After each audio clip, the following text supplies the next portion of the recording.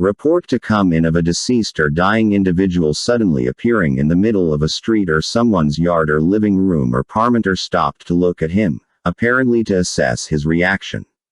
I can't imagine how you must feel hearing all this. I can help you out, Dane replied. At this point, I feel disdain for you and not the slightest measure of pity. And that goes for Kessler, too. The scientist received that and nodded ruefully. Don't be too harsh with Kessler. We lured her with the humanitarian benefits, then closed the net with her very first referral. She may have sold her soul, but we were the devil. He closed his computer. Anyway, to answer your question, yes, we can revert someone 40 years, and we know that only because, by keeping tabs on you, we finally found her, 40 years behind our time and at the opposite end of the next state, where she landed at precisely the right moment in her past that would place her at precisely the distance from the machine that would exert precisely the amount of gravitational flux to expend the energy of the space warp needed to facilitate the time change. We still have no idea when or where that was. We're guessing Mandy knows and we're hoping she'll tell us, but you can see how far we have to go before we can. Just ask her. We'll need your help, if and when you decide I'm the kind of man you'd trust in the first place. But we'll get to that. We'll get to a lot of things. He checked his watch. I've given you more than enough to process for now. He slipped the computer back into his briefcase. Isn't that the irony, or perhaps the poetry? We tailed you and surveilled you, figuring that wherever Mandy ended up, if she was still alive, she would try to find you, and so we'd find her. But now the fact is, he snapped the briefcase shut. She's a girl who never met you, never fell in love with you, never married you. You never lived 40 years together, never had a career together. She didn't know you from Adam, and yet, he looked at Dane, then far away into space. She found you. It makes me think of a salmon swimming upriver. Nothing can turn it back. It's going to get there or die in the process. He rose awkwardly from the child-sized chair. I have to go. Dane stood as well. When do we meet again? I'll let you know as soon as I know. There's no turning back now. You have to hear the rest, and if I may, before you approach Mandy. And please, and, sparing the details for now, things could get dangerous for you and for Mandy. I've come forward in confidence and I ask you for your patience. Timing is everything, if you'll pardon the pun. He smirked at himself. That one's going to pop up often. Chapter 40. Doris Branson lived in a nice, hacienda-style home with views of the Las Vegas Strip to the west and craggy, movie western mountains to the east. Mandy didn't find the yard much to crow about. A mini desert with rocks, cacti, and its very own dry creek bed that had never seen water and never would. Oh, well, at least you didn't have to mow the sand. Mandy introduced herself to the Hispanic lady who answered the door. She just said, "Come in," and led Mandy to a high-ceilinged great room toward the back, where Doris Branson appeared to be working at home. The coffee table and the couch she was sitting on strewn with paperwork and bookkeeping, a wireless headset stuck in her ear. No, cut that order in half, she said seemingly to herself or some invisible person in the room. I don't like the color. I don't like the capacity. I want to phase them out. She gave Mandy a wave to come in and sit down in a soft chair opposite the couch. Since now, Larry, since now. And remind them that I'm still the manager for the next 2 weeks. Okay. Thank you. She hung up. At least that's what Mandy assumed. And said, so. We meet again. Well, that was a matter of perspective, Mandy thought. She just said, hi. How's the show going? I've heard good things. I'm having a great time. Linda. Doris pronounced the name Linda. Brought them coffee and they went on for a while, talking about the show. Doris hadn't seen the show yet but liked the numbers she was getting upstairs. Vegas. Mandy was getting used to it, would always miss Idaho, and didn't fancy herself as much of a gambler. Mandy's future with the Orpheus. Vahidi was pleased, though he was never the type to say so, and might be speaking to Seamus about renewing Mandy's run. Doris's history. She'd been in the hospitality business for 20 years, had been with the Orpheus for 6, loved her job, and wanted to keep it. So, she said at last, "Let's talk about my accident." Mandy knew nothing about it. What happened? Doris raised an eyebrow. That's what I wanted to ask you. You were there. Did you see what happened? Well, I was there. I mean, you saw me there. Doris got impatient. Well, of course I did, and don't be afraid, you're not in trouble. I just need to know, did you see where I came from? Did I come down the stairs, or did I come out of the elevator, and did I look drunk to you? Out of the elevator, Mandy thought, but didn't say, not yet. And drunk? Not that she could tell. Doris jumped into the dead space. Here's my situation, just so you know. I've had a little trouble with alcohol. I'm kicking it, getting it under control, but I wrecked my car 3 months ago. Didn't hurt anybody, got away without a scratch, but I was DUI, so they lowered the boom on me. I paid a fine, lost my license for 3 months, had hell to pay with the insurance companies and all that, and I'm still not out of the woods. Now, the hotel isn't happy about that, and they let me know that I'd better dry up or I'd lose my job. So I dried up, and that's the honest to God truth.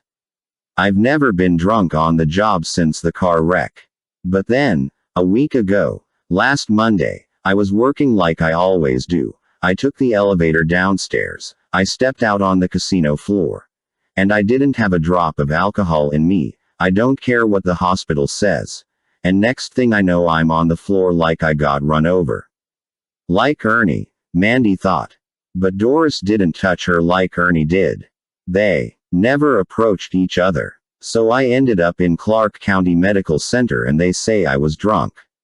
Which I wasn't, and my staff upstairs can testify to that, but the big story going around is that I was drunk and took the stairs by mistake and ended up falling down the stairs, so now the hotel wants to fire me.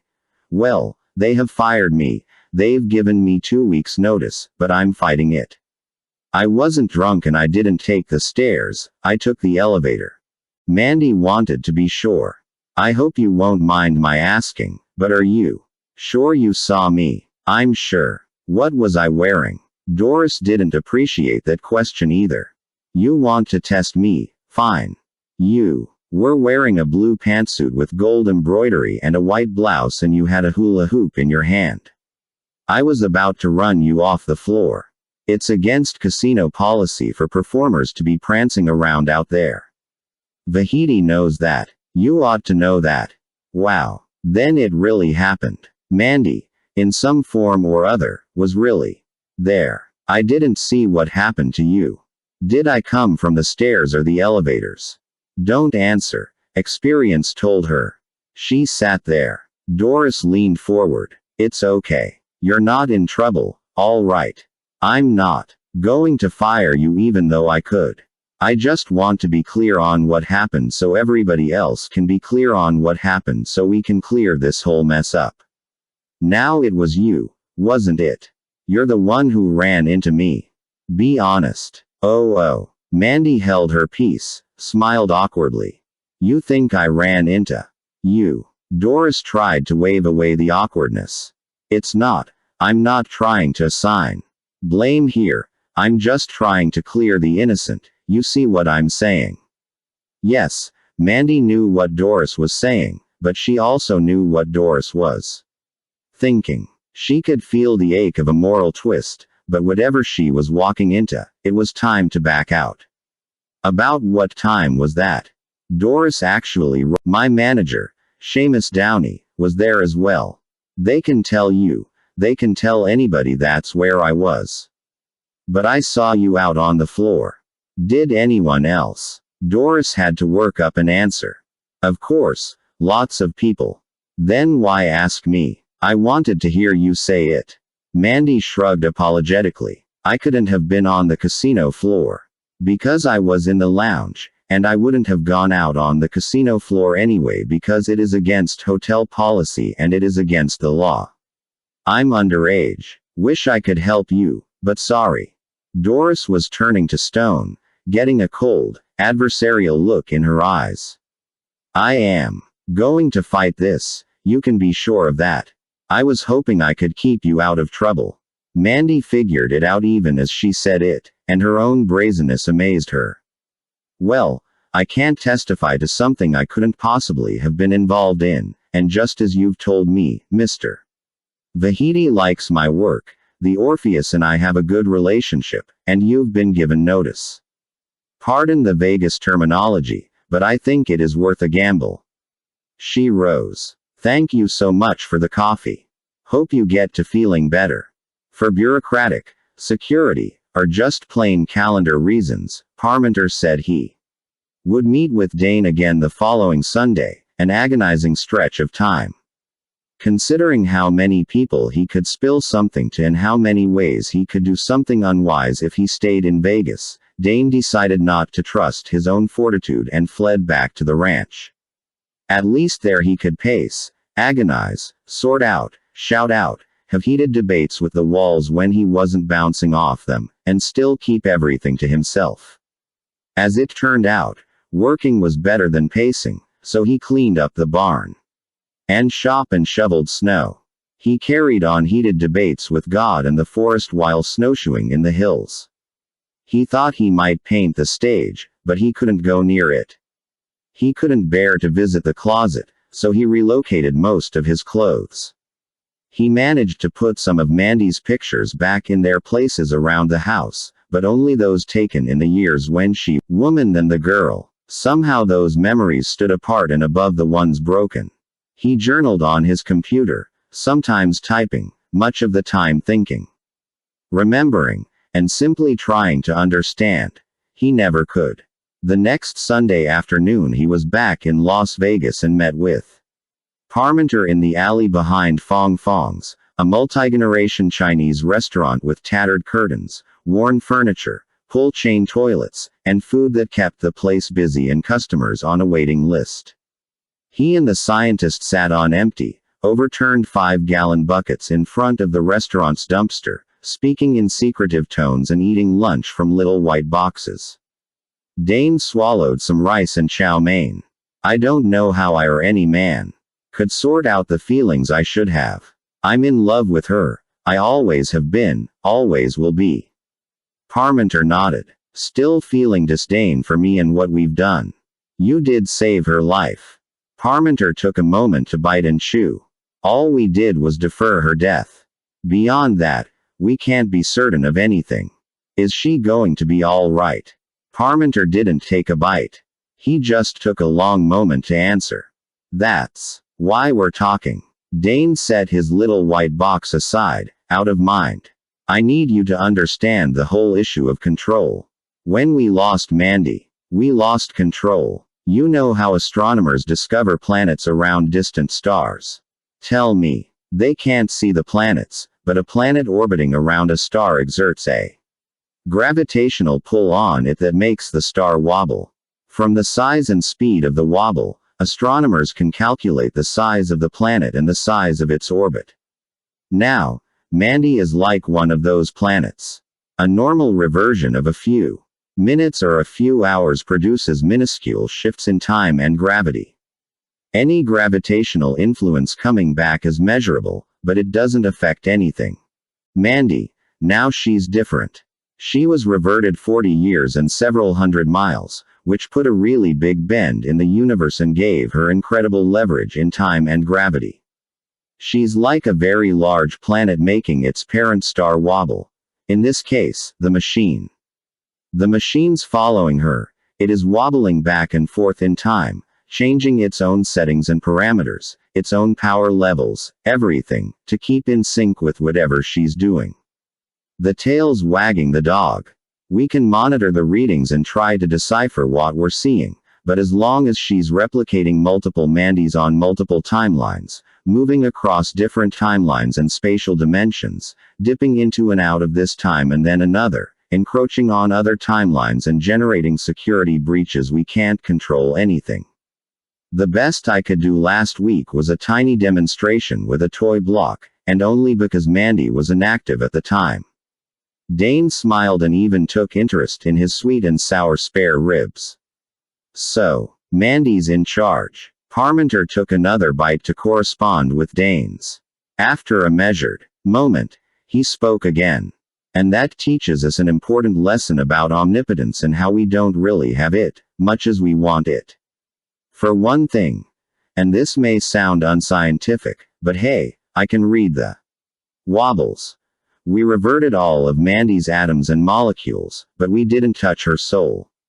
She's still there, the real her, somewhere outside space and time and gravity, and if I may take a stab, I think that part of her knows who she is. It is compelling her to find out, and it won't rest until she does.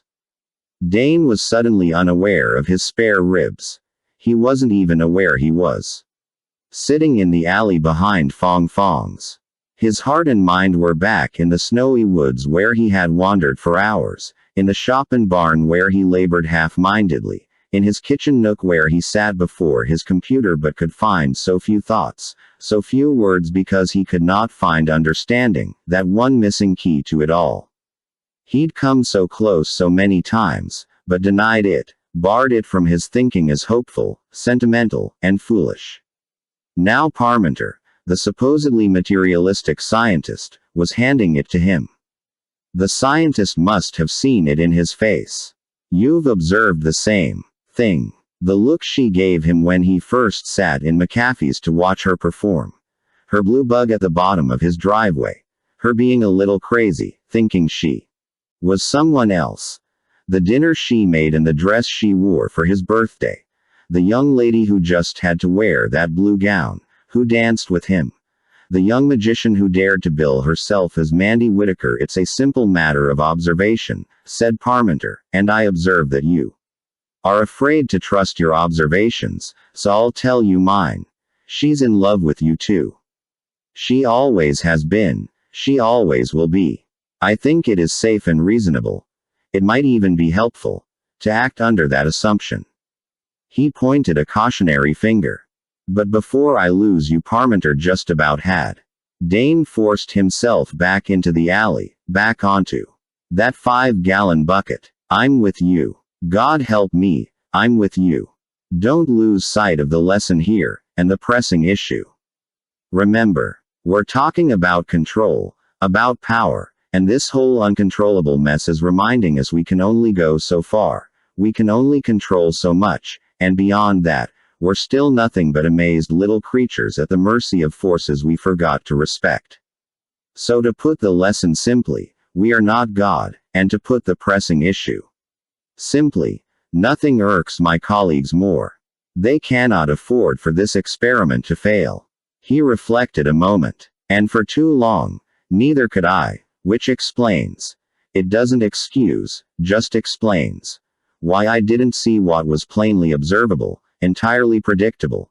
One little choice at a time, we justified ourselves out of a conscience. When the scientists have unlimited power within their grasp, when the military can envision unstoppable armies, when the government realizes it can send undetectable spies anywhere as instantly as a thought, they talk less and less about what is the right thing to do and more about the higher good that justifies all the little evils. Do you understand what I'm saying? Now Dane's food would have to wait indefinitely. What are they going to do? Parmenter closed the lid on his lunch. I predict, I fear, that they will do whatever's necessary. Mandy felt pretty safe. Big Max, a nearly 300-pound actor, was a nice guy with a wife and kids, but his shaved head and executioner's outfit made him outdoor stage. She saw dark delight in some faces, rapt anxiety in others, as if they'd come to witness a hanging or a beheading. Well, that was the point, that was the showbiz, as Seamus explained. The whole point was tension, suspense, the dark side of things. The music over the speakers was evil sounding. She was dressed like a Middle Ages peasant, predominantly in black, and the big wooden trunk behind her. At last, the dumpster was back in the alley, where it belonged. Looked like something from an evil castle, very rustic, with oversized black locks and chains. The aim was to get the folks tensed up, biting their nails, fearing the worst, and then, after just the right amount of waiting and suspense, ta-da! Escape in a big way and let the folks feel that wonderful, euphoric relief. At least that was the plan. She felt nervous, and she let it show. From the ground it looked great. Max the executioner put a dark hood over Mandy's head, then he and another leather-clad killer, Carl, the stage crew man, plucked her up as if she weighed nothing and set her inside the trunk. They took the chains dangling from her manacles and leg irons and locked them to the outside of the trunk for an extra measure of escape-proofing, then scrunched her down inside and slammed down the lid. The chains and locks on the trunk were noisy on purpose. Max and Carl made them clink and clatter for added effect as they bound up the trunk and padlocked it shut. The big crane was still around. Yeah, a construction crane in the middle. Ages. Just had to roll with it. Max hooked the cable to the trunk, and the crane hoisted the trunk up to 60 feet above the stage. The routine had a timer. An hourglass big enough for people in the back to see. Max turned it over, and the sand began to run down. Mandy had 1 minute to escape. Or what? She'd asked Seamus. It's a time limit, he said. Every escape needs a time limit. Every neck was craned, every eye was on that trunk as it rocked and teetered on the end of the cable, giving the appearance of a desperate struggle inside. Some folks began to cheer, and the crowd picked it up. Come on, Mandy, Mandy, Mandy, Mandy. As the sand ran down to the last grains, some started a countdown. Boom. Before the countdown reached 0 or the last grain of sand dropped through white smoke. The trunk fell open, its ends and bottom hinged together and hanging end to end, its sides swinging like doors on either side of the hanging bottom. The chains and locks dangled, conquered and useless, and second best part of all, the leg irons and manacles hung at the end of their chains, empty. The best part was the 4 doves that flew out of the disassembled trunk and spiraled upward in perfect circles, as evenly spaced from each other as the points on a compass, drawing everyone's eyes to a tiny figure perched on the very top of the building, 24 stories up. She was dressed in a white jumpsuit, harness, and safety helmet and was waving to everyone. Was it really she? The folks couldn't believe it but did, and they loved it. The tiny lady turned to face the towering wall, then rappelled down the side of the building, kicking away from the wall in wide arcs and throwing in some spins, putting on a show while the doves circled about her. She dropped to within Max and Carl's reach. They guided her to a triumphant landing on the stage, and the doves landed, 2 on each arm. Ta-da! I am Mandy Whitaker. It wasn't until Mandy was safe in her dressing room that she got the shakes. Same as she did after the rehearsals. Adrenaline rush. Nothing like dangling 24 stories above the ground to drive out the lethargy. Every cell in her body was reliving it. It seemed to have driven out the worry, too. Sitting at her dressing table and calming herself with chamomile tea, she warmed to the fact that it had been nearly 2 weeks since her perilous visit to Clark County Medical Center, where she could have been arrested, and her face-to-face with Doris Branson, the hotel manager who could have had her fired. Nothing had come of them. No police at her door, no pink slip from upstairs. Instead, the new escape had already gotten attention in the press and was sure to gain more. Despite it being the slow season, she was more than holding her own in the lounge, and Mr. Vahidi was talking with Seamus about a new contract, maybe even a move from the lounge to the big room. Not bad for a first-timer in big, glittery Vegas. As for her mental condition or gift or alien lineage or whatever it was, she was going with it, keeping it her own little secret. It helped to look down and see herself safe on the stage while she was hanging from that rope, And she'd been a good girl since the hospital. She hadn't hurt anybody. There was a familiar knock at the door. "Hi, Julio, come on in." He wasn't quite himself as he handed her another envelope. Now she wasn't quite herself. "Who's this from?" "I don't know. It's not from Ms. Branson, is it?" He smiled grimly. "Oh, I doubt that." She turned it over and over. There was only her name on the front. "Guess you haven't heard," he said. "Heard what?" "Doris Branson committed suicide on Wednesday." Now, that took a good piece of time to sink in. "Oh, wow. So much for feeling good or peaceful. You're kidding. She was gonna be fired 'cause of being drunk on the job. Guess she ended it first." Wow was all she could say. Julio got his chocolate and left. No wonder I haven't heard anything, she thought, and then felt evil and selfish for thinking such a thing. It wasn't her fault, was it? She hadn't come anywhere near Doris that day, hadn't touched her at all, and Doris did have a history, didn't she? Doris created her own problems and was trying to blame her. That's what really happened. There was a prior mental and emotional thing going here, had to be. No, don't even go there. You didn't ask for any of this, you didn't have anything to do with it, let it go. But now she was all the more nervous about the little envelope. She picked up her nail file and slid it open. Inside was a news clipping. Oh, maybe it was about her new escape routine. Maybe it was a favorable review. Maybe it was an obituary. Just thought you should know.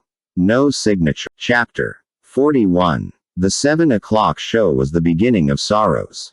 Mandy kept smiling, charming, dancing, and making him laugh, but every routine, line of banter, and dance step felt like climbing uphill wearing lead weights. Ernie and Doris were dead, and though she managed to empty her mind of fears and questions that could be verbalized, how else could she do the stunts? She couldn't shake a sixth sense connection with those two and that hospital, and a debilitating dread that whatever got Ernie and Doris was crawling along that connection on its way to her. If ever she was in showbiz, it was that night. She was putting on the biggest act, the happiest facade she could muster. The 9 o'clock show, of course, the dread played right into what happened. If she hadn't been afraid to begin with, she might have found another way to play through the difficulty, get a laugh, and move on. She'd put up with hecklers before. A tipsy lodge member now and then, a smart aleck kid all too often. But these men were denizens of a place she'd never been, and intentional evil she'd never encountered. They got to her, they scared her, and it was the worst of all nights to do such a thing. The show was rolling along well enough, into its second half. She could feel her inner clock ticking down the minutes before she could take her bow, call it a night, and go home to sort things out. She was sitting in a chair, mugging and bantering with two handsome volunteers from the audience. Buck. Now, there was a Studley name, real or not, who was in the process of tying her to the chair with yards and yards of rope. And Jim, who was feeding quarter-inch slingshot pellets from a little box into her mouth so she could spit at balloons set up across the stage. The first alarm signals came from the rude, invasive manner Jim stuffed the pellets in her mouth. She made goofy noises and tried to talk with her mouth full, to get some laughs, but he was having a strange kind of fun that told her, too late, that she'd called up the wrong volunteers. Buck was cinching the ropes so tight they hurt, but she kept smiling, making a joke out of it. "Don't cut off my circulation, I still have half a show to do." He wrapped the ropes around her body and the back of the chair, then planted his foot on the back of the chair and yanked them tight, making her grunt with pain and a foreboding she made a silly face about. 4 of Jim and Buck's buddies were in the third row, loud and obnoxious, egging them on. "All right, Buck, she's yours now. Make her moan, Buck. Tighter, Buck, she wants it." "Okay, back off," she told Jim, and though she hoped the audience didn't catch it, she really meant it. He backed off and let her try spitting the pellets at the balloons. PFF'd. Bang. One balloon down. Cheers from the crowd. She gave them a comical face, manipulating the pellets around in her mouth in exaggerated fashion. Oh. Buck tied one ankle to the leg of the chair and he wasn't merciful. I gotta get through this. Keep him laughing. PFF'd. Bang. Second balloon down. Ouch. Buck tied the other ankle, this time with some extra loops. Her foot was going numb. Okay. This stunt's getting scratched. Never again. Not in this town. What was Seamus thinking? PFF'd. She missed, but as Dane once told her, you have to show a little vulnerability so people can identify with you. Vulnerability. How much rope was there, anyway? Buck wasn't wasting any of it. PFF'd. Mandy popped the third balloon and looked around for Andy. She might need him. The lights blinded her. She couldn't see him. One balloon left. One pellet still in her mouth. She decided to keep the pellet. Buck finished the last knot, and Mandy was so fixed to that chair she couldn't move an arm, a leg, anything. He walked around the chair, leering at her, very proud of himself. The goons in the third row started to whoop. Hey, still got one balloon left. Forget those balloons. The show must go on. Mandy followed the script. She was supposed to have one of the volunteers time her escape. Okay, Jim, you gotta watch. Oh, I want to watch, he said. Some in the audience thought that was funny, but apart from the hoots of the filthy four, it got only a half-hearted laugh. Folks were beginning to have doubts about this show, and Mandy could feel it. No, a watch, she said, keeping it all in fun. I need you to be the timer. Time you or Buck. A goon hollered. She wasn't ready for it, couldn't believe it was happening. Without warning, Buck pounced from behind her and locked his mouth over hers, making a long, lewd show of it. She couldn't breathe. She couldn't move. She tried to turn her head away, but he stayed right on her, even gripped her head from behind and wouldn't let her go. His buddies in the third row were on their feet, cheering. Jim threw up both arms as if seeing a touchdown. Yeah. The crowd reaction was mixed. Most were trying to play along and be good sports, laughing, but the mood was going south. Imprisoned. At their mercy. Icy. Animal terror coursed through her. She groped at the ropes from outside herself, digging, yanking. The ropes were tight, the knots stubborn. He put his hand on her waist, started working his way up. She couldn't think of anything funny. She could only feel his hand exploring her. The whole room became tea-stained. There was a low rumble and the smell of smoke. Other times, other Bucks, other Jims, other Mandys began to layer atop the present. Ping. She spit the pellet into his mouth, breaking off his front tooth. He jerked backward, staggering, his mouth over hers, making a long, lewd show. Jerked backward, staggering his hand to his mouth. Saw the blood on his hand. She could see him from behind, from the audience, from above, from anywhere she wanted. She also saw herself, bound to the chair. From 100 directions, she grabbed for the ropes. Grabbed for the ropes. See him from anywhere she wanted. He saw the blood on his hand and cursed her, getting mad enough to be stupid. With all the other hands she could find, she dug at the knots and they finally came loose. She grabbed for the ropes. The ropes came alive, uncoiling like snakes, and the audience let out a cheer. The heroine was beginning to rally. About to backhand her. Buck stepped up and would have backhanded her. One of her threw the rope around his ankle and yanked him backward. Yanked him backward. He body slammed the stage, and it had to have hurt. She yanked the rope and he went sprawling. She came out of the chair. The audience didn't laugh. They weren't sure what to make of this. Jim was stunned and squatted down to check on his buddy. The stage was moving like a ship on a rough sea. Mandy's hands broke free. As the rope fell away, but her body was tied fast to the chair. She was standing mid-stage, addressing the audience, rubbing her sore wrists. Wow. Guess you got a real show tonight. Her hands broke free. She grabbed a pellet out of the little box beside her, spilling all the others, and popped it into her mouth. Now Jim cursed her, rising, coming toward her. She was working the ropes that bound her to the chair. Standing in front of him, he was coming toward her. She was in the chair, but standing there, too. The standing Mandy was no boxer, but anger and impulse made her throw a vicious punch to his face. The rope snaked behind him. She didn't feel a thing, but he reeled back, stunned, nose bleeding. She held the rope in many hands. It snaked behind him and looped around his chest. He fought it, beat at it, tried to grab hold, but it was alive, still coiling around him, keeping him busy. Buck got to his feet. PFF'd. Try using that tonight. The audience was getting noisy, some cheering, some questioning. Everybody murmuring. The goons were on their feet, trying to decide what to do.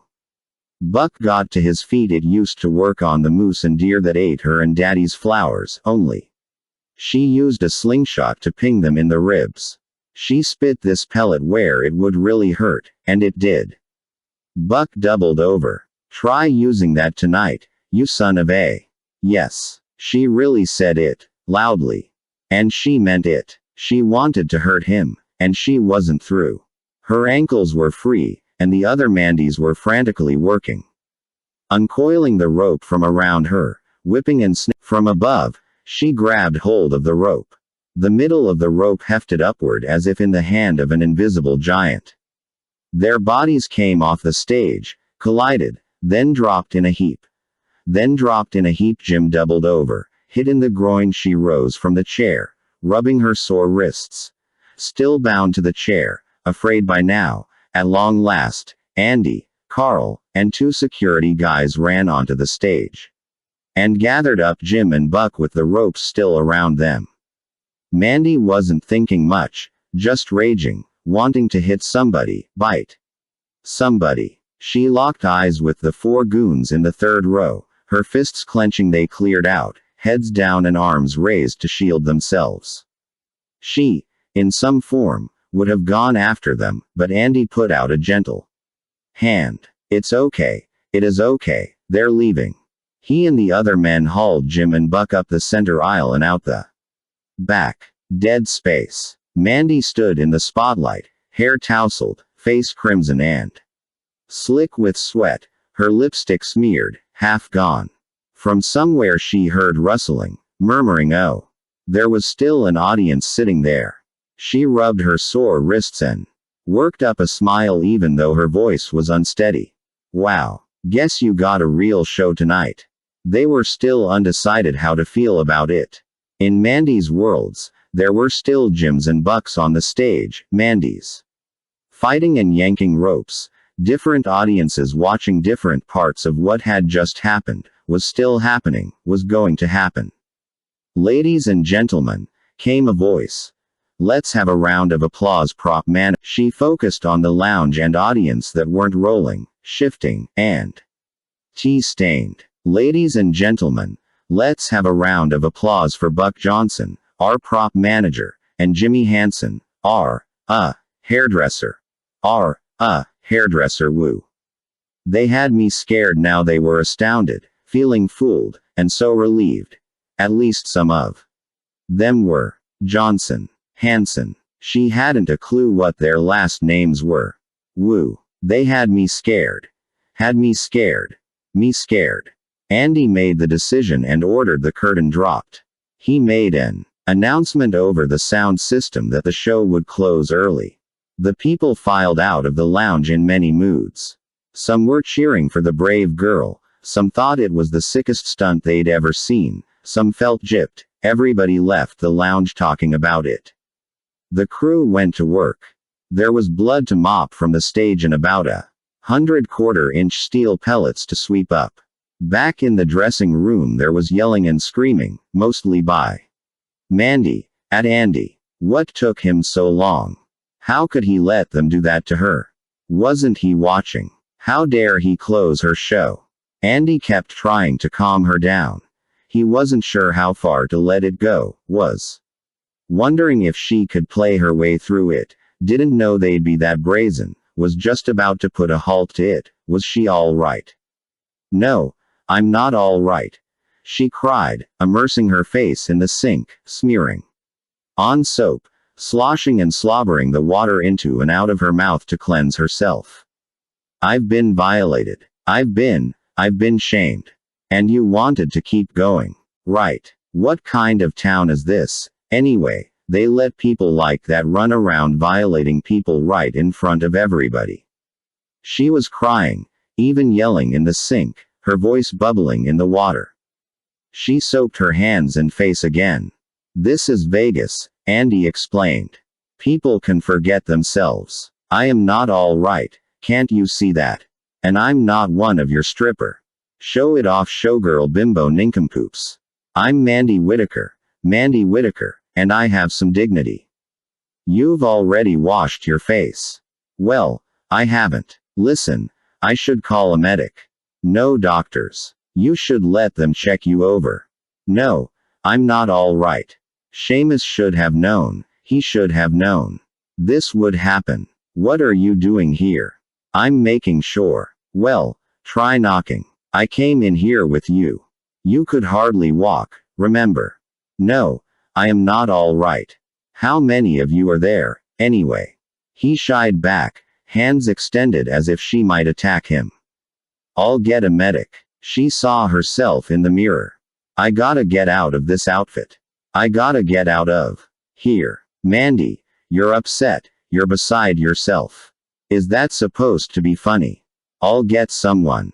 Get out of here. And you get out of here. And you, too. Several Andys went out the door like a succession of instant replays. Mandy slammed the door shut, went to the mirror. The door slammed shut again, then again. Saw her crimson, overwashed face and water-spiked hair with soap still in it. She'd splashed water and soap down the front of her costume, and there was a scary, psycho banshee look in her eyes.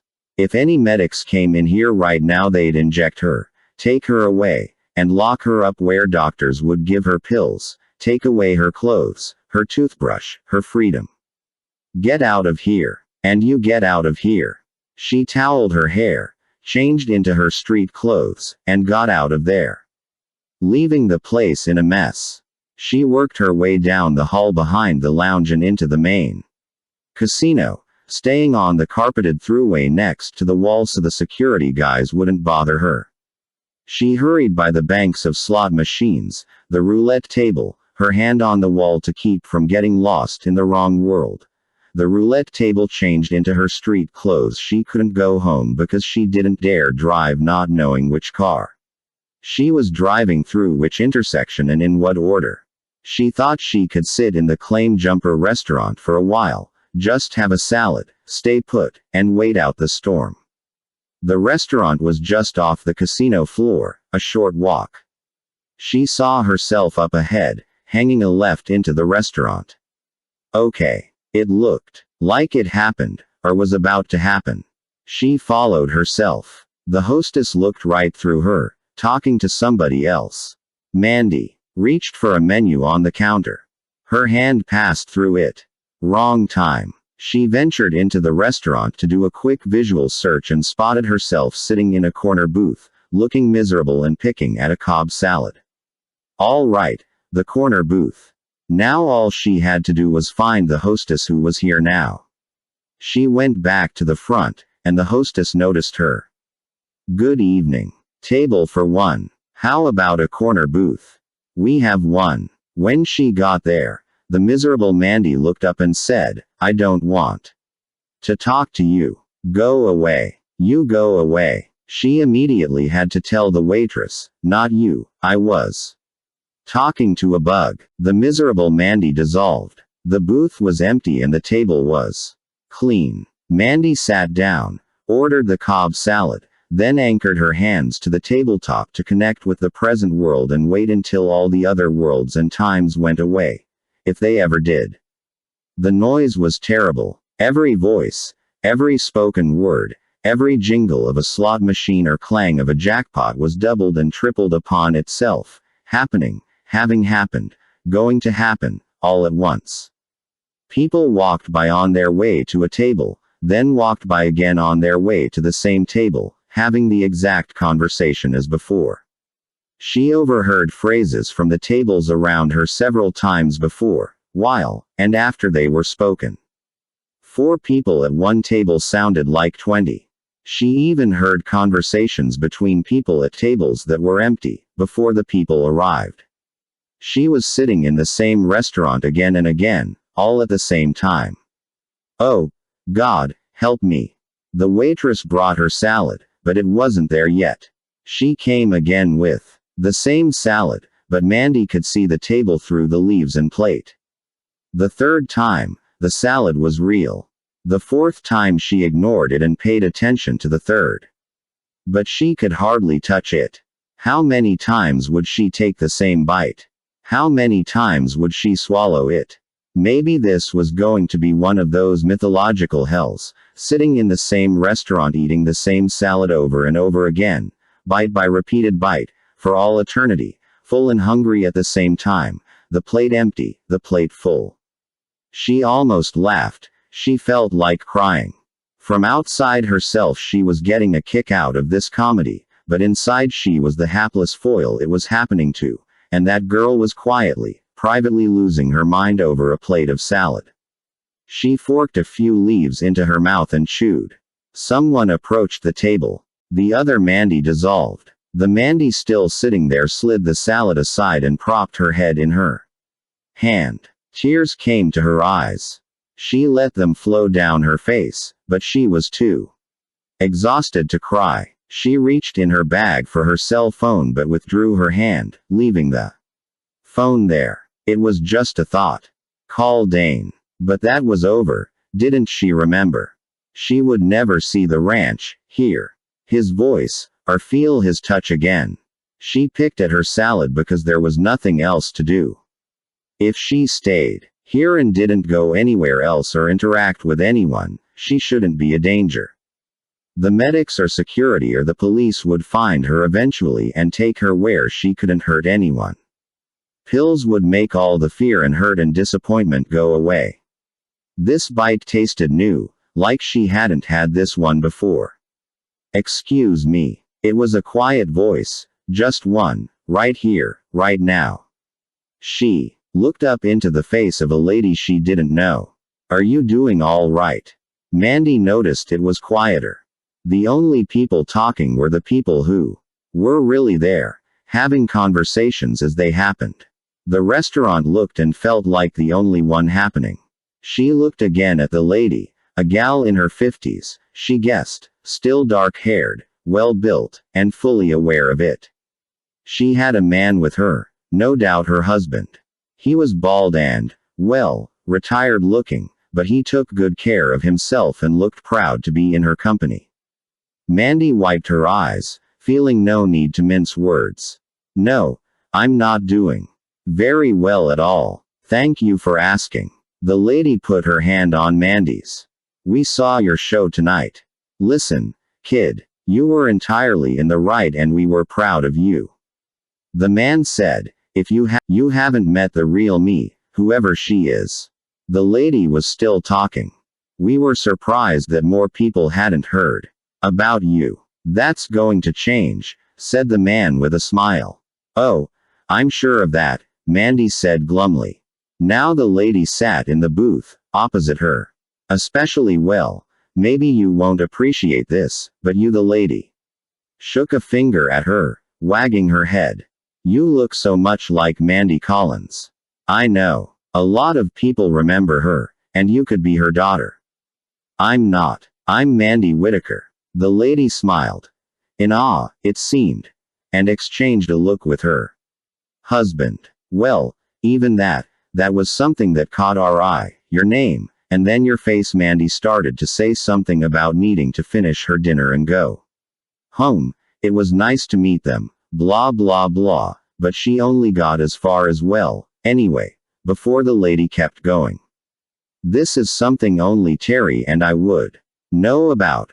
Our own little secret, but we used to know a Mandy Whitaker way back before you were born, and she was a magician, too, believe it or not, and that's why we came to see your show.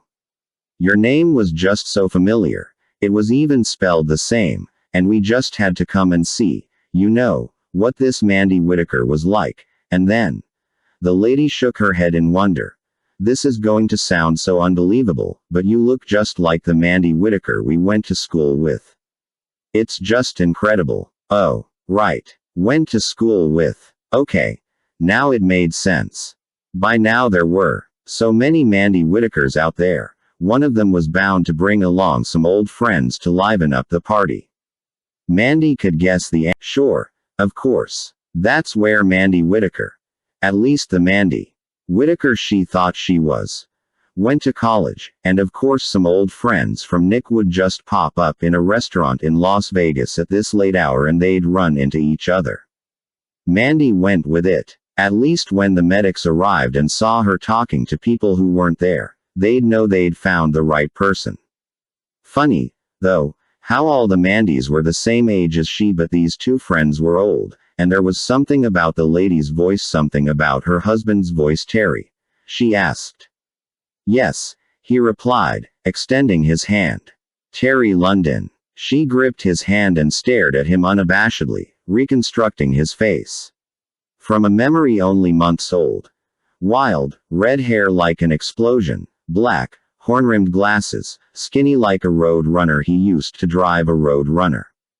They called him your road runner. He was taken aback, astounded.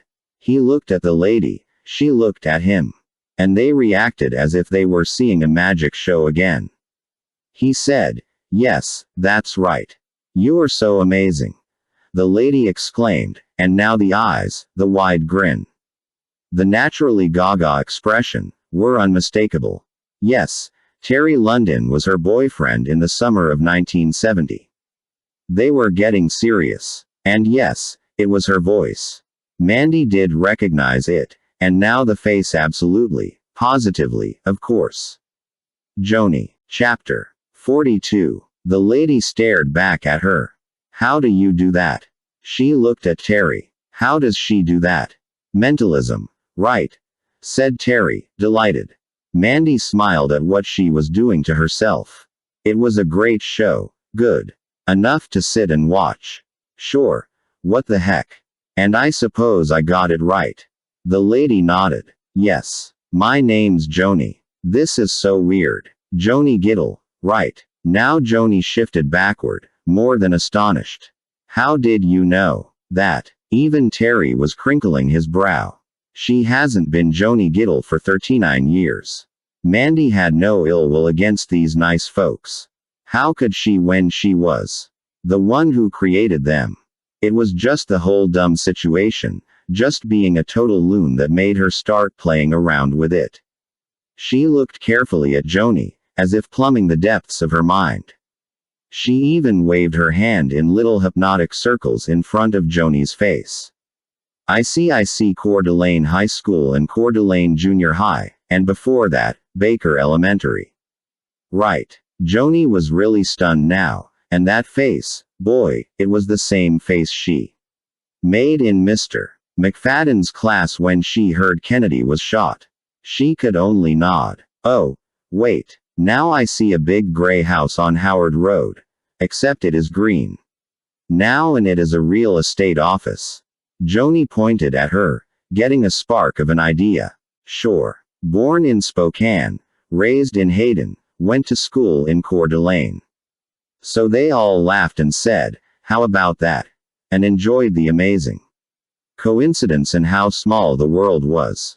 But, Joni double-checked, you're not Mandy Whitaker. Mandy arched a wizardly eyebrow. Are you sure? Well, I mean, the one I knew. Well, she went all mental again, closing her eyes as if seeing visions. Wiggling her fingers as if picking up vibes from the great beyond. That big gray house, your father had a '57 Ford in an old garage next to the place, and there was a Gravenstein apple tree in the front yard, and you used to wait at the bus stop and catch the same school bus with Mandy every morning. You and Mandy were in the same class together in 5th grade. The teacher's name was Mr. Fleck, and you and Mandy got in a fight once over who was going to marry Tom Burnside. Joni could hardly speak. This is scary. You're scaring me. We must have a mutual friend, Terry suggested. Mandy kept going. Mandy gave you her brunette Barbie, with a spring outfit. Joni shook her head. Now that I don't remember, it had big flowers on it and came with a watering can and a little green shovel. Joni lit up. The gardening outfit. Mandy felt sorry for me. Because your dad ran over your Barbie with the lawn mower. Joni fell silent, visibly shaken. Terry slid into the booth and sat beside her, his arm around her. They were all eye to eye. You went to NIJC in 1969, said Mandy. You weren't sure, but you thought you wanted to major in business administration. And Road Runner was working in the business library, and that's how you met. The waitress came by. Hi, can I get you folks anything? Terry asked Mandy with his eyes, and she shrugged and smiled. Yes. Maybe a couple coffees, said Terry. Got any pies? To Mandy, want a piece of pie? Whoa. Hold on a minute. Time out. Mandy dropped the mentalist routine. She looked around the room for anything weird, from another time, another place, anything nutty. She looked at the waitress. It was the same one, with Lisa on her name tag. Lisa looked back and said, "We have apple, blueberry, cherry, and pumpkin." Wait a minute, said Mandy with a side glance at Terry and Joni. Can you? Lisa perked an eyebrow, waiting. Can you see them? See who? Mandy pointed at Terry and Joni so directly it was probably rude. Them. Lisa looked at her funny. I don't get it. Sigh. A little sad. It's nothing. How about a piece of cherry? Cherry it is. Then she looked at Terry. Apple, he said. She wrote it down. Wait, said Mandy. Apple, said Joni. Wait, said Mandy. You can see them. Lisa was flustered, detecting some kind of gag, but said, I don't get it. Mandy dug out her cell phone and checked the time. What time is it? Something here. Mandy reached and gave his hand a little poke. Then she reached and poked Joni, and finally Lisa. She's a magician, Joni explained, now eyeing Mandy warily as if expecting the next routine. Mandy couldn't see through them either. They looked as solid as they felt. She forced a nervous little laugh. Well, may I have some decaf coffee? You got it, said Lisa. She left. Joni, Terry, sitting right there, right in front of her, and the right ages for 2011. You all right? Terry asked. You really are Terry and Joni, she said. I mean, it is the mentalism thing. I was playing around. I didn't know. Struck speechless, stopped cold. She could only smile and give an apologetic shrug. Well, said Terry, it was an amazing demonstration. He gave Joni a comforting squeeze. You were so accurate it was disconcerting. Joni was disconcerted. All right. Is what you did really a trick? Terry held her close. Yes, of course it was. Then he smiled at Mandy too. Show he wasn't mad or anything. I'm just amazed at the extent of homework you had to have done, and I'll never figure out how you knew we'd meet you tonight. It's a real craft you have there. No, Mandy cried out inside. It wasn't a trick. She put her hands in her lap so the trembling wouldn't show. Could her voice trembled. She drew a breath to steady herself. What can you tell me about the Mandy Whitaker you knew? Lisa brought coffee cups and filled them. Then she talked about the apple pie, and how it was fresh from the oven, and then she talked about where they were from. Joni, Terry, and Mandy were from the Spokane Coeur d'Alene area. Joni and Terry still lived in Coeur d'Alene. Lisa grew up in Hawthorne, Nevada, and was studying at the University of Nevada, Las Vegas. Finally, Lisa left. Where were they? Joni looked puzzled. What do you want to know? Terry broke in. I thought you were supposed to tell us. Well, she could blow them out of the water by telling them, but that wouldn't prove Joni and Terry were real friends from then. The life she couldn't possibly have lived but did somehow. Oh, Lord, help me, don't let me freak out. Sweetheart, are you all right? Joni asked. What can I say? What can I say? I might know you. I mean, kind of like a trick and kind of for real. It's hard to explain. They looked at each other. Could you tell me what was her father's name? Joni tilted her head. You don't know that. Terry said. So what? We're doing mentalism in reverse. How's this work? Oh, please, just tell me. She was desperate but wanted with all of her being not to look crazy. Okay, let's do this. Let me try a little mentalism on Mandy and we'll see how I do. They perked up. Terry ready to be amazed, Joni still nervous about it. Lisa brought the pies. Apple for you, and cherry for you. Can I bring you anything else? Terry thought he might like some cream for his coffee. Lisa then recalled she had a cousin in Spokane but hadn't been up there to visit since high school. Was the weather still cold up there? Yes, that was why Terry and Joni thought to spend some time in California and then Vegas. So, could she bring them anything else? No, they were fine. Who'd she marry? Oh, her mind froze. She didn't know the answer to that. She didn't want to know, she just couldn't bear it. She got married. Lisa popped by again. Oh, I forgot to ask. Is this on separate tickets? Separate, they told her. Mandy on one, Joni and Terry on the other. Terry asked, what was her favorite animal? Mandy was still working on the fact. Was it a fact that she got married? Animal. Terry helped her out. She had some pets. Doves. They affirmed that but didn't seem too impressed. Joni countered. She was a magician. Easy guess. Mandy groped for the right suggestion, the right way. She finally tried. Now, what if I asked you some questions? Terry said. Well, how are we going to know whether you know our answers? Right. Joni offered. Well, if we give a wrong answer and she says we're right, then we'll know she doesn't know. He crinkled his face. Back and forth, said Mandy. I'll ask one, you ask one. Let's try that. Okay, said Terry. You asked what her father's name was. It was Arthur. Where did Mandy live? No, you tell us, said Joni. Hayden, on a ranch. What was the name of the ranch? Woolly Acres. What did they raise there? Llamas and some horses. What were the names of Mandy's doves? Joni scrunched her face. Bonkers was one. What were the names of the others? Lily, Maybelle, and Carson. What big, significant thing happened to Mandy? In the 9th grade. Joni balked a moment, then answered. Her mother, Eloise, died of breast cancer. What was Mandy's favorite card trick in junior high? Flipping the aces. Who was Mandy's favorite mouseketeer? Joni was reeling from the question and from knowing the answer. Cubby. Then, mustering strength, she sang an advertising jingle they learned in their childhood. If you need coal or oil, call Boyle, Mandy sang back.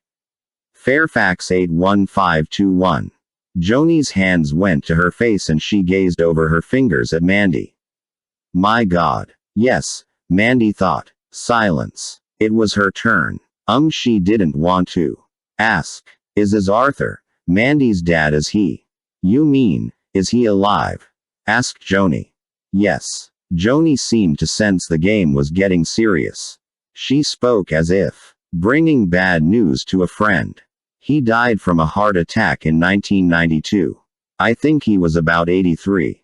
Mandy's hand went over her mouth. She shouldn't have asked. She should Have known she would believe the answer, that an old sorrow in waiting would take its opportunity. Daddy, this was not a dream she could wake up from, a delusion she could excuse away. There were no other worlds she could run to, no other places or times in which to hide.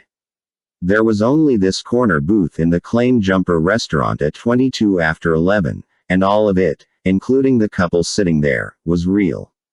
She looked away as the tears came. She couldn't hold them back. Game over. Terry sighed. Well, it has been very interesting.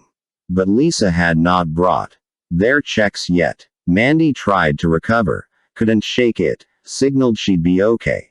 It was a lie. Put a napkin to her eyes. Joni reached and touched her. Sweetie, I don't know what just happened. Is there some way, any way I could understand this? What other way was there? Joni stroked her shoulder to comfort her. Just help me understand. What if she stepped off the precipice?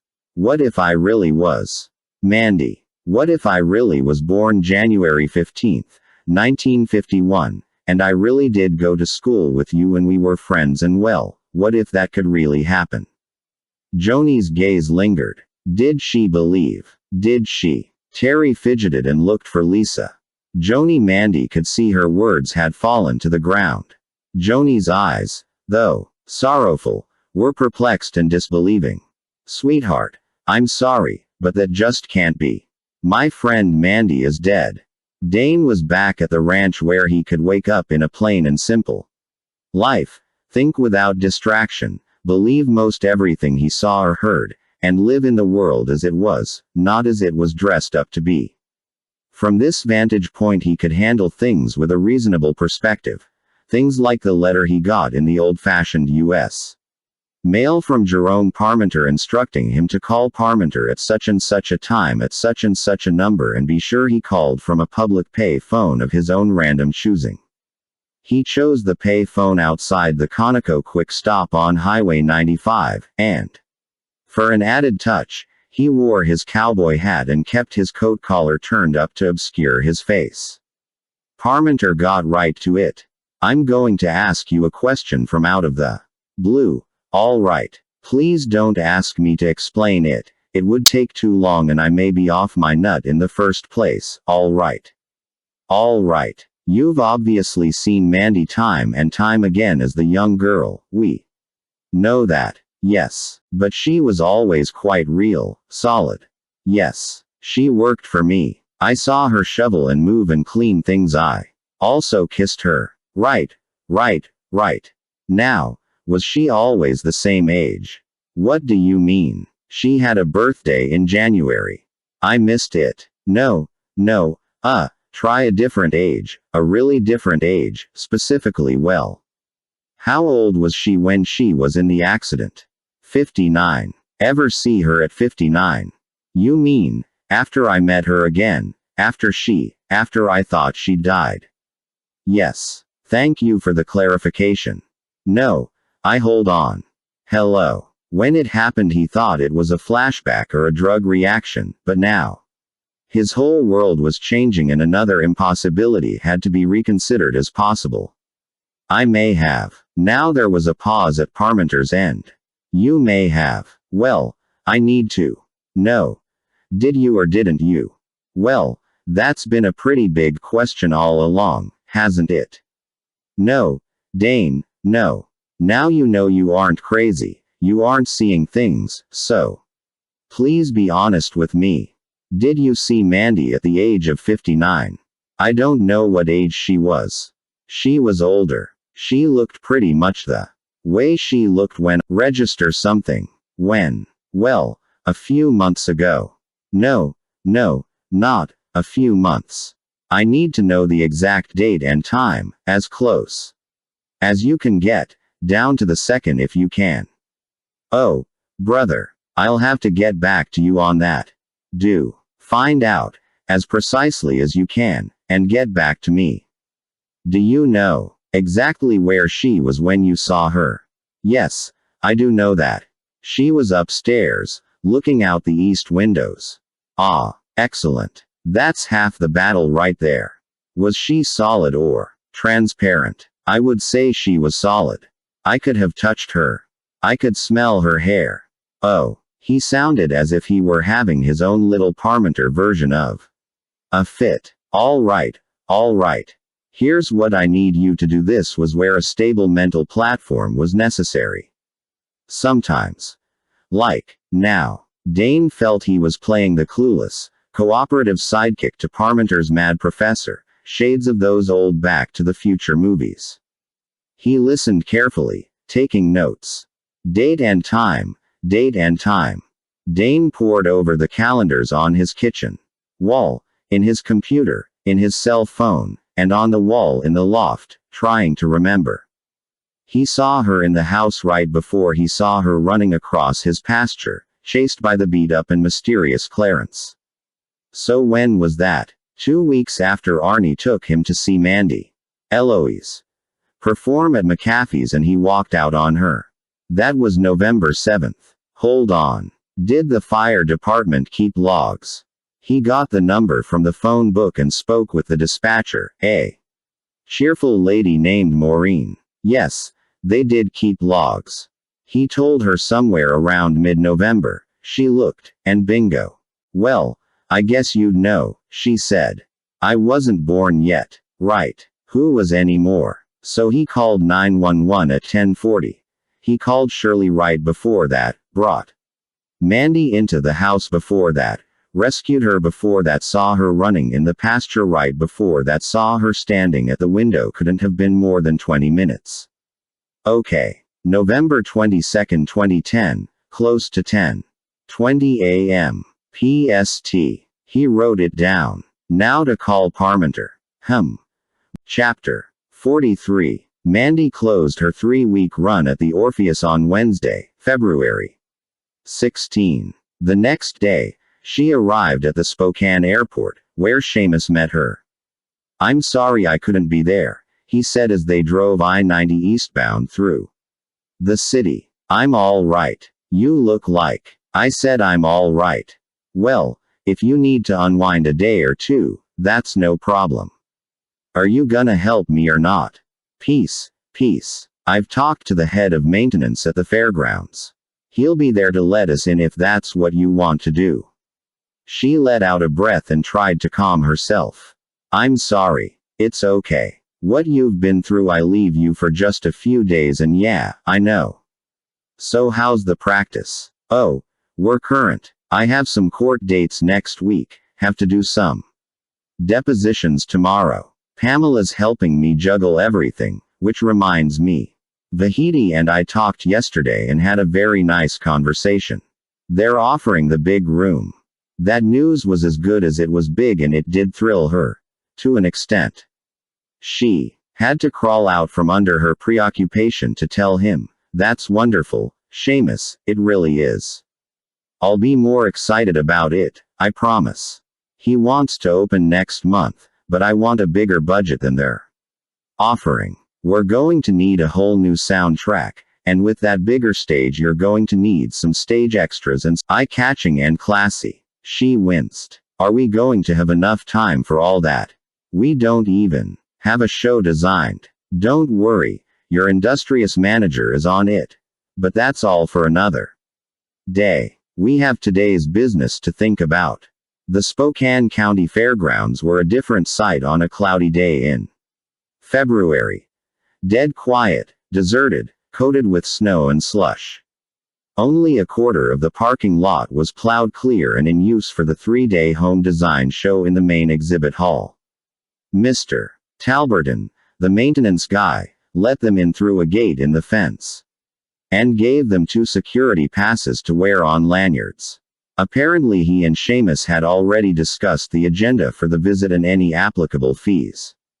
Talberton produced a map of the grounds and marked key sites. The carnival area, the food court, the rabbits and poultry building, and the camelid barn. He scribbled a phone number along the top of the map. Here's my cell number if you have any questions. They set out, braving 2 inches of slush between patches of bare pavement. Wherever they could find it. Mandy took Seamus's arm. Thank you for doing this. You're very welcome. Try to talk to me.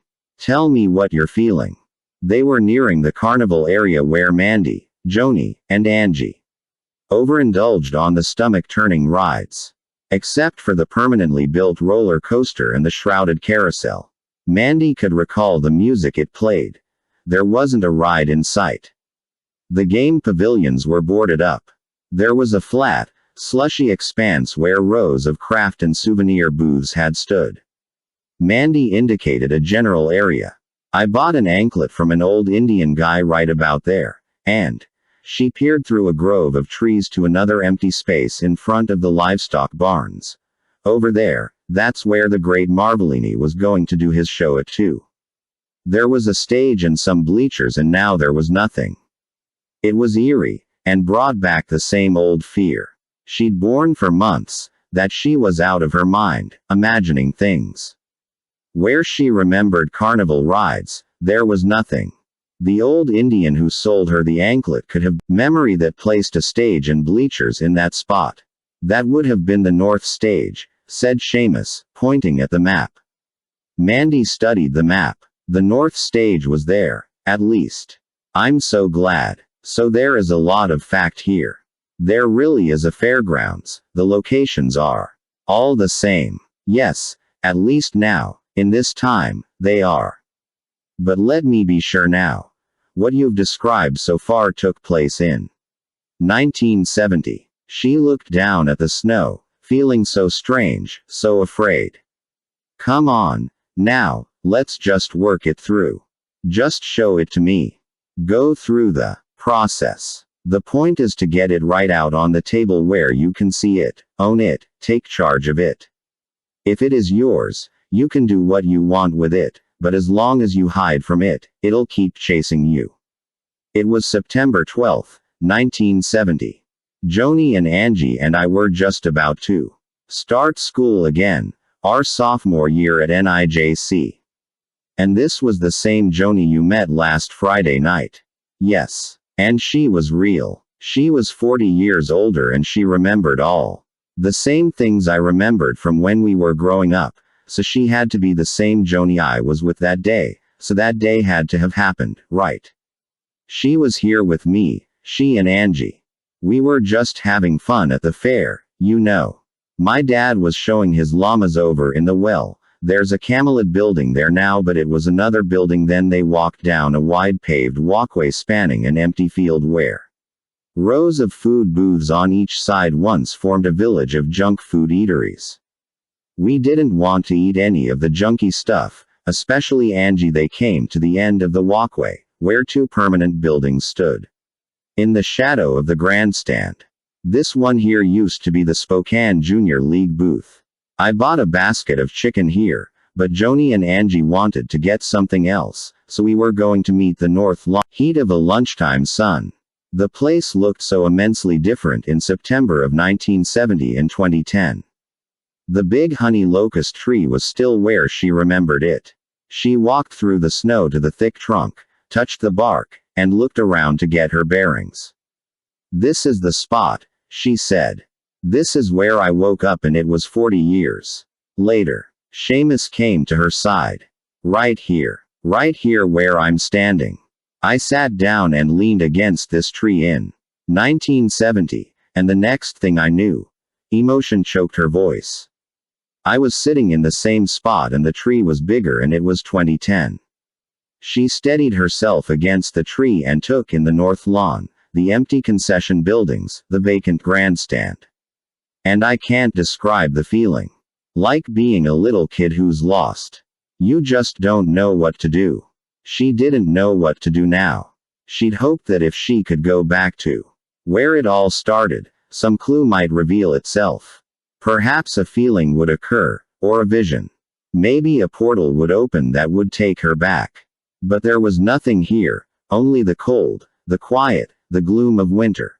In 2011. Do you remember what time it was? Seamus asked. There was a clock on the corn dog booth right over there.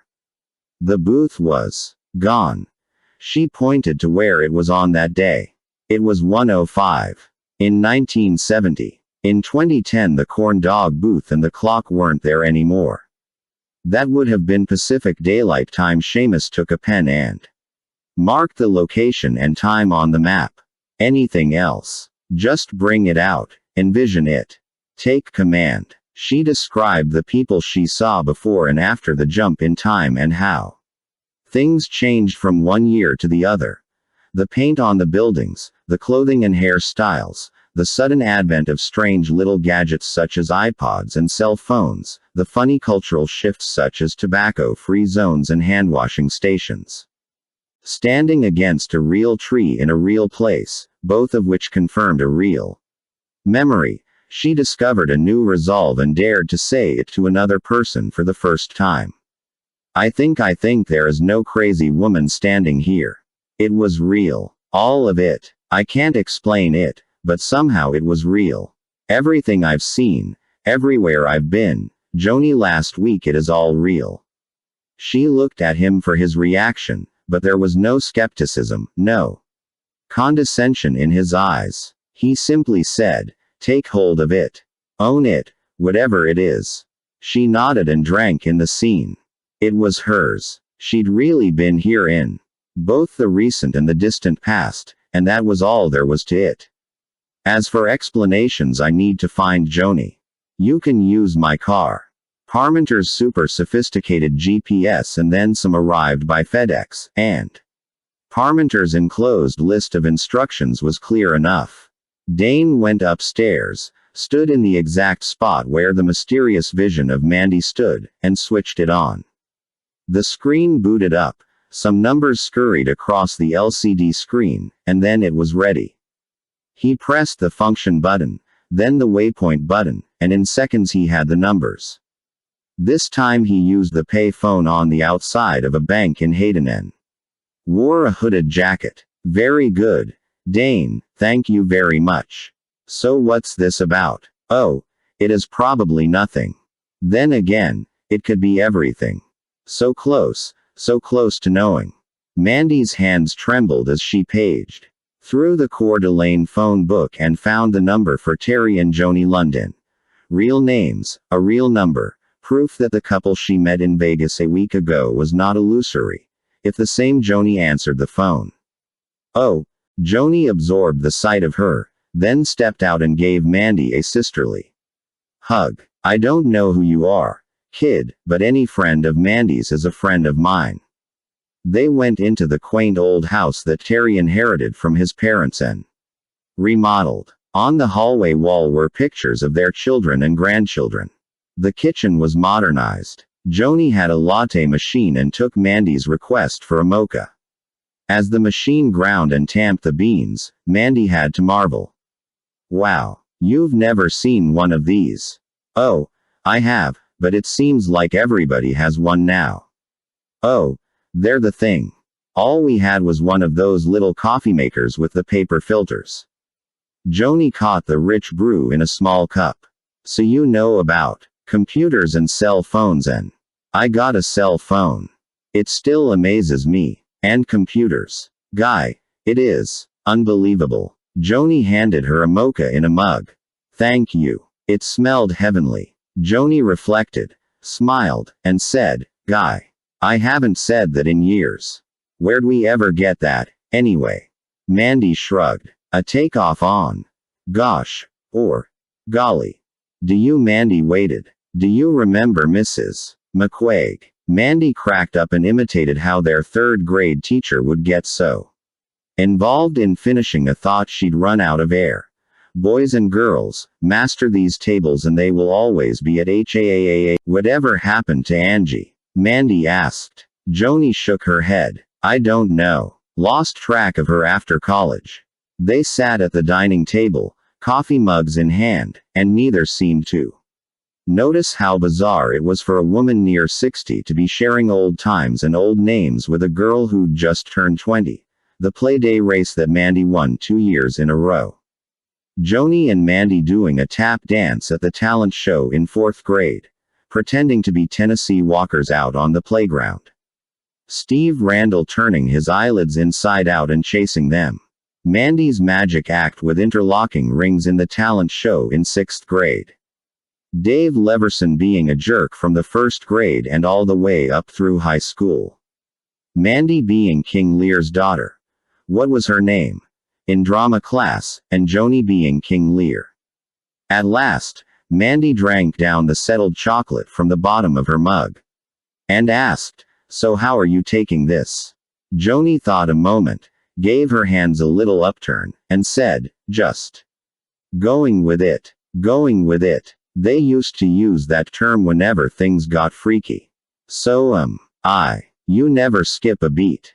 A lot of things you remember better than I do. Well, for me, they were just a few years ago. I'm not going crazy, am I? Mandy shook a pointed finger to emphasize. No, you're not at all. I'm not crazy, so I know you aren't. It's just that you being Mandy Whitaker is impossible. Other than that, I've got no problem. But that's the riddle I'm trying to solve. What am I doing here in 2011? When I should be back in, well, now it would be 1971. It's absolutely nuts. Well, what if we just pretended? Born when? January 15th, 1951. But now you're only 20. Mandy cringed. Right. Watergate. That was all she said, and then she waited. Mandy was puzzled. You don't remember that? No. What about Karen Carpenter? Mandy sang a line of Close to You. Joni wagged her head. It seemed being amazed was becoming a steady state for her. So you only remember things up until 1970. That's all. The older I was. Now Joni rubbed her face as if trying to clear her brain. All right, let's pretend. How did you get here? How you mean? How did you get from 1970 to 2011? You must have a story. Yeah, Mandy steeled herself and went into it, recounting that sunny day in September 1970 at the Spokane County Fair. She listed the rides the three girls went on, the anklet she bought, their plans for lunch, and seeing the Great Marvelini, the last time they saw each other, in line at the Spokane Junior League chicken basket concession. At each and every step, Joni reacted with increasing astonishment until her fingers were over her mouth and she was gawking, as if Mandy were Samuel or Elijah. And then, Mandy completed the story. I woke up, I guess, and everything was different. I'd skipped ahead 40 years, just like that, and I don't have the foggiest idea how or why, and I've been trying to find out ever since. Now, remember, we're pretending this is all true, okay? You don't have to believe it, just let me know if it checks out. Tell me anything you can, I want to know. Were you with me at the fair that day? It was a stupefied, even fearful Joni who answered yes. Do you remember everything you said? Yes. Some of it I'd forgotten until you told me about it. But now, yes, I remember it. So, Mandy could feel a tinge of life and hope. It happened, didn't it? Joni nodded. It happened. But you can't. How could you possibly be here? I don't know. Joni thought a moment, her eyes watching the memories of that day. So, you never saw the Great Marvelini? No, I never got there. I never saw you and Angie again. Joni looked at her. But you were there. Mandy didn't get that. I was. You were there with me and Angie when we saw the Great Marvelini. It just didn't connect in Mandy's mind. How could? But and he did a routine with doves. You don't remember that? Not in the slightest, though she tried. No. Joni looked incredulous. How could you not remember that? I don't know. I wasn't there. But you were there. Mandy was getting flustered. Well, let's just keep pretending or something. All right, I'll play along, but listen, this is the truth. I was there. I saw it happen. And you'd better hang on for this one. Marvelini did a routine with doves. He'd throw out his arms and make some fire flash, and there'd be a dove out of nowhere, and you were right there with him, really into it because you used to do the same trick with your doves. And then, Marvelini It flew down to you. We were sitting right in the front row, and that dove just flew right down to you. Emotion choked her voice. And you put out your hand and it landed on your finger like it knew you. It just perched right there. Mandy knew doves, knew how it felt when such a fragile creature came to trust her. You're not making this up. Hey, I've gone along with you on this whole thing, right? Sorry. It's just so. I know. But it happened. I was sitting right next to you. So then, Marvelini called you up on stage, and she broke into a smile, a silent laugh. And you never did anything halfway. You did a dance step. It was a grapevine, I remember it. Right across the stage and went up to him like you were some kind of paid, shapely assistant. The whole crowd went nuts. Angie and I about fell out of our seats, we were laughing so hard. But then, you knew the moves. You just tossed that bird in the air like you knew what it would do, and it flew back to Marvelini like it was supposed to, and he was so impressed he told you to stick around. He wanted to talk to you after the show. Then Joni leaned over the table and delivered the rest of the story in hushed, tender tones. And Marvelini had a stage assistant, stage manager, whatever you want to call it. And you don't remember, do you? Mandy shook her head sadly. I don't remember anything after the tree in the north lawn. Joni nodded, working with that. There was this guy acting as Marvelini's assistant and it looked a little weird, a magician being assisted by another guy like they were, you know, gay or something. But he had that guy offer you his arm and escort you back to your seat, and that's how you and that guy met. She was holding out, teasing. The longest time passed until Mandy had to ask, what guy? Have you ever heard of Dane Collins? He's a big name magician now, or at least he was. Mandy didn't hear the sentence after Dane Collins. The name hit her like a blow to her chest, stole away her breath, carried away her thoughts. Dane. Even so, though Joni's answer shocked her, it was the right answer. She couldn't have borne the sound of another name. That's how you met Dane Collins. Now tell me you don't remember that. I met Dane Collins. Joni leaned back in her chair and just gave her a moment. Mandy tried to imagine Dane as a young man but could see only the 60-year-old escorting her back to her seat, getting her name, smiling at her, thanking her for coming, saying whatever it was he said, her fantasy of a reality that only Joni was there to see. But if that was the day they met, what are you saying? You really don't remember? No. This is heavy. Did I? Marvelini offered you a job as his stage assistant and you took it, right? There on the spot. We thought it was kind of a lame move. I mean, you were dropping out of college to go on the road with a nickel and dime magic act, but we could see the little sparks between you and Dane, and you know, he was one hunk of a guy. He was only 19, no older than we were, but he was cute, real cute. Anyway, you were Marvelini's stage assistant until he retired. Or quit, just. Depends on which story you believe. He handed the whole show over to Dane and you, and by then you two were inseparable, so you got married. She threw in a pause to let that sink in. On June 19, 1971, and you started up your act and you called it Dane and Mandy, and the rest is history. Dane and Mandy. She remembered seeing, touching those names on all those crates in Dane's barn. All the dreams, all the years, all in the past. I know Dane Collins. Joni looked at her when. I thought you never met him. I did, but not back then.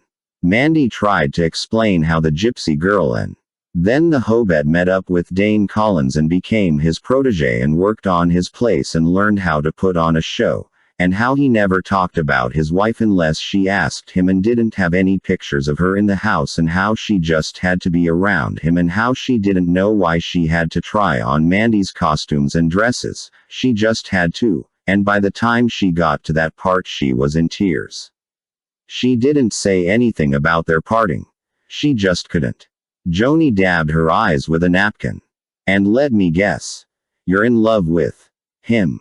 That was a question Mandy feared more than anything. She deflected it. What did my dad think? About Dane and me. Joni smiled. He gave you away at the wedding. You know how the minister asks, who gives this woman to be married to this man? Your dad said, her mother and I do, and he put your hand into Dane's and just held it there for a while. He liked Dane. He told me, and I heard him say to other people, too, Eloise would have liked him. I don't think he was ever worried about you. She laughed at another memory. He helped you fix up the first house you rented, the one near Seattle. It was a rebuilt chicken coop. It didn't have any insulation and the water came from a spring up the hill. She shook her head at the memory. I came by to see it once. Holy cow. But we were happy. It was like that line from Fiddler on the Roof, they're so happy they don't know how miserable they are. You had all your money in that old moving van with your show gear in it, and, I tell you, you ran the wheels off that thing. You'd come through Spokane and Coeur d'Alene about twice a year, and every time your show was better. I knew you were going to outgrow the little county fairs and high school assemblies, and I guess you did. Joni found her a box of tissues, and Mandy pulled out several. Come on. Into space from the walls. Joni had a computer sitting on a desk in the corner. She placed a chair beside her own for Mandy, flipped open her Mac, and showed Mandy the steps to get online. Now you just type Dane and Mandy into the search box up here. What came up was more than Mandy would be able to read in that one visit. But Joni's mission for the moment was to find picture after picture of Mandy through the years, and the earliest ones, well, they were pictures of the girl in the mirror. Joni hit the print command, and the printer zipped out hard copies. And let's see, if we go to the Social Security Death Index and enter Arthur Whitaker, Daddy's name came up in the little boxes on the screen along with his Social Security number and the date of his death, March 12, 1992. Tap tap. Zip. Can you bear to see more? By now Mandy felt numb, unable to fight or fathom it. She could only receive it, store it, let it season. Please. Joni did a little more searching and brought up an obituary from the Coeur d'Alene Press. There was a photograph of Daddy, so much older than she remembered him.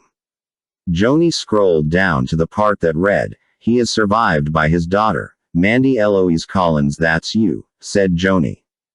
Do the arithmetic, and you were 41 when he died. And I remember you inherited the Woolly Acres Ranch, but there hadn't been any cattle or horses or llamas on the place for quite a while. Your dad got so he couldn't keep up with all that. Tap tap. Zip. How are you doing? You okay? What could Mandy say? It was more than she could contain, and it all rang true. What? Mandy couldn't say yes. She couldn't say anything. But she couldn't stop either. She wordlessly asked for Joni to go on. Okay then. Here's where the story ends. Here's the part one have to be honest about. Just put it in front of you and hope you figure it out. I've been to this site plenty of times, printing out copies. She entered Mandy Collins, got a list of results, and scrolled directly to the one she wanted. It was a news story from the Las Vegas Sun.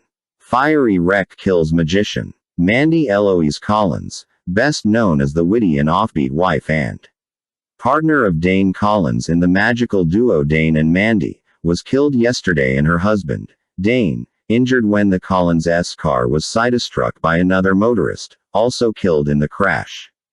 Dane Collins, riding in the passenger seat, escaped and was subsequently injured trying to rescue his wife from the burning vehicle. Joni printed a hard copy so Mandy could take all the time she needed to read it. It's hard enough trying to explain how you weren't at the fair when you were, and you didn't see Marbolini when you did, and you didn't meet Dane when you did, and you even married him. Now we have to explain how you can be sitting here right now when you're dead. Mandy's head was spinning. When she met Dane, he was a widower still, mourning his wife, and now she was his wife. Were there two Mandys? Had one of the other Mandys she'd seen or become or even been, met Dane in 1970 while she, the Mandy sitting here, was wandering around the fairgrounds in a hospital gown. She read more of the article and let out a gasp, then an audible whimper. When she saw where Mandy Eloise Collins had died, rushed to the Clark County Medical Center, where Kessler knew her, too, that was plain to see. Mandy? Joni asked. What is it? She scanned the copy looking for the date. When did I die in the hospital? Is there a date anywhere? She found it at the top. September 17, 2010. She put her head down between her knees. Joni ran for a glass of water. She died in the Clark County Medical Center and awoke in a hospital gown. At the Spokane County Fair on the same day. Chapter 44. Dane sometimes wondered if Parmenter would have been happier hiring a Pony Express rider to carry their messages back and forth. 4 days. 4 days. After their last phone conversation, Dane got another letter by U.S.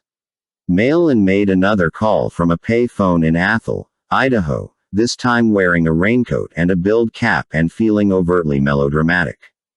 The phone call lasted half an hour, most of which Parmenter spent in backstory about a painter named Ernie and a hotel manager named Doris and preparatory remarks leading up to something dire that he never quite said but Dane could guess. Dane finally cut him off. All right, you sold me 20 minutes ago, which is 20 minutes we just gave them. Give me specifics. I need locations, calendar dates, names of all the players, what kind of budget they're talking about, who's in charge. Parmenter responded, how soon can you get down here? I'll be there tomorrow. Dane returned home, went straight up to his loft, and pulled some rolled up drawings from a large round basket next to his drafting table. He hadn't even finished these. There had been some interruptions, but now they'd become important. He rolled the sheets out flat on the table, weighting the ends, and looked them over, mind open and fishing for ideas, any ideas. A tight cocoon, a pod, a capsule hoisted on a crane wood construction. Might be better, but how would she ever get out of it? Eloise Kramer. May I introduce Emil Durando? He's the best in the business. Mandy extended her hand to a red-haired, red-bearded gentleman, unpretentious work shirt and jeans. His hand was rough, indicating that he not only designed award-winning magical effects, he also was closely involved in building them. You can call me Mandy. That's her stage name, said Seamus, clarifying the obvious. Of course, he said with a smile. I've seen your work. I love it. Thank you. She wanted to be more conversational, but the chatty neurons in her brain just weren't firing. It was the first Wednesday in March. The sun was out, the temperature was getting comfy. Mandy, Seamus, and the Orpheus stage crew were having a concept meeting with Emil Durando in the hotel's back parking lot, now blocked off and void of cars. While they watched from a safe distance, Big Max hooked a cable to an appropriately sized shipping crate, and a huge crane began hoisting it aloft. You might stick with the name by which I introduce you, Seamus whispered sideways to her. I prefer Mandy, was all she cared to whisper back. She shifted her focus to the ascending crate, trying to concentrate on one solitary thing without her mind spinning off in 100 directions, reviewing, reliving, sorting, fearing. These people were planning her life, and it was all she could do to park herself in this meeting and pay attention. Andy and Emil were watching the crate and noting where the sunlight was coming from. An afternoon show, definitely, said Emil. Andy looked toward the south side of the parking lot. We could place the bleachers over there. They'd be in the shade of the parking garage by about 2, and the sun would be behind the audience. Seamus leaned down. Try cashing a check under that name. There's a reason you have the name Eloise Kramer and a reason I created it for you. Survival. Mandy is your old friend, who never met you before. She took the rebuff, letting him have the last word. She'd led him to believe that her visit with Joni had come to nothing, that it was no more than a Samaname coincidence. Compared to the truth, it hardly seemed a lie. Besides, there was no aspect of her story that he wouldn't see as an excuse for an airheaded, career-threatening infatuation with a 60-year-old man. If it took a lie to keep from going there, well, it did, didn't it? She let it go and watched the crate, now looking very small as it neared the mast of the crane some 150 feet off the ground. The thought of being locked inside that thing gave her stomach a twist. "What do you think?" Seamus asked Emil. Emil squinted as he studied the crate, now stark against the sky. "Any higher and it'll be too small for the audience to see. You've got enough thrill for the money." "Great. We can't afford a bigger crane?" Andy asked, ready to drop. Emil and Seamus exchanged a glance and then Seamus said, "Okay, let her go." Andy signaled the crane operator. The crate came loose and dropped for an awesome stretch of time before smacking into the pavement and exploding into splinters. "Doable?" Seamus asked Emil. Emil nodded. "We can work with that." Mandy checked out the tops of the buildings around the parking lot. The Orpheus was the tallest, but now it would be to the audience's right instead of behind the event. Not a problem, she supposed. "So then I rappel down that side." "Oh, no," said Seamus, "we're working the big room now." "Big room, big stunt." He gave her a whimsical look, shot a side glance at Emil, then said, "You're going to hang glide."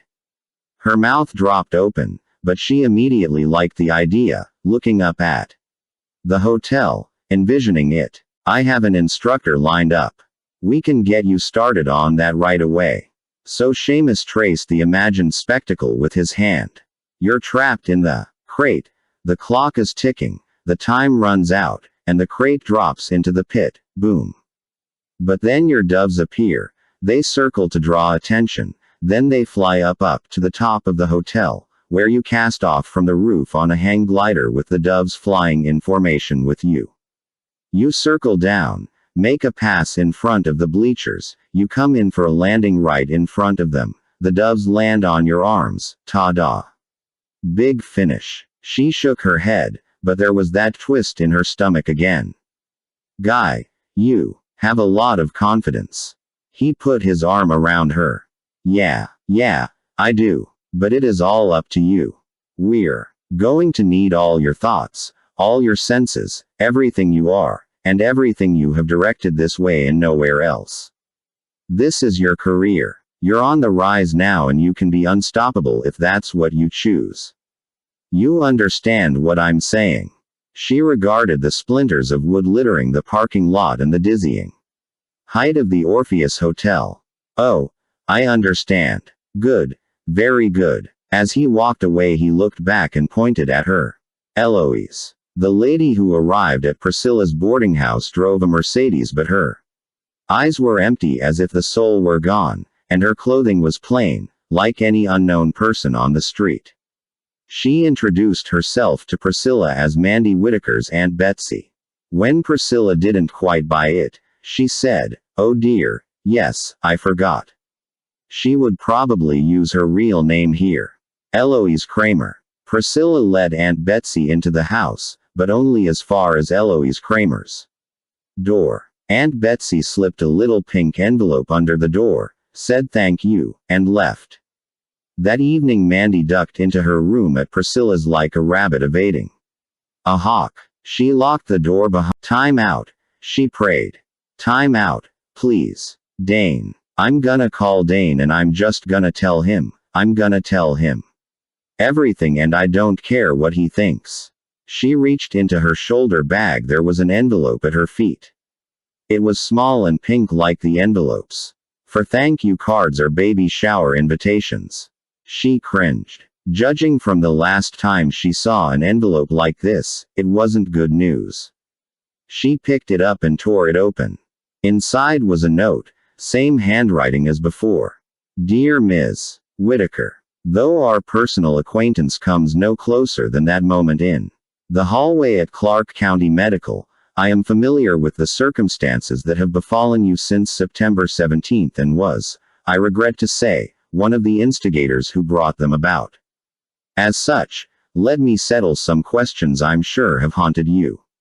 Nothing you've seen or experienced is illusory or delusional, but the result of procedures performed upon my recommendation, but without your knowledge or permission, in the basement of Clark County Medical Center.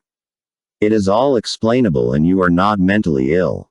You had nothing to do with Doris Branson's accident or Ernie Myers's injuries, nor are you in any way responsible for their deaths. Those were our doing. The obituary I sent was to warn you, but I've since come to realize that neither I nor anyone else can stop what has already happened. I have kept something safe that belongs to you. If you will show this letter to the man whose address and phone number I have included, he will guide you to it. I have destroyed everyone and everything I desired to save, including you and lastly, myself. All that is left for me is to destroy the lie I've become and hope the truth will help you put things together. I won't. Margot J. Kessler. The lady drove her Mercedes to a nice house on the west side, brewed some tea, then spent an hour at her kitchen table finishing a letter on her laptop. Leaving the letter open on the computer screen, she printed a hard copy, then folded and concealed it in the old family Bible she had stored away in a box in the basement. The wrong people were certain to find the letter on the computer. Hopefully, they would be content in destroying that. Someday the right people would find the printed copy, and then the world would know.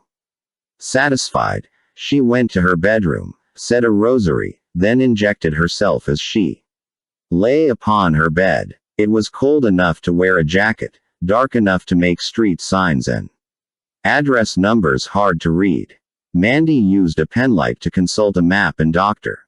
Kessler's directions on the passenger seat and, after one wrong and one missed turn, found her way to an ugly, bumpy street on the outskirts of town.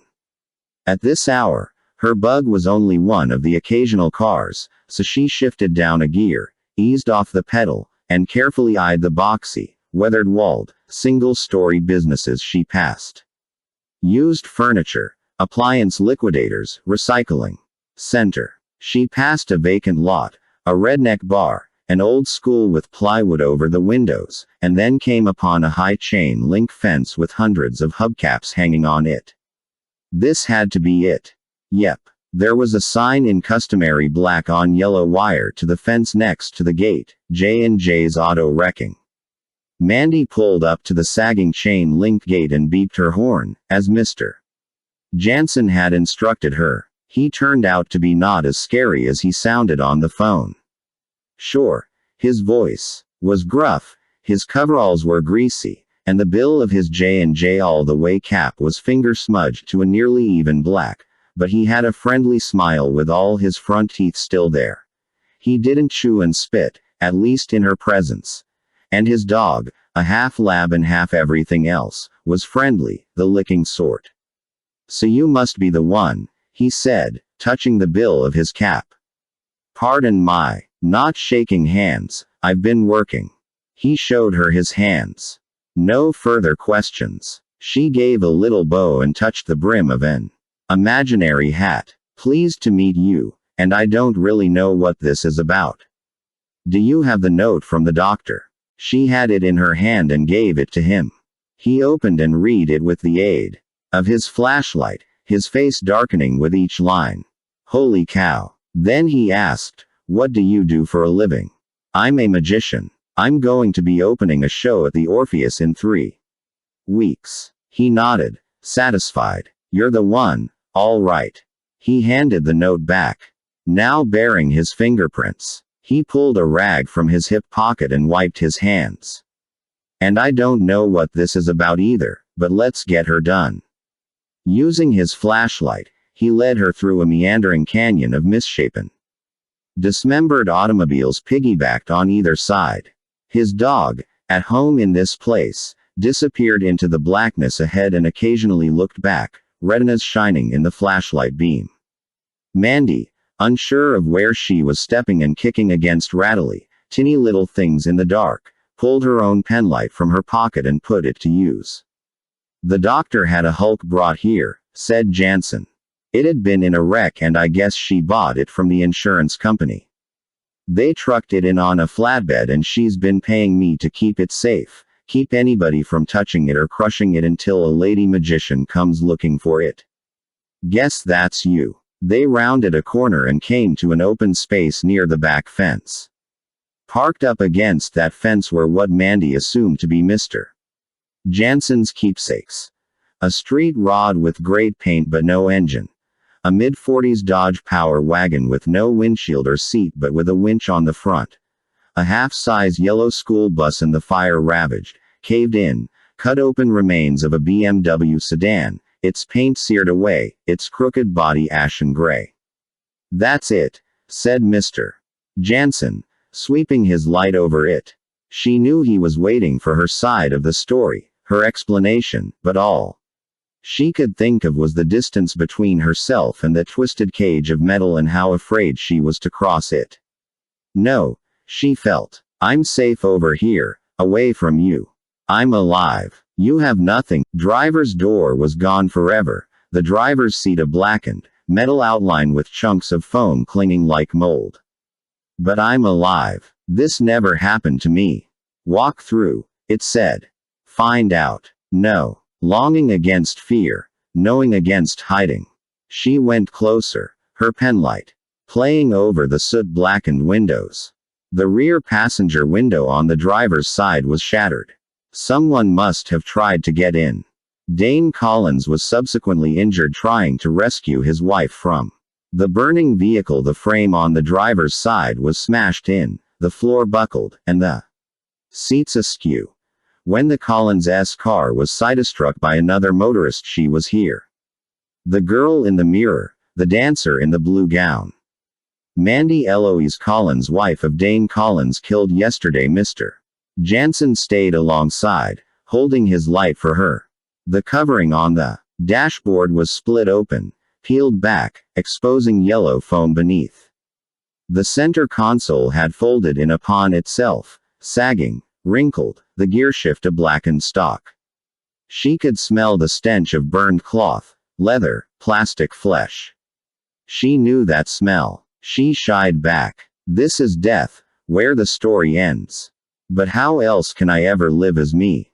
She made herself reach and touch. The metal was rough with paint blisters, rust, and corrosion. She felt like running but took hold of the doorframe so she would stay.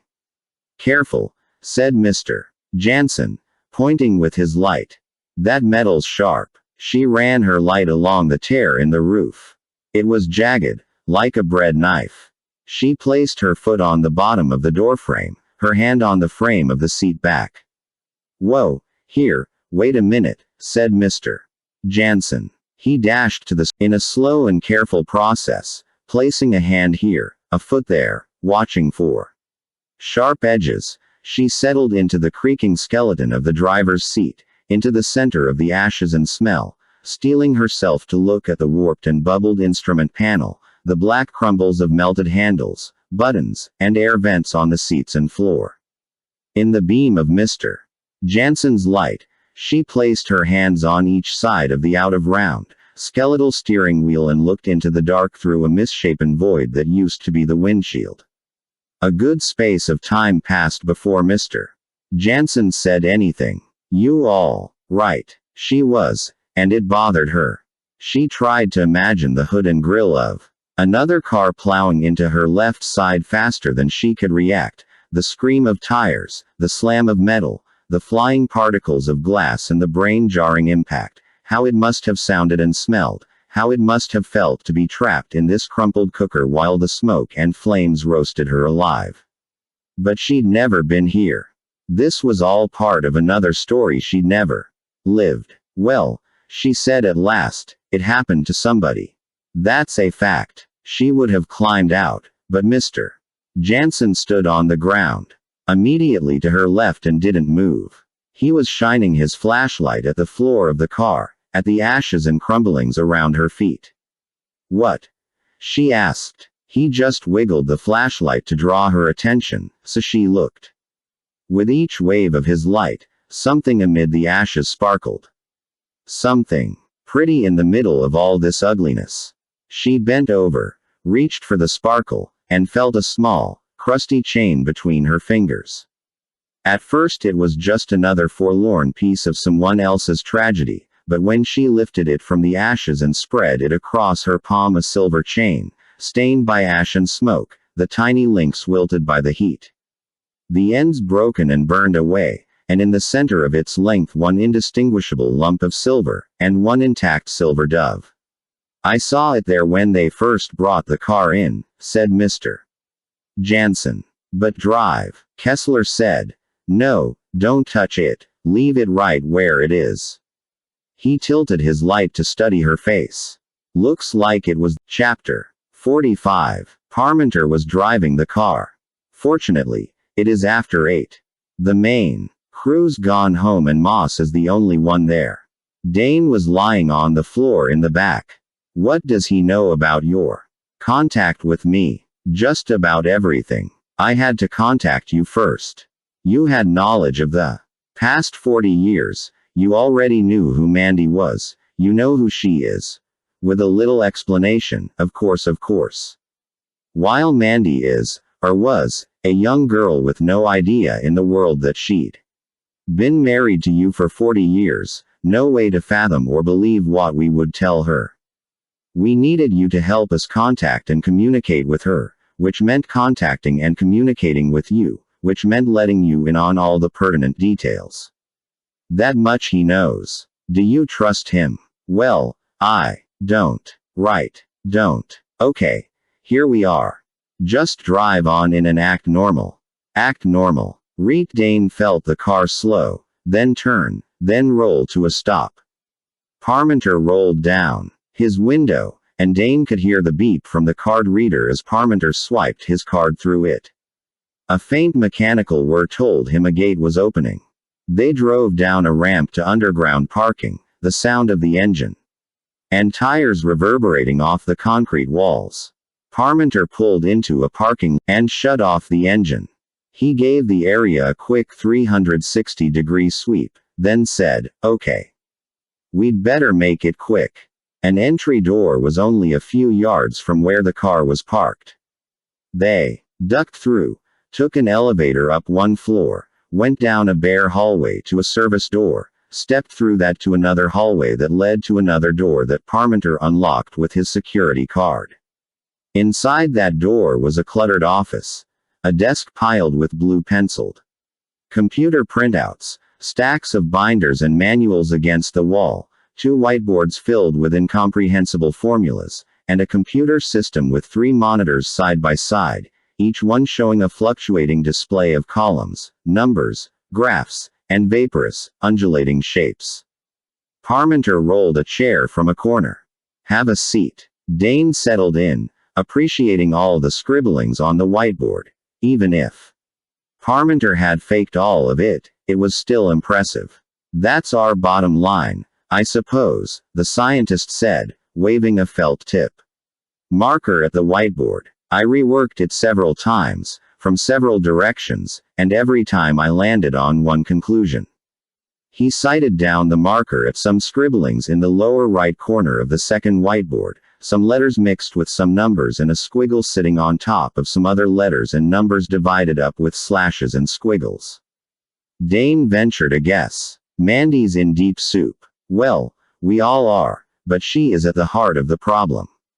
Her reversion was so vast, 40 years, several hundred miles, that her gravitational leverage on the machine is insurmountable. We can't counter it. She's controlling the machine, using all its power and capability to perform her magic." He scanned the scribblings for help, but then just said it. "And to maintain her secondary timeline, the very thing that keeps her 40 years behind the rest of us. But it is not without cost. The deflection necessary." The other door to the office opened and a younger man, with black curly hair, stepped in. Parmenter rose to make the introduction. Dane Collin. Ret racings of the other subjects. Moss nodded and addressed Dane. Every reversion, every time we shift a timeline or create a new one, we bend space just a little more. It's like bending a spring. The more you bend it, the more it resists, until you just can't add any more strain without removing some first. We call that deflection debt. We can't place any more stress on the universe without relieving some first. Parmenter continued. The rats were so small and the reversion so brief, just a matter of minutes, that the deflection debt was negligible. Monkeys were larger and had greater mass, so they required a little more. The human subjects had far greater mass and required much longer reversions. Some a day or two, the soldier. 7 days, said Moss. One of our own staff. Me, Moss offered. 14 months. Followed by Ernie Myers, who only required a 3-hour reversion. We reverted him back to the instant he fell from his ladder so he'd remember the fall but not remember being injured. It worked. The first time. Doris Branson, the same thing. We reverted her to the moment of her car accident so the last thing she remembered was losing control of the car. That was 4 hours. But it was adding up. Our readings indicated a building imposition on the space-time fabric and we were wondering how much more strain we could impose before we reached our limit. I think Mandy put us there. Absolutely, said Parmenter, referring to the computer monitors. Not that. It is her fault, of course, but the deflections she imposed were so severe that the space-time fabric began to cast off the earlier deflections. I imagine that little toy block has retraced by now. It's like a ship that's too heavy, said Moss. If you still want to load more cargo, hold on. Dane was about to pounce with a question and now Parmenter was saying hold on. Dane held his peace. It looked serious. Parmenter tapped away at his keyboard, muttering computations to himself. Moss waited patiently, no doubt familiar with how Parmenter operated. At last, alarmed, Parmenter leaned back, blew out a breath, and said, "She's coming here." Moss looked incredulous. "Coming here? You mean?" Parmenter pointed to fields of numbers on the screen, explaining to Dane. These are space-time axes with corresponding coefficients, designated Kiley, Baker, Delta, blah blah blah. Anyway, by looking at the machine's readouts I can closely estimate the gravitational influence Mandy is exerting or will be exerting on the machine over a given span of time, and from that I can calculate her distance from the machine, and in 43 minutes, 5 seconds, she and the machine will be no more than 2 meters apart, which means she's going to be here in this lab, which means we, most especially you, are going to have some real convincing to do if we hope to save her life. Those last 3 words. I'm listening. You were talking about the monkeys. They retraced. What does that mean? Parmenter looked at Moss, who just looked back at him. Parmenter took it. Retrace. It means in order to revert someone, we have to reverse them on their own timeline. Rewind their life, so to speak. But if that's all we did, then they would simply retrace the same timeline and go through the same accident, injury, whatever, all over again.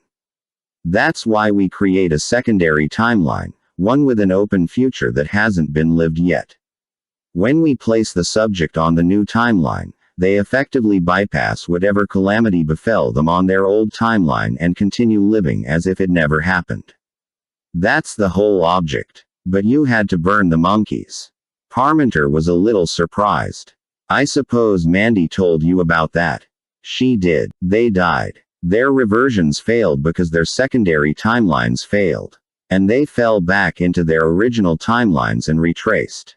And that was largely due to the load Mandy placed on the space-time fabric, said Moss. Any secondary timelines prior to her reversion became unstable. Parmenter spoke for his associate. Lauren's secondary timeline was disrupted when Mandy came through the lab on a tertiary corridor. We have less than 40 minutes, Doctor, Dane reminded him. She's been here before. Well, not completely here, maybe half here and half wherever else she was. That's how she knows about the monkeys. Parmenter rolled his eyes at his own verbal morass. Moss stepped in. Mandy can generate additional timelines and pass into and out of them. It's how she can see and be in several different places at the same time. It's how she levitates, how she moves from one place to another and makes objects move and multiplies objects, including herself. I'm sure she doesn't know how she does it. She's about to find out, said Parmenter, watching the monitors. But she does it. Anyway, she was riding a third timeline right through the hospital when she bumped into my secondary timeline and dissolved it. I fell back to my original timeline, retraced it, and now I'm dying of cancer again. But that's the same thing that happened to our other experimental subjects, Corporal Dose, Doris Branson, Ernie Myers. Mandy's built up such a load on the spacetime fabric that she's bumped the other subjects off their secondary timelines and they've retraced. Parmenter jumped in, which made every one of them a security risk. They were starting to catch on, starting to ask questions, threatening legal action, and of course it was only a matter of time before they started talking to each other. Myers and Branson had Mandy in common, and all three had this hospital in common. Dane put up a hand to stop them, then sat and processed, his fingers on his brow. So you're saying that these other three were eliminated, rubbed out, killed? Moss and Parmenter looked at each other. Parmenter finally offered, it's what I was saying about control and how the people now running this project will stop at nothing to retain it. You mean Dufresne, Carlson? Parmenter nodded. They've become the figureheads, top of the pecking order. Dufresne heads the medical interests, Carlson the technical, and both of them are answering to the military, who never show their faces at all. How much time? Moss asked. Parmenter consulted the monitors. 34 minutes, 36 seconds. And Dane sat there looking at them. Are you keeping up with all this? Moss asked. I can panic or I can think, Dane said. Question 1. Is Mandy a risk to this project and to the people running it? Both nodded. Absolutely, said Parmenter. She's not only demonstrating the machine's capabilities before the public. Thank God people think it is trickery. She's also controlling it. The machine is like a computer that's crashed, said Moss. We can monitor what's happening. We can access limited capabilities. Like the toy block. But Mandy is essentially running away with our invention. All right, said Dane, talking slowly, evenly. Question 2. Do you believe your scientist friends and government people will try to kill Mandy the same as they killed the others? That pained Parmenter. Moss took the question. They would have killed her long before this, but that wouldn't have fixed the crash. What if, for Mandy, the more it gets entangled in multiple dimensions? Moss added, right now it is sitting in our time dimension but drawing power. It is plugged in another time about 3.5 seconds behind ours and traveling close to the speed of light somewhere. Dane sighed in frustration. We've worked through a lot of these questions already, said Parmenter, pointing at the whiteboards. But you've brought me into it and blathered about some theory of yours, so I gather you've thought of something. Again, the two seemed reticent and looked at each other. Parmenter ventured an answer.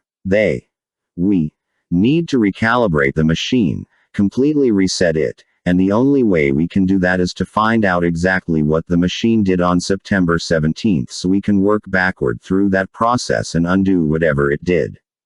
Moss added, and the only way we can do that is to find out exactly where and when Mandy arrived after her reversion, how far we sent her in space and how far back in time. And only Mandy can tell us that. Which is the main reason she's still alive. Dane mused on that a moment. 29 minutes, said Parmenter. So you need me to persuade her to tell you. They nodded yes but weren't happy about it. And say she does. What happens to her? They hesitated, and Dane didn't like the looks they gave each other. You said you would have to work backward through the process and undo whatever the machine did. Did I hear you correctly? Parmenter finally said it. If they expect to regain control of the machine, they would have to undo all past actions and start afresh. They would have to retrace her. Dane knew what that meant, and now he had to sort his thoughts and feelings. Enough to contain more than disdain for these men and their project, he also had to hold back an animal rage. Moss checked his watch. 26 minutes. Sheik and Dane took a breath and controlled his tone. Even so, his voice was shaking. She can walk in that door right now as far as I'm concerned. She can walk right up to you, and you can face her, and look her in the eye, and tell her yourself. Parmenter spoke in gentle, perhaps timid tones, as if addressing a lion with bared claws. We are hoping, of course, as you and I discussed, that we can find an alternative. And if we don't, say it. Moss and Parmenter exchanged another look. Parmenter faced up to it.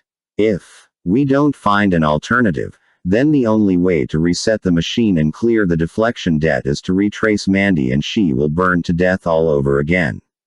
There was nowhere else to go, and, from some inkling of intuition she couldn't explain but opted to trust, she knew something was brewing back at the hospital. She knew someone was there in that basement behind those big double doors who might not be glad to see her but was going to see her, like it or not, live or die.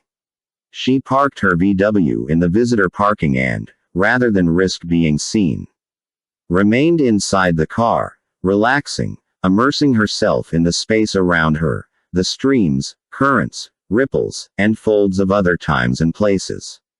It was still a bizarre feeling, as easy as ever to mistake for madness or, at best, a dream state, but she'd grown used to it, even mastered it to the point that she could judge when she was on, really in tune with it, or maybe a little off, not quite finding her way. Tonight she was on, way on, as if the layers of time and space were rose petals emanating in graceful arcs from a center, and she was very near, almost inside, that center. Finding, connecting, slipping through were easy, and in mere seconds she was there, in that alternate, overlaid space that took her from her VW to a subterranean hall, her down the hall, but she was ready for it and planted her feet solidly on the tiles. Clunk. She was in the hall for real and face to face with the steel double doors. Authorized personnel, only. Immediately she felt it. Terror was coming through that steel and knifing through her as if she were already on the other side, wishing she could get out. Her feet wouldn't move, not toward the doors, not away from them. It was like standing at the top of her first escalator when she was 4. She was frozen. But that made her angry. Mandy Whitaker, you're not 4. You're not even 20. You've been through enough, been bruised enough, been scared enough, you're old enough. Now you can either wimp out on this side of the doors until the dragon comes out and eats you anyway, or you can go in there, kill it, and be done with it. So that resolved that. She straightened her spine and held her head up. I'm Mandy Whitaker, she told the doors, and with one quick reach into a quaking, tea-stained other world, she let the doors suck her in, pulling her body through the metal like a string of taffy. She went spinning, all things around her blurring. She groped for the veil, the way out. Clunk. She fell out on the other side, standing in a featureless hallway lit by lights in the ceiling. There was that deep, electric hum again, so often a part of her other visions and journeys. She heard no voices, saw no one. The fear would not go away. She sequestered it in a pocket of her mind, drew a deep breath, and took the first step. Other steps followed the first. She moved down the hall. A steel door on her left taunted her with a big cold handle and red letters that shouted with authority, authorized personnel only. Just like don't go out on the casino floor, you're underage. Oh, shush. The latch clacked open for her and she ventured a peek inside. She'd seen this place. It was a furnace room, a maze of water and steam. Pipes, aluminum ducts, catwalks and stairs all built around a furnace the size of a mobile home, and alongside the furnace, an iron box like a wood stove. Inside was a gas-fired combustion chamber lined with ashes. An incinerator. This was where the monkeys burned. One more proof I'm not crazy, she thought. A new boldness pushed the fear. Farther back inside her, double doors on the other side of the hallway looked like hospital doors that could lead to a ward or operating rooms. They didn't appear to be bolted shut. They were unmarked. She crossed the hall, pressed against the door on the right. It swung open. She stepped through. In the first few seconds she was overwhelmed. It could have been a television studio with a stage built in the center, or a space flight control room with the launch pad in the middle. The room was about 40 by 40 with a high ceiling, windowless, all concrete, lit by fixtures suspended from an overhead grid like a soundstage. Rows of control consoles with dials, switches, keyboards, and monitors were arranged on three sides of the room, all facing the center, where a hexagonal enclosure of steel and glass about 12 feet across stood like a space-age gazebo, steel pillars at each corner, a flat canopy rigged with lights over the top. Electrical cables snaked from the platform across the floor, some taped down, some not, connecting the platform with every console, every steel cabinet marked danger high voltage, every blinking panel. For the next few seconds, she was stunned, speechless and immobile. On the right side of the room was a large console raised higher than the others, apparently the command control center. Behind that console, face illumined with blue light from a monitor, sat the man who'd come into McAfee's with a computer and egged her into doing the levitation. Sitting next to him was the younger, Tom Hanks-looking guy she'd seen superimposed in her apartment. In front of the console, rising to his feet as she came in, his eyes meeting hers unabashedly, was Dane Collins. At the sight of him the fear left her, carried away in a sigh as her body eased. Even teetered from relief. She couldn't imagine the story to explain why he was here, and where could she begin to attention. The ventilation system rushed quietly and no one said a word. Dane looked up at the steel and glass enclosure, then back at her, his cue for her to take a look. She walked, her sneakers making little squeaks that carried through the room, then climbed the 7 steps to the enclosure for a closer look through the glass. The enclosure contained a bench the size of a hospital bed. The bench was draped with a sheet that hung crookedly over either side, as if arranged in haste. The sheet was soiled, stained brown with blood. The smell. It turned her nose, stung her spirit. Like singed hair, rotting flesh. Something burning. She'd smelled it in her visions and interdims. She'd smelled it in the scorched car. The two men exchanged a glance. Dane Collins propped an elbow in the opposite hand, his fingers over his lips, his gaze strong and reassuring.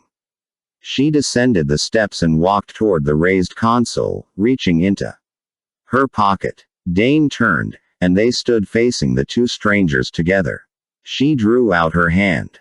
In her palm was the half-melted, ash-encrusted anklet with one dove still intact. Chapter 46. Parmenter introduced himself and Moss, but Mandy did not feel cordial and did not offer her hand. He pulled up a chair for her behind the console and offered her some coffee. She requested a bottle of water and sat with Parmenter, Moss, and Dane to hear the other side of her story. "You have unknowingly been involved in a government-funded experiment," Parmenter began, and the story unfolded part by part.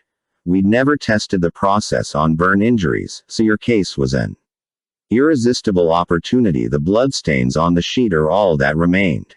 Where you went and how far back your reversion was, we hadn't a clue. The massive gravitational influence you have on the machine is aberrant.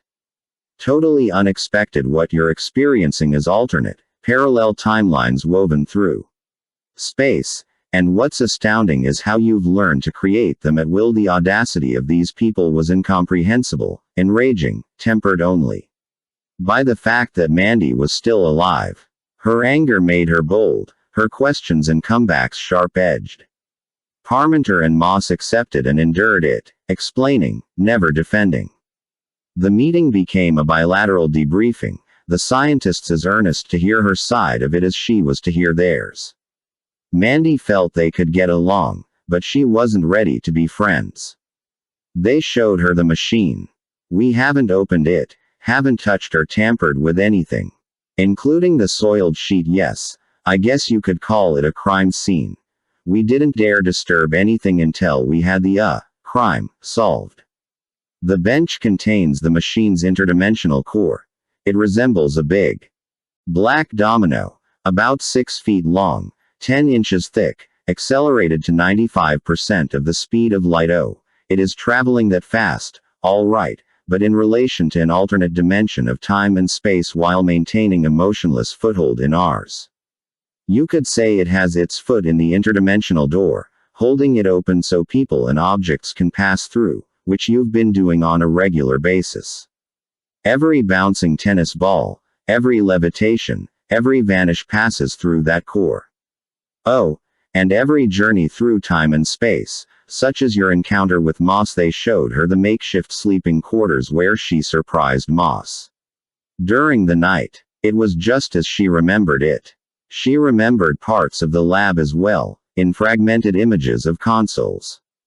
Lights, shadowy faces, muffled conversations, like a continuous volley of déjà vu. She could remember and describe some of the rooms before they showed them to her. Near midnight, they were seated around a table where the day crew took their breaks. 3 donuts left over from that day rested in a white box next to dirty coffee cups that never made it back to the kitchen. There was silence. In slow, awkward phrases and apologetic tones, Parmenter and Moss had described the final outcome, the bottom line of Mandy's future as they saw it. She looked across the room at the machine, looked again at them, tried to believe but couldn't. Hope is in. This is just a bad dream and I'll wake up. Wasn't working so well for her anymore. She tried denial, expecting they would now tell her the next thing, the one bit of good news they hadn't told her yet, the way out. Maybe there would be a second opinion that it didn't have to be this way. She looked at Dane and thought she saw a ray of hope. She could tell he believed it, and yet he'd thought of something. Yes, surely he'd thought of something. Dane, speak up. Tell me, tell them. He was listening, watching, thinking. She asked, does it have to happen? Parmenter had come across a writing pad and scribbled on it, apparently organizing his answers even as he spoke them. Moss inserted, it's conceivable that the space-time distortion could last longer than your lifetime, meaning you would never retrace before you died naturally. But the administrators and financiers of this project aren't going to wait that long, not by any stretch of the imagination. They want the machine back. They would really do that? Mandy asked. They would do that. Parmenter prepared a moment, then said, we told you about Dr. Kessler, and you recall meeting her in the hallway. Did she take her life? Mandy took Kessler's note from her pocket and handed it to him. Parmenter read it and nodded. She did, earlier today. She knew what would become of you, but she couldn't stop it. I'm afraid, Moss, and I can't stop it either. A moral argument doesn't hold much weight against matters of national security.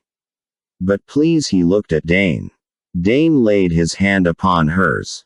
Before we despair, there might be an alternative. Don't tell me there is a next thing. Parmenter put down his pen and searched his mind for the right way to begin. You recall, of course, your encounter with 2 thugs when you had the flat tire. Yes. Do you recall? He stopped, struggling for the question.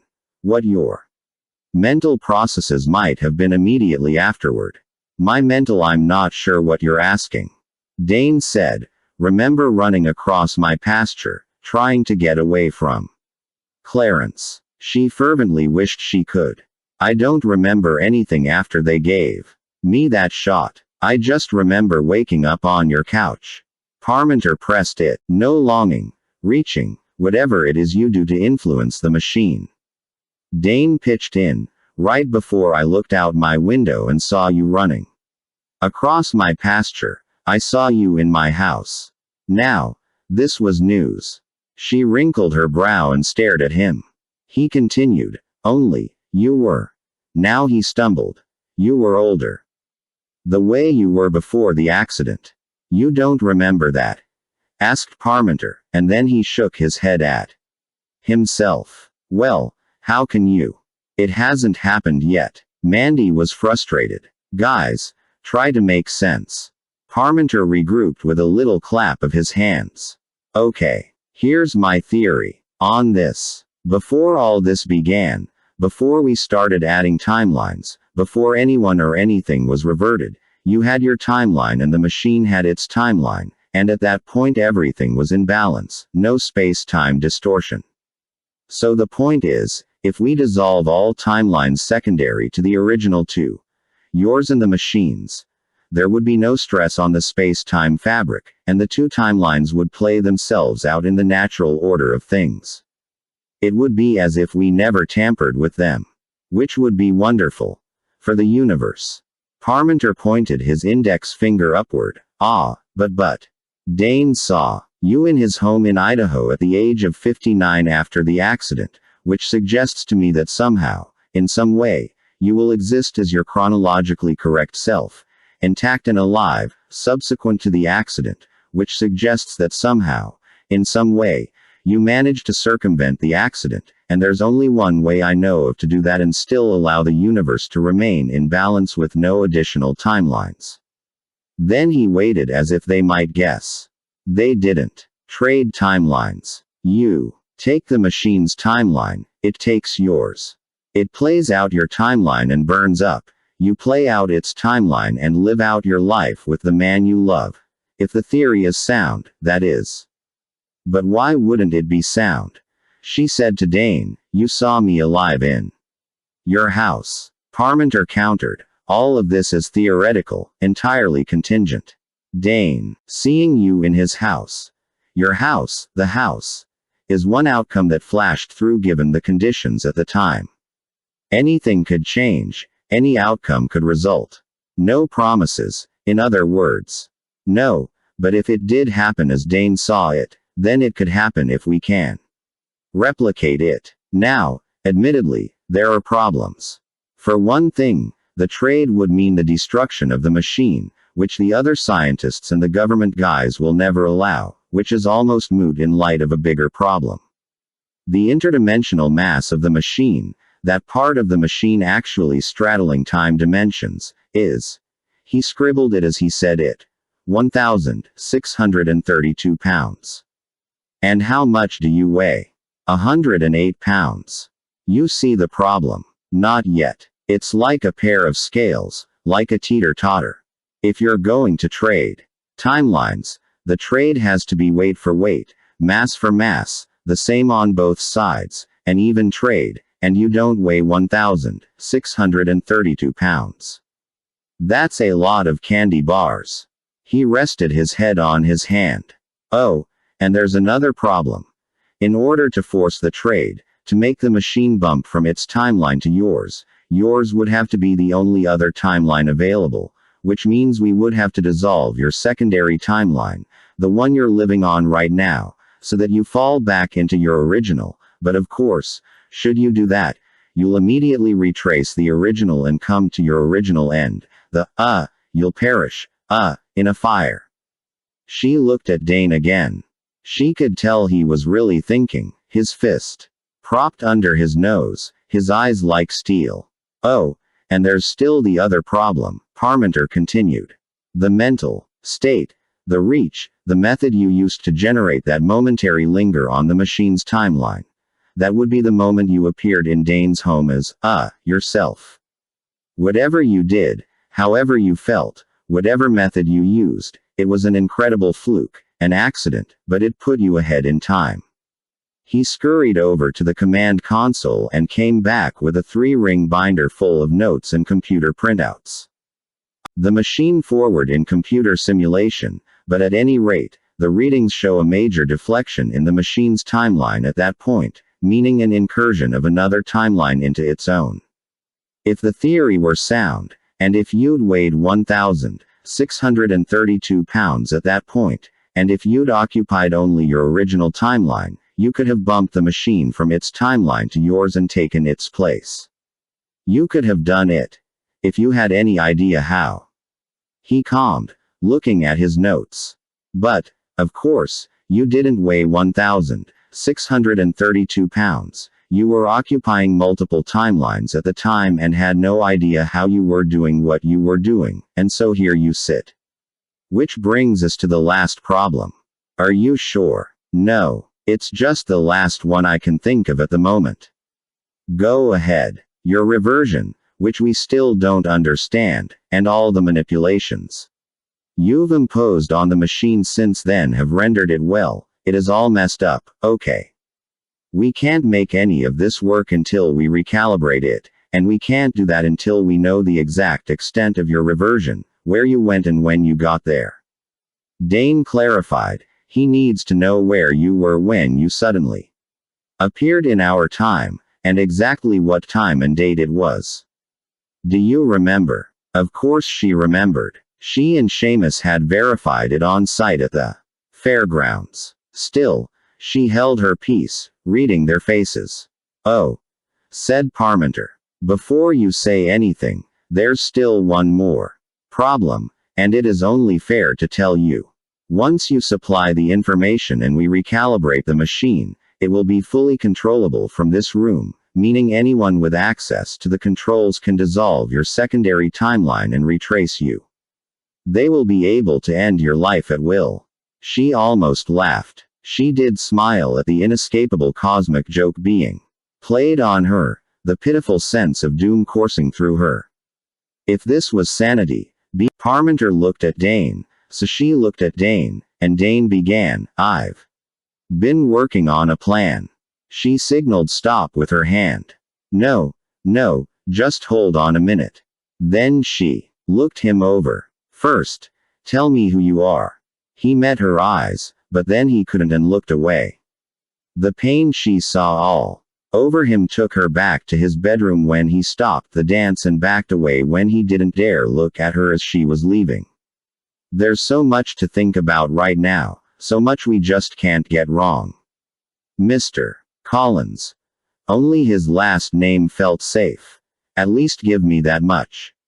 I've spent every minute of every day trying to figure out who I am, and before I give these guys the ability to fry me if they want, I need to know I'm right. I need to know who you are, and I need to know that you know. He turned his gaze upon her and let his eyes rest there. They were filling with tears, but he blinked them away and spoke resolutely. Mandy, I'm your husband. We were married June 19, 1971. Speaking of time, that stopped it. She explored his eyes, but in a different way now that she had permission, and for the first time since the county fair her world felt quiet, settled, unmoving. Chapter 47. Dane unrolled the drawings on Preston Gabriel's dining room table, and the white-haired magician took a long, careful look at his rendering of a cocoon-like pod. It was 6 feet tall, hexagonal, with 6 triangular panels at the bottom that opened like a flower and closed to a point. The pod was designed to be suspended, and then dropped, from a crane. The drawing showed a girl stuffed inside, head down. Explosive bolts? Preston asked, pointing to the panels that composed the pod's lower end. We can conceal them in the seams and she can trigger them with her toes. So how do you protect her head and shoulders? They looked at a third man in the room, Emile Durando. The designer builder replied, it's all in how the charges are mounted. We position them to blow outward. After which she has. Dane answered. 1 second, 2 seconds at best. Think it is doable? Preston shook his head trying to fathom it. You'd better ask Mandy. The timing. She said she'd find out. That's not the scary part, said Emil. All the parts are scary, said Preston. Emil pointed at an escape hatch on the back of the cocoon, the side away from the audience. For me, the scariest part is this packing bolt that locks her in. No man had an art, but the point, said Dane, is to keep her safe from beginning to end. What about the rigging in the costume? Dane whooshed a sigh. We're going to need Keisha on that. Which means she's in for some staggering news. How long do we have? Asked Preston. Mandy premieres in the big room at the Orpheus Friday, the 25th of March. This stunt happens in the rear parking lot at 2 that afternoon. That gives us just under 3 weeks. You could have come up with this a year ago, said Emil. Well, said Preston, eyebrows arched at the prospects, that's why they call it magic. And if it works, it'll be the biggest stunt Mandy's ever done, said Dane. The Grand Illusion. Dane looked at the drawing. Not a bad name for it. Jack Wright didn't care much for Vegas people. I got 2,000 acres. And barely enough water thanks to you people down there, you and your politics and your money. Lauren Moss tried to explain that he had nothing to do with that. I'm not a hotel owner or a developer. I'm a professor of astrophysics, he explained. So what are you doing in Vegas? Well, that's what I came to talk to you about. They were driving in Jack's old pickup across his ranch to a piece of ground that wasn't much use for grazing anymore and a safe distance from people, homes, or anything else breakable. When they were out of sight of any sign of mankind in any direction, Jack pulled to a stop, the desert dust blowing from the truck tires. This what you had in mind? Moss climbed from the truck and looked in all directions. In the distance, a jackrabbit bounded out of sight among some rocks. There might have been some rattlesnakes around, maybe some leggy, venomous insects among the scrub brush, but that was all. Yeah, Jack, this is just what I had in mind. So what are you doing? Testing a bomb or something?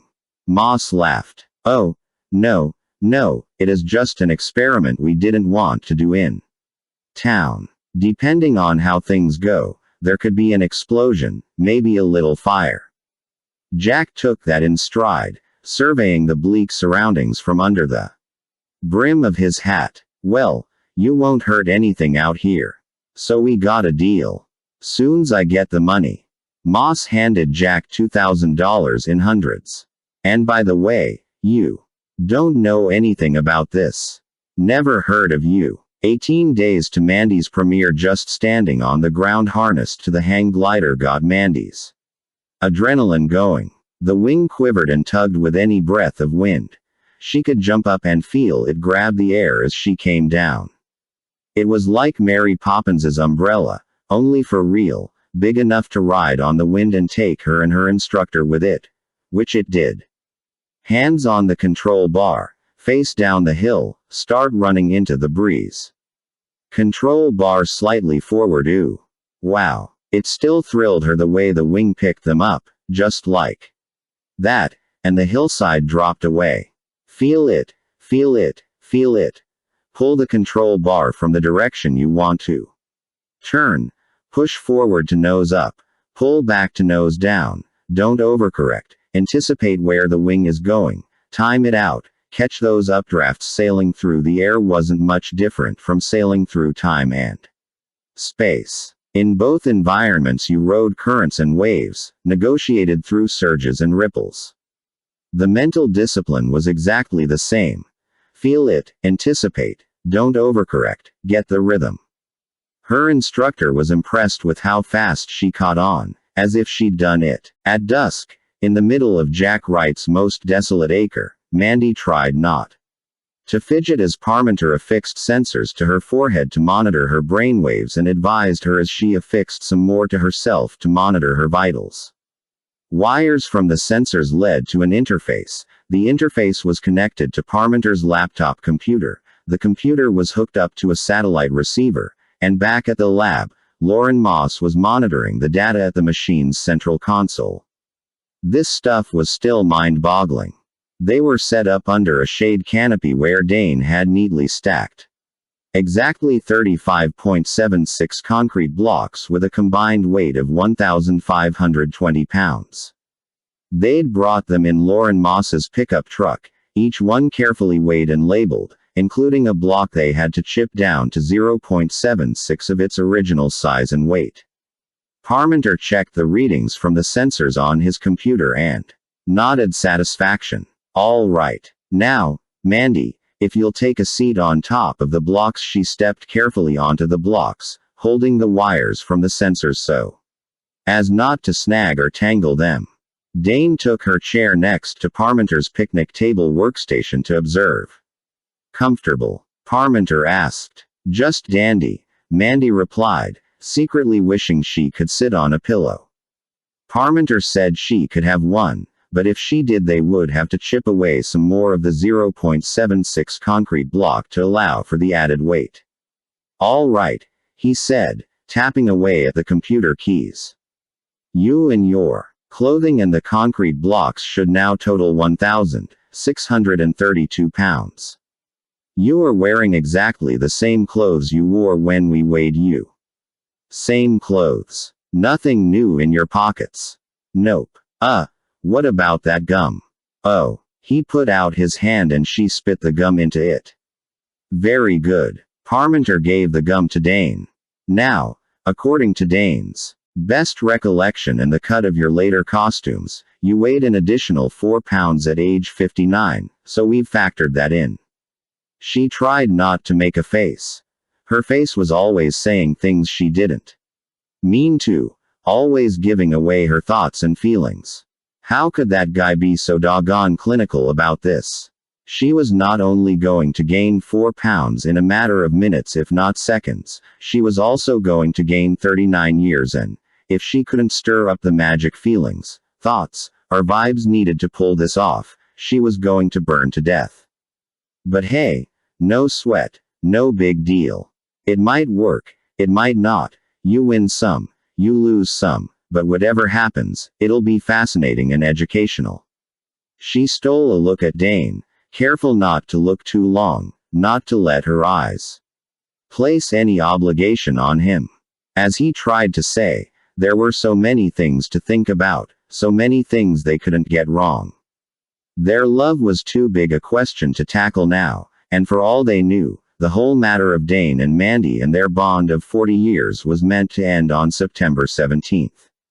So, of course, he was guarded and she understood, but one look, any look at him told her he was the same man, steady as a rock, the only thing she could be sure about. Parmenter put on a headset and spoke via his computer to Moss back at the lab. "We are ready at this end." In the solitude of the lab, Moss, headset in place and eyes on the monitors, replied, "Clear signal. Go ahead." Parmenter scanned his computer screen. "Mandy, the blocks, the sensor wires. One more time. All right. Now, this is all exploratory. We need to find out if you can include the mass of the blocks in your timeline with you. You were able to do that with the nurse's coat when you slipped out of the Spokane Medical Center." "Oh," Mandy thought. "I still need to return that. You've done it with smaller objects in your magic act. You've managed to keep your clothes with you whenever you've traveled interdimensionally, so we know it is possible. If you can make yourself 1 unit of mass with the blocks in this Mandy ran it through her mind again, then asked, "So then, it would be Mandy and her blocks, 1,632 pounds of stuff, bumping out the machine's 1,632 pounds of stuff and taking over its timeline." Parmenter gave a big nod. "So all you have to do is pull in those blocks. Go interdimensional and take them with you." She drew a deep breath and sighed it out to ease her jitters. "Okay." She looked down at the blocks, big, blah-looking, lifeless concrete things. It was hard to bond with them. No images came to her mind, no feelings to her heart. She could feel Parmenter and Dane watching her. Am I supposed to make them move or something? If that will help. She stared at them again, but nothing happened. She and the blocks were in this time dimension, stable and benign, and it was tough to find a reason, a desire, to go elsewhere. Parmenter suggested, well, why don't you try doing a magic trick with them? Yes, make them move. She closed her eyes for a moment, stroked her forehead. Careful of those wires. Parmenter butted in, shattering her concentration. Can't find it. Can't find it. Then Dane stood before her, leaned over the blocks, and touched her shoulder, looking into her eyes just enough. What if you thought about Christmas? The dress you wore, the cake we enjoyed, how we danced. Oh, no, was he going to go there? Actually permit one small measure of belief. That once, maybe still, they were in love. That she could really be. She didn't want to cry, but she did, from deep inside, from so long ago. Sorry, no, said Parmenter, eyes glued on his monitor. Don't be sorry, said. Think of home. And then he removed his touch and backed away. No, don't go away. Don't leave me. He kept backing away, then turned and walked across the darkening desert. Not looking back. Walking away again. She felt it, the longing to go with him, to be where he was. The earth moved and she felt she was floating above it. The blocks beneath her wavered, their cold gray turning to a tea-stain amber. She could smell that same old smell of something burning. She slipped inside, reaching, finding the waves, the currents, the invisible, non-material handles that could carry her wherever her thoughts would take her. With longing and sorrow, she reached with a hand she didn't have and touched a block. It leapt through the veil and became a solid gray block, part of her world. She reached for another, then felt herself expand into a will that had no shape, no size, just presence, surrounding and permeating those blocks. They all joined her, became real within her envelope. She hung on, learning the feeling, the effect. They weren't hula hoops, doves, or singing bottles, and they were no fun to watch, but they were hers. I'm Mandy Whitaker, she heard herself say, and I want to go home.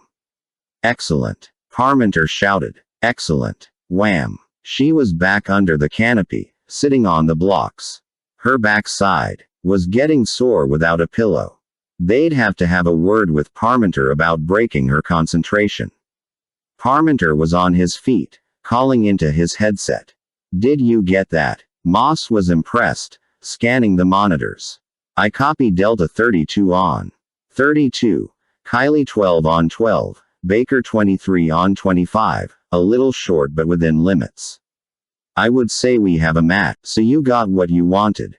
She asked, feeling very tired. Phase 1, complete. We've established that you can combine yourself with other objects to compose one unified mass. Very good. Very good. Now note that, remember how you did it.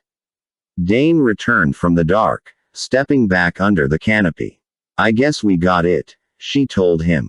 He smiled at her. I could feel it. 14 days to Mandy's premiere. Emile Durando handed Dane a pair of safety glasses, a requirement for being on the main shop floor. You should know, Seamus Downey's already here. He likes to keep his nose in everything.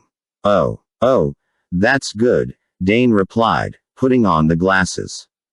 The closer he's watching, the better. Exactly. Emile Durando's company, EDR Theatrical Design and Effect, occupied an expansive building that used to be a major grocery store and was one of the backstage wonders of the showbiz world. Some of the most memorable and impressive set designs, stage effects, and convention displays originated in this place, conceived and constructed by Emile and his team of 8 semi-eccentric dream builders. The place sounded like a factory, with the incessant whirring of drills, whining of saws, and growling of grinders and sanders. Emile led the way through the main shop to room C, tucked away in a corner of the building and placarded against casual visitors. In the center of the room, the pod hung like a plumb bob from a ceiling hoist, suspended a foot off the floor. It was functional but still in the bare plywood stage until all the gimmicks and safety features were tested. Standing next to it, getting a thorough briefing from one of Emil's builders, was Seamus Downey. "Mr.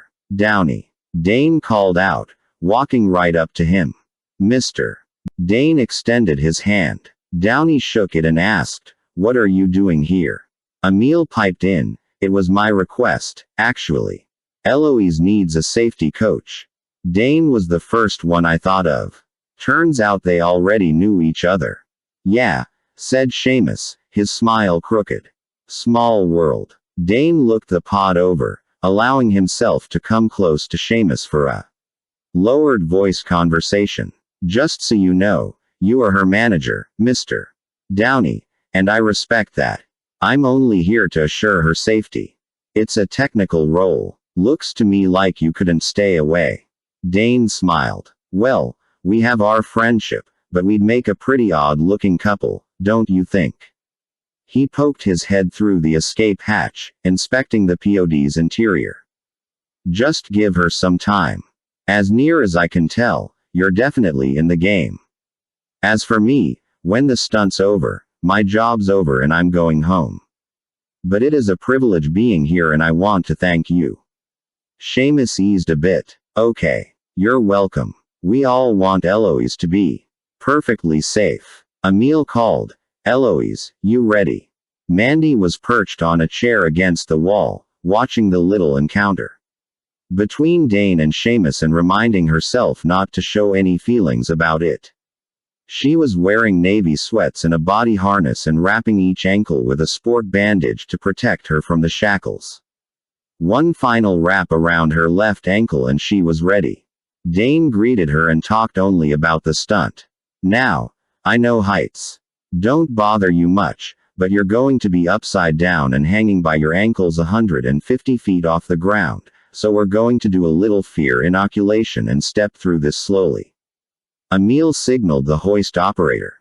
He raised immediately below the pod. Mandy stepped up and a crewman clamped them around her ankles as Dane explained. "These shackles are safety wired so they won't fall off and hit you on the chin and embarrass you in front of all those people. Make sure the safeties are in place before they hoist you up. Now, this cable hooks to your body harness," Dane kept explaining. She kept rehearsing and testing. With her ankles shackled and her hands cuffed to a chain about her waist, she lay down on the mat and the hoist took her up, feet first, until she was hanging upside down with her face even with Dane's. "How you feeling?" Dane asked. "Like a bat," she answered. "Your weight should be on the harness, not your ankles." Her ankles felt fine. "Good to go." "Okay." Dane almost touched her. She couldn't touch him. She was handcuffed. He renewed his business-only face. "We'll see you upstairs," he said to the hoist man. "Up slowly." The cable raised her. With her chin to her chest she could look up past her feet and see the pod about to swallow her like a man-eating plant. To one side she could see Dane hurrying up the scaffold stairs to meet her at the top. An invisible guide wire kept her turned toward the rear of the pod and the escape hatch. Feet first, she slipped inside until her feet rested on the pod's ceiling. She hung the chain that bound her ankles on a hook in the ceiling, and a quick outward roll of her feet tripped the shackles open. "Legs are free," she said, then pressed a button with her toe to close the 6-pedal doors. They whirred shut below her. A soft cradle came up against each of her shoulders, and she was sealed inside, in the dark. She heard Dane's voice right outside. "Okay. Cuff release." Bending her elbows triggered the cuffs. They slipped off. "Hands on the grips," he told her. "Cable release when you're ready. On either side, click. Cable free. Now drop your knees toward your chest." Her knees pressed against the panel in front of her but nothing happened. Am I doing this right? Your knees should be pressing against the panel." "They are." "Oh, brother." Dane yanked a packing bolt from the escape hatch locking mechanism. Attention, everybody. All the techs and observers on the floor looked up at him. He held up the bolt for them to see. This packing bolt should only be in place during transport of the pod. Be sure to flag it and remove it before the stunt. Got it. They were embarrassed. Good thing. Seamus looked disgusted, but with good reason. Okay. He called to her, knees against the panel. She kneed the panel and it popped open. She pushed against the grips, lifting her body, and with one quick tumble, she was out on the platform. High fives. Is she out? Came Seamus's voice from below.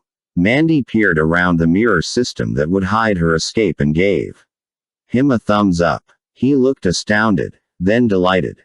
Okay. So more than just the illusion was working.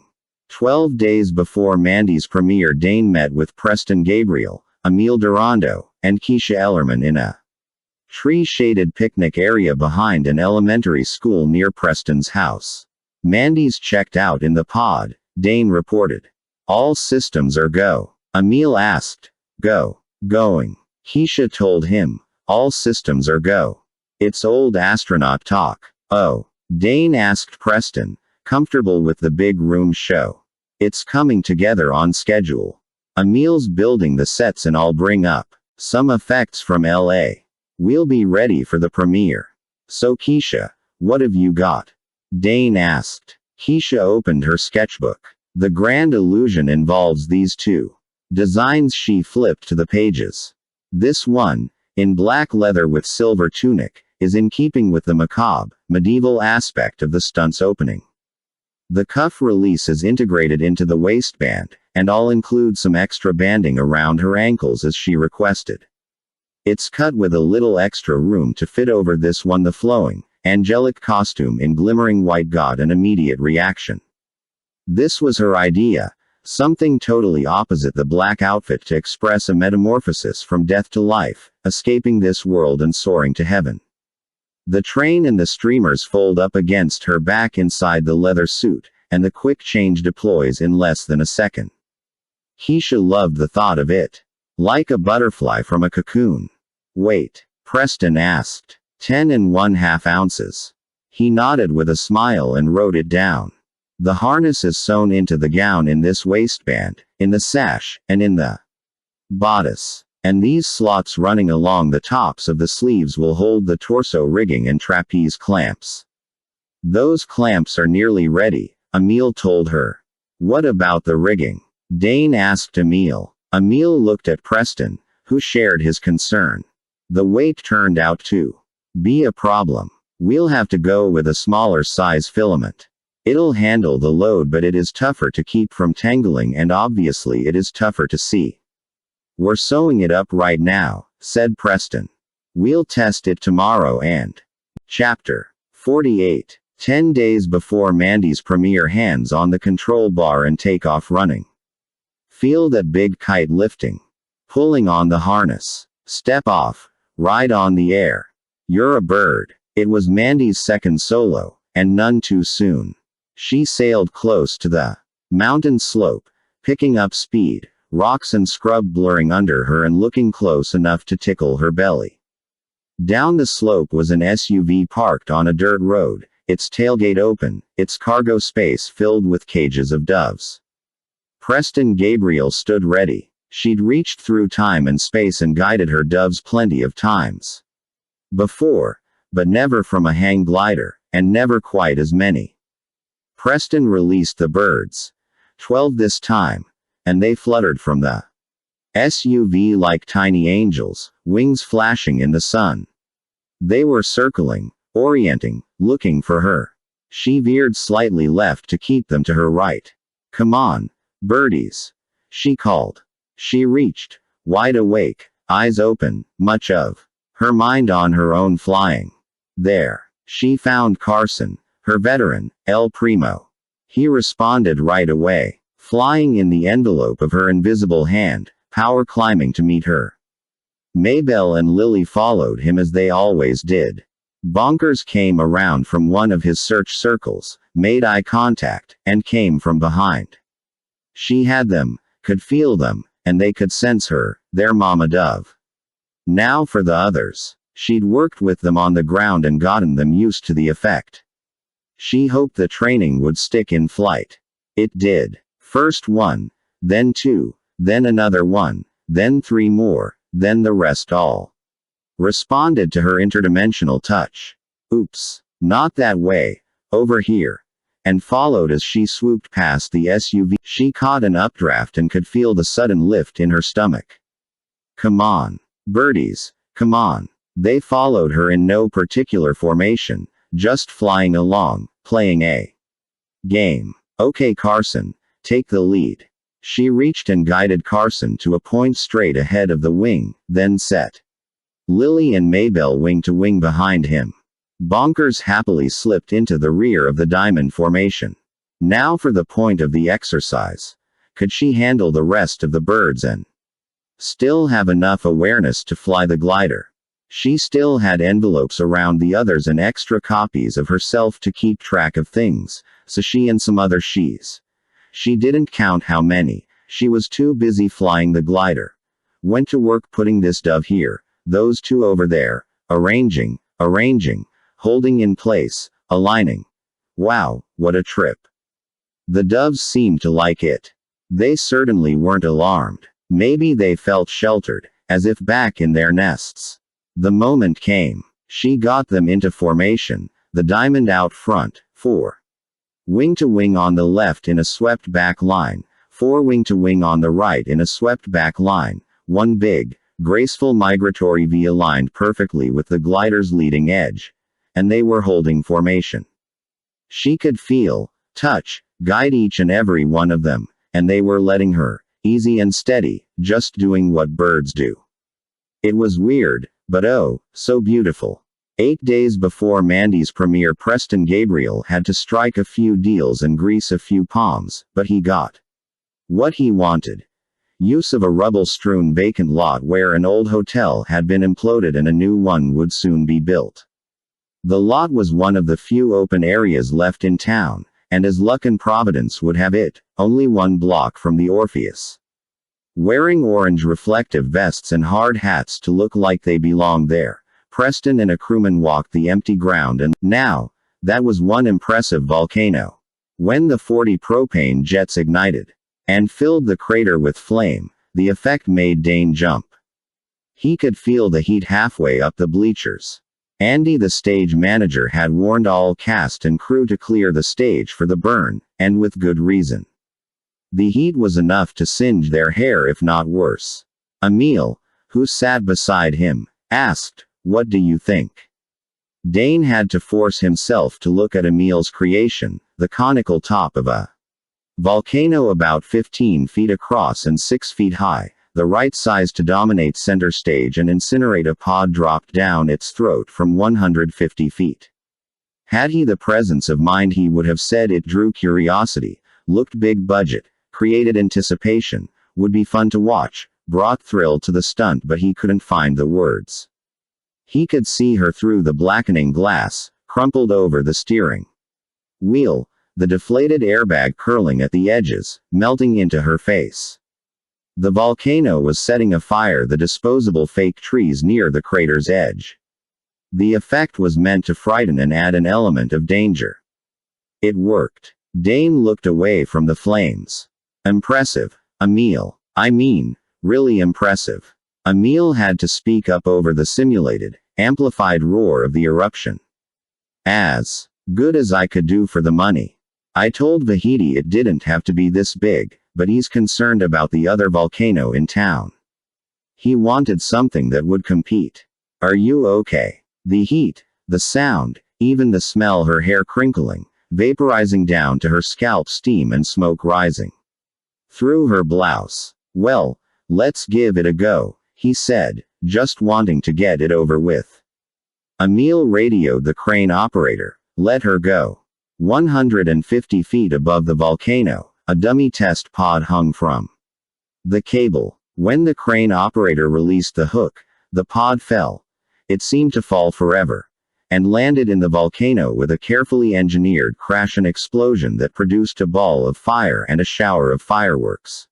Sure. Emil spoke into his radio. Okay, kill the volcano. The volcano died with a smoky mutter, the shards and splinters of the fallen pod still flaming in its throat. Here and there around the stage and bleachers, cast and crew applauded. Dane only wished he could have been stronger. Emil must have read his face. Dane, it's okay. It's going to work out. Of course, he thought, she won't be in the pod.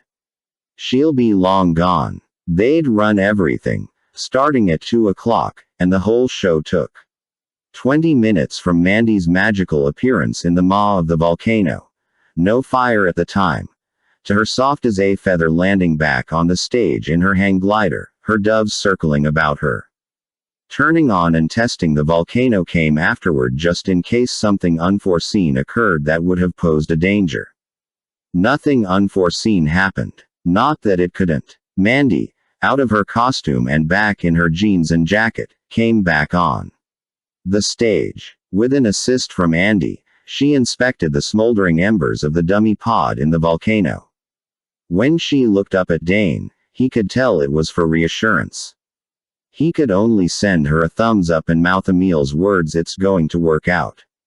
They were ready to roll. The night before Mandy's premiere, Mandy returned with Parmenter to the canopy in the desert, the 35.76 concrete blocks, and Parmenter's preoccupied rattling about bakers and Kylie's and numbers that meant nothing to her. Dane was not there, on purpose. They all agreed, even though it pained her, that having him close quelled her tension, eased her longing, blunted that particular edge of unrest that she needed to. How did Parmenter put it? Remember, he said, helping her tape the sensors in place once again, we need to reproduce as closely as we can the conditions of that day. Anything you can recall, any feelings you may have had, you need to bring those back because they are what brought you within reach of the machine's timeline. That day was the day she was ambushed but escaped and, in a drugged stupor, fled to Dane's ranch. At least that's what she understood to have happened. Having been in a drugged stupor, she just plain didn't remember it, and that was the problem. And yes, they had considered drugging her again to reproduce that condition, but decided that wasn't the prime condition. Being ambushed and in danger of death was. All she could do was her best, just try to be scared, as if a killer were chasing her. It sounded like method acting, something she hadn't quite mastered. Now remember, Parmenter was saying, until the machine is recalibrated. You have primary control. It will change its settings to accommodate whatever you're doing. The real challenge will come during the retrace. The machine will be recalibrated and you'll be on your original timeline, but you'll still have to control the machine from there, which is going to be trickier. Got it, she said, not wanting to hear it all over again. We're ready. He said it again into his headset, as if Moss needed to be told. Separately, Lauren, we're ready. Back in the lab, Moss was at his station, watching the graphs and readings on the monitors. And may we have a word in private? Yes, I'm on the headset. Go ahead. I suppose her vitals are what we want. Her blood pressure's up, her heart is racing. But I'm getting nearly flat readings from the machine. She's not getting through. Any suggestions? I suggest you stop yakking so much and just let the kid work it out. Oh, yeah, you might be right. Mandy stood facing the stack of blocks, trying not to calm down in any general sense, but in one particular sense. She had to have singleness of mind and will, but at the same time be agitated and, if possible, distraught. Very simple. Parmenter sat down and just smiled at her. Go ahead. I'll be quiet. One goal of tonight's session was to manipulate the blocks, all 35.76 of them, at the same time and see what that felt like. Carson while in flight. There. That was easy. As she and Parmenter watched, it lifted off the stack. It felt heavy to her, just like a big ugly concrete block, but it was floating, moving wherever she wished it to go, back and forth, turning on an axis. Okay. Now for the second one. No problem. She'd done this with hula hoops, microphones, bottles, spinning quarters, tennis balls. She kept going, lifting 3 at once, then 4, then 5. Eventually she had 10 of them circling the remainder of the stack like old movie Indians attacking a wagon train. Parmenter was excited as he watched, but he kept his promise and stayed quiet. 32 blocks all swarming around like bees was wild, very crowded. And scary enough to make Parmenter back away. The biggest trick was to keep them swarming without hitting each other, which got to be like that old rub your tummy and pat your head game, a lot to keep track of. It helped to keep splitting her mind into submins that rode on the back of each block as if she, and all the other she's were driving ugly 42.5-pound bumper cars. After 32, then 35.76 were no bigger deal. Now, could she control all these blocks and be distraught? She kept driving the blocks and driving the blocks as she let one more thought come in, that of dangling at the end of a cable 150 feet off the ground. That didn't make her distraught, just nervous. She thought of Dane, the aspens, the white fence, the big ranch house on the hill. Oh, brother. She could sense her deltas and bakers and candlestick makers falling off. Yep. Parmenter was frowning as he watched his monitor and listened to his headset. No, said Moss, she's holding steady on the accumulated mass, but her corridor isn't moving. She still has a discrete timeline. Should I say anything? Parmenter asked. Much it hurt to be zapped with a taser and jabbed with a needle. That got her dander up, but that was anger more than fear. She thought of escaping from them and running back to the ranch. The ranch. Where'd the ranch go? She'd lost it. Parmenter said. Is there something I could do that would frighten you? The blocks broke free and clunked to the ground. Mandy bent in frustration, hanging her head. She felt so tired. Parmenter got something from Moss through his headset. Yes, right, I'm getting the same thing here. Moss scanned his monitors once again, a curious smile on his face. Well, she is getting there. She's a little closer each time. Parmenter came back, but how long can we keep this up? The others are. He lowered his voice, apparently to keep Mandy from hearing. You know the situation there. We can't keep Dufresne and his bunch on hold forever, and we certainly can't keep a lid on what we're attempting. Sooner or later it is going to come to light and we'll miss our chance entirely. Moss nodded, smiling more broadly. I know. I think you're right. He looked over his shoulder. Immediately behind him, face lit by the monitors, was Dr. Martin Dufresne. He was hearing every word over a speaker and nodding in amused agreement with Parmenter's appraisal. Next to Dufresne was the man they all referred to as Carlson. The project team knew little or nothing about him except that he was the one who brought large sums of cash in a briefcase on a regular basis and acted as if he and the people he represented owned the whole project, which, for all practical purposes, they did. Moss continued. But I think she has enough on her mind right now.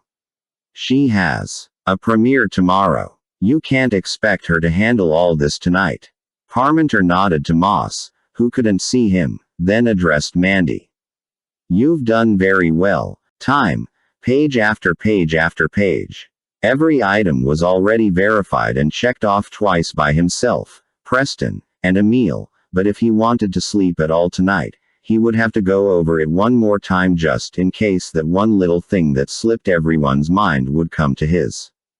By God's grace, if it was there he'd think of it before he fell asleep. The doorbell rang. At nearly 11 p.m. that did not feel right. Preston was on the road somewhere between LA and Vegas, and of course he wouldn't ring the doorbell. Dane wondered if Preston kept any firearms in the house, but it was a little late to be thinking about that, and maybe a little paranoid. He went to the door and looked through the peephole. Well, he had to crack the door open and put his finger to his lips. Parmenter said, "The house might be bugged." But after that, he flung the door open and gave Arnie Harrington a hug.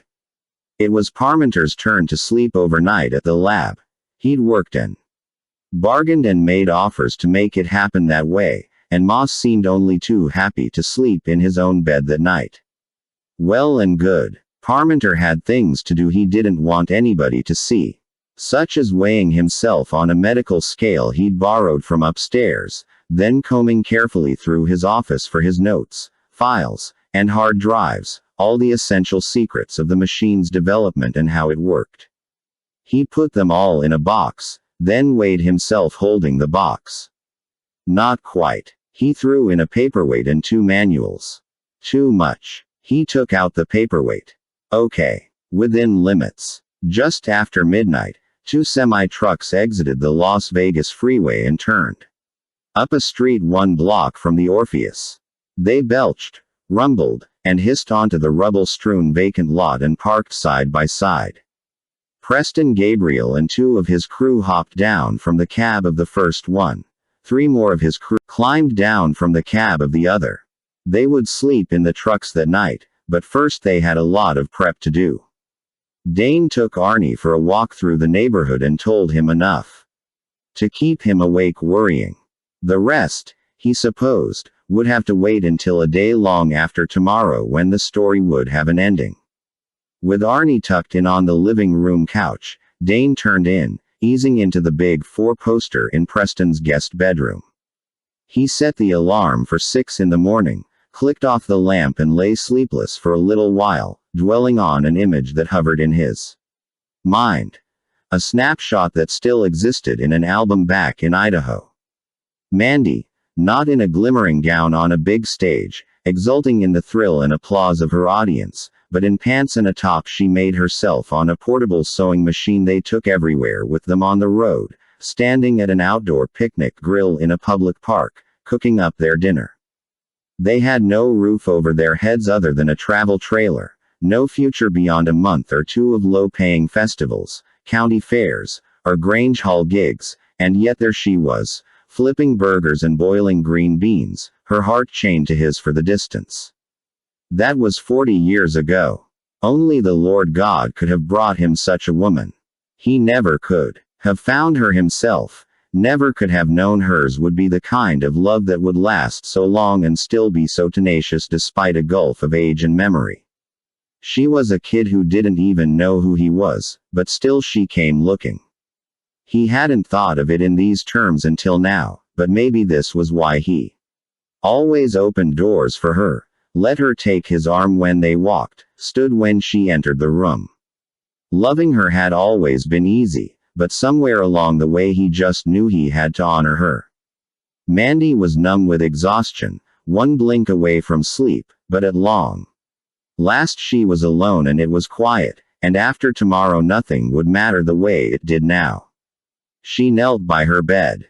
"Dear Lord, I gave you my life a long time ago and I meant it, so whatever it is, or was, only you know, it is yours.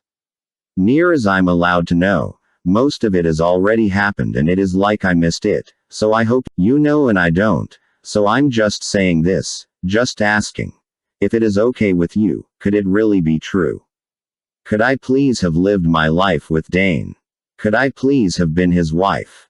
That's the only way I can imagine it, and that's what Dane and everybody tells me, so I hope that's your way of seeing it, too. I hope we had a great life together. But even if I was never in love with him, and even if we were never together, thank you for letting me meet him and love him for just a little while, as weird as it was. I pray you'll always take care of him and reward him for being the wonderful man he is. He treated me really well. Just wanted to say so." Chapter 49. At 5:00 a.m., March 25th, Parmenter was at the command console of the machine, running simulations of what might be to come and checking the readings that resulted. He could tell Mandy was still asleep. The monitors were void of activity and, Apart from maintaining Mandy's secondary timeline, the machine was at rest, allowing him a limited but sufficient access to its functions. This would be his only opportunity. At 5:20, having double-checked his times, readings, and figures, he weighed himself, holding the box containing his notes, printouts, and hard drives. He'd lost 1 pound during the night, probably due to dehydration and elimination. At 5:50 he accessed the machine. The processing time was snail-paced, but he got the input prompt he wanted and entered 14:24:09, 2:24 and 9 seconds in the afternoon, today. He added a book to the box and weighed himself and the box again. Within limits. At 5:54, based on a conversation with Dane regarding when Dane planned to get up that morning, he entered some presets to initiate a function at precisely 6:00 a.m. At 5:55 he went up the steps to the glass enclosure and, for the first time since Mandy's reversion, opened the door. The stench of the bloodied sheet brought back the gruesome memory of September 17th, but Parmenter's disgust was mixed with a scientist's regret. To put forward a theory, these molecules staining the sheet, skin cells, fluids, blood, did not revert with Mandy because they no longer composed something living in the present, and possibly because they were not part of the arrangement of molecules that composed the living Mandy in 1970. Under any other circumstances he would have devoted himself to testing the theory and confronting the plethora of riddles and questions that remained, but that was only the scientist side of him. The human, prevailing, could only do the right thing. He stepped inside the enclosure, closing the door behind him, then sat on the bench holding his box of knowledge and secrets. He waited. At 6:00 a.m., Dane's alarm jolted him. He reached over and shut it off, then sagged back upon the pillow, waking up to the burden of this day and the visceral wrenching that left him only during his few precious hours of sleep. Oh, Lord, is this day really happening? It's the stuff of bad dreams, not real life. If I don't get out of bed, maybe I'll wake up for real in a little while. Such words, such thoughts. This day had to happen, as unavoidable as life always was. He flopped over on his back and stared at the real ceiling fan above him, still there just like everything else. He got up and got started. At 06:00, March 25th, the machine awakened, the enclosure glowed an eerie blue, the interdimensional core beneath the bench hummed with energy. Parmenter sat still, letting the program run, recording his mass, his exact location, and exactly when in the course of time this event occurred. After 5 seconds, the program completed, the machine went dark, and Parmenter found himself in a strange, non-typical state of mind. He'd just done the last thing he could have done. By 7:30 a.m., Andy's stage crew was on site, giving the bleachers a final cleanup and dressing up the stage, placing a few more artificial plants, trees, and stones to suggest a medieval, fairy tale forest, and replacing the burned trees around the volcano with fresh ones. The sound man was running the sound effects and music cues, making sure they all lined up with the script, which they did. The ground-shaking rumble of a volcano, the explosive thud of a pod landing in the volcano's crater, the whoosh of a hang glider circling to Earth, all playing against a thrilling musical soundtrack, were great people attractors. Curious tourists and passers-by paused at the ribbon barriers around the parking lot to see what was going on, and from there could read the splashy signage telling them there would be a spectacle on this very spot at 2 that afternoon. On the roof of the Orpheus, the 3-man hang glider crew gave Mandy's glider one more pre-flight while monitoring the windsock on the roof and the windsock on the ground. So far so good, but even mild breezes boiled and swirled around and between the high structures on the strip, and if the winds got too intense, Mandy would have to fall back on her rappelling routine. 1 block away, Preston and his crew unfolded a 60-foot platform that spanned the top of one truck and trailer, and on top of this they carefully laid out a foot-thick, 60-foot-long cluster of fine fibers bound with Velcro loops. They had a wind sock as well, installed on the other truck's radio antenna. Right now it barely stirred, but that could change as the day warmed up. By 8:00 a.m., Dane had made the rounds checking on everything and now stood with Emil on the stage, pre-flighting the pod prior to hoisting it aloft and second-guessing his own design. Maybe I should have, this is a little awkward, I could have put it over here, but the design, as it was sound and the escape hatch was functional. Given that, the greatest danger today, if any, would be human error.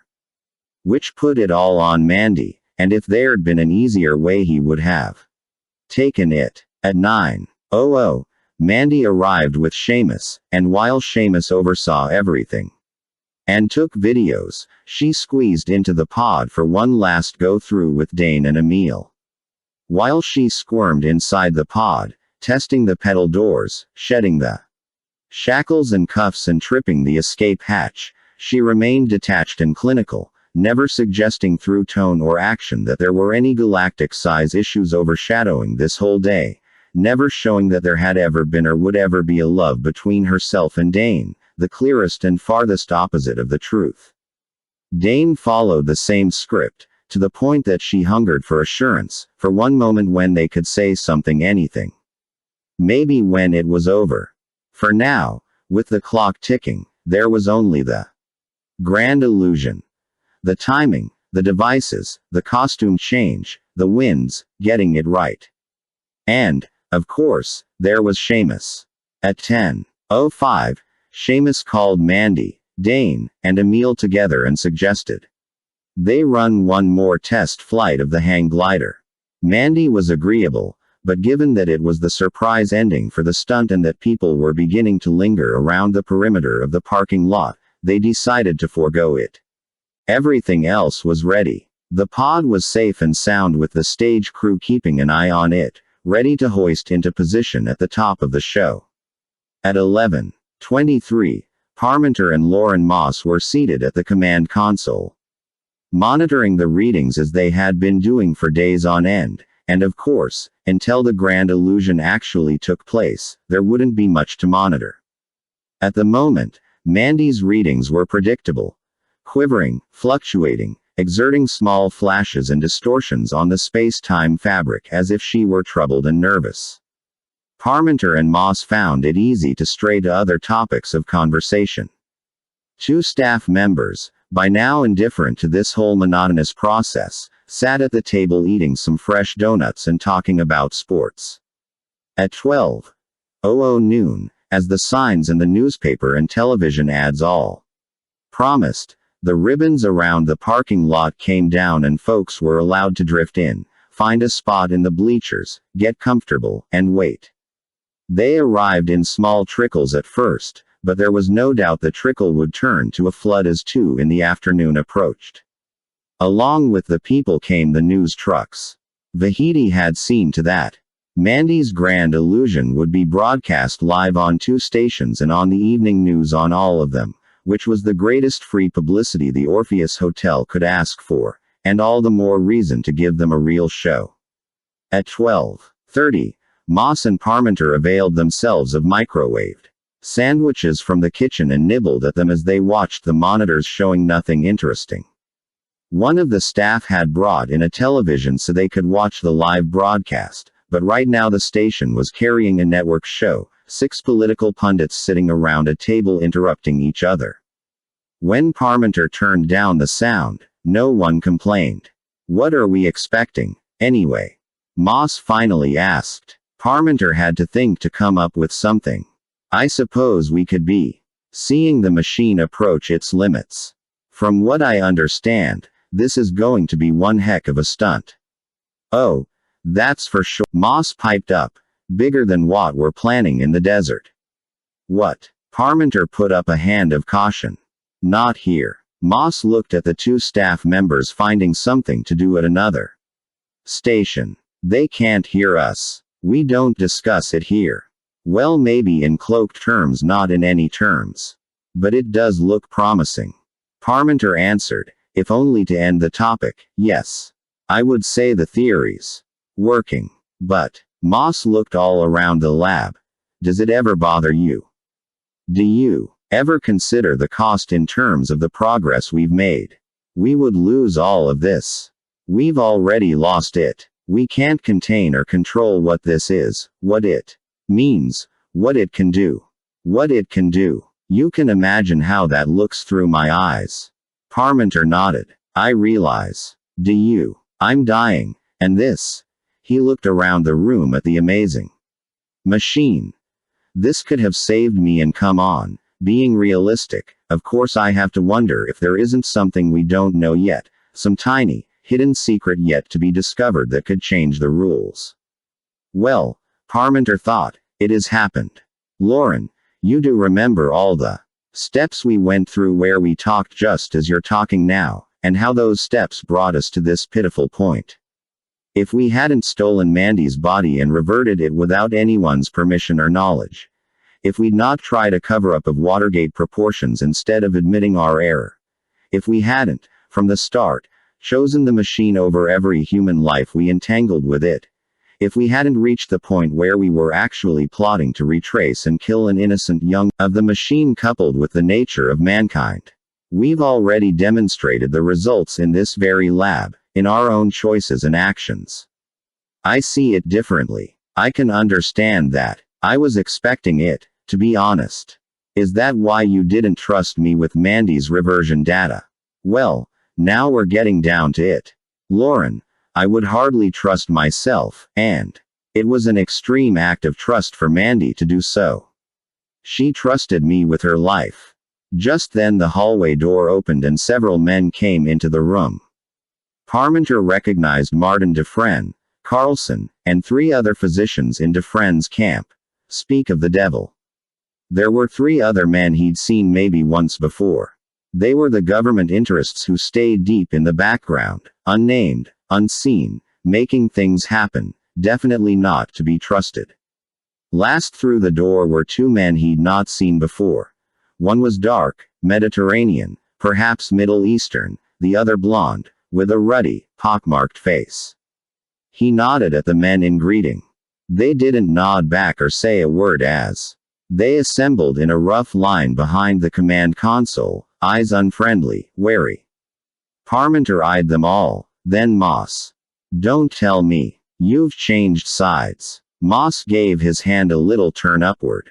It's my life, Jerry.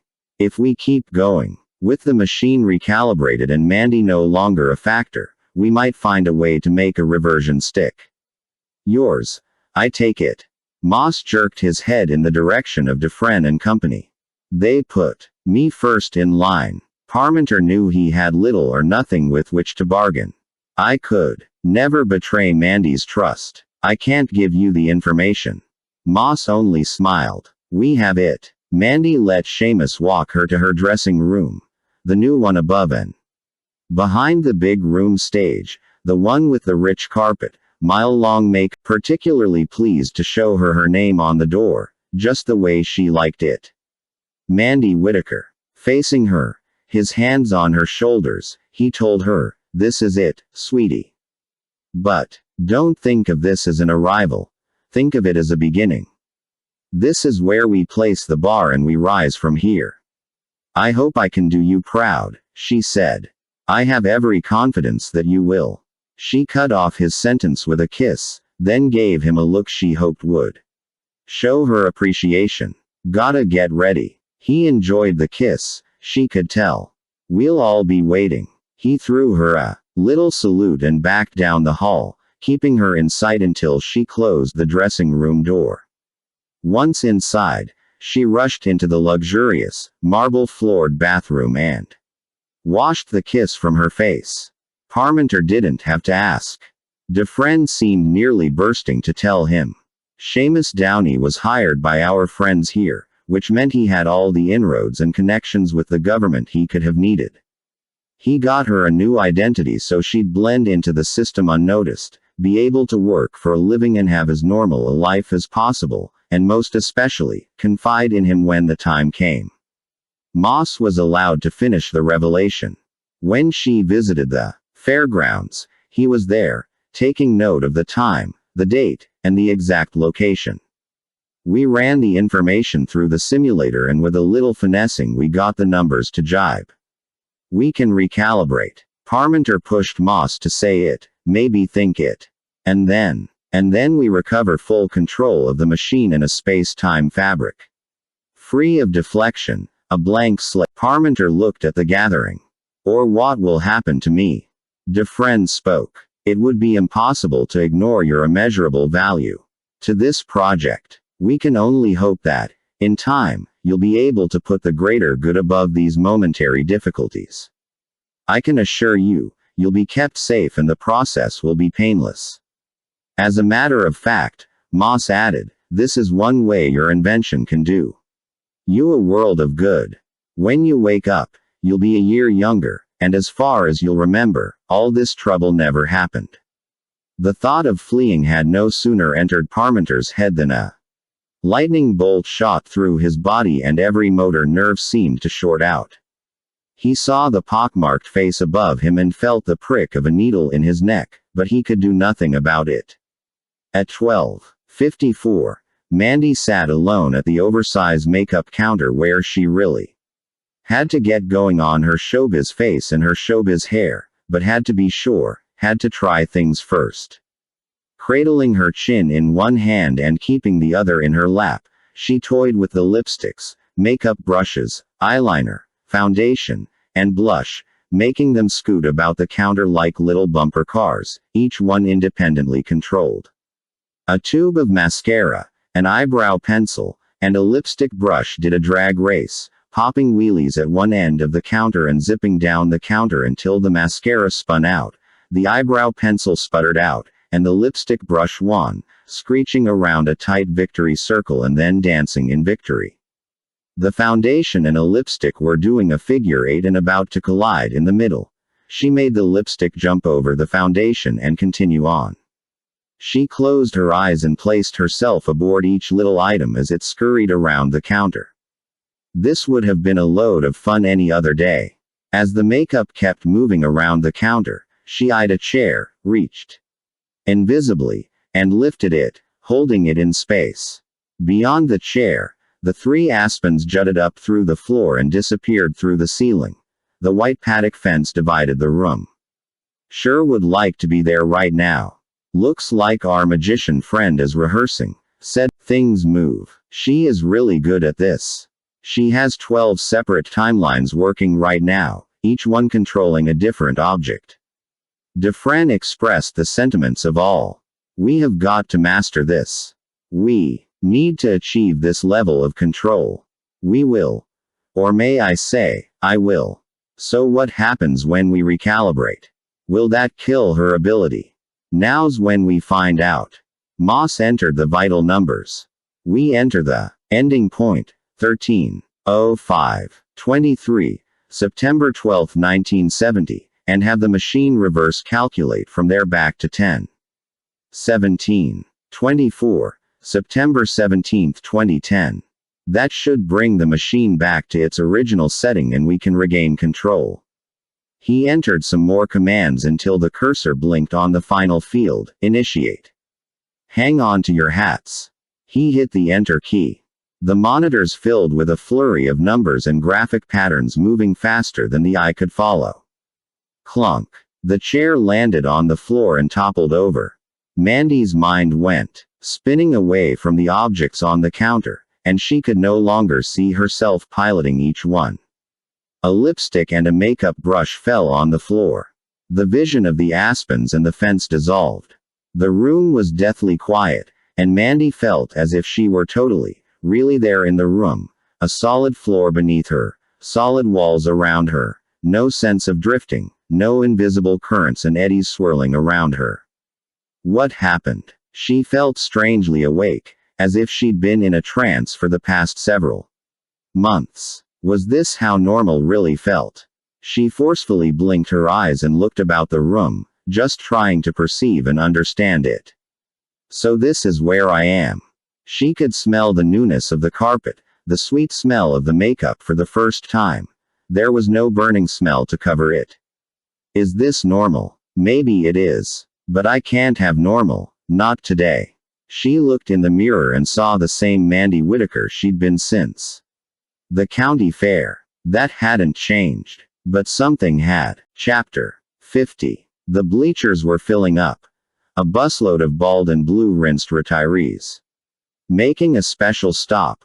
Moms, dads, and restless kids, younger couples without kids, slightly seasoned couples away from their kids, single guys on a lark, single girls eyeing the single guys, older guys with younger women, tourists with all sizes and types of cameras. The crowd was buzzing, eyeing the stage, the whimsical forest, the volcano intermittently grumbling and burping smoke.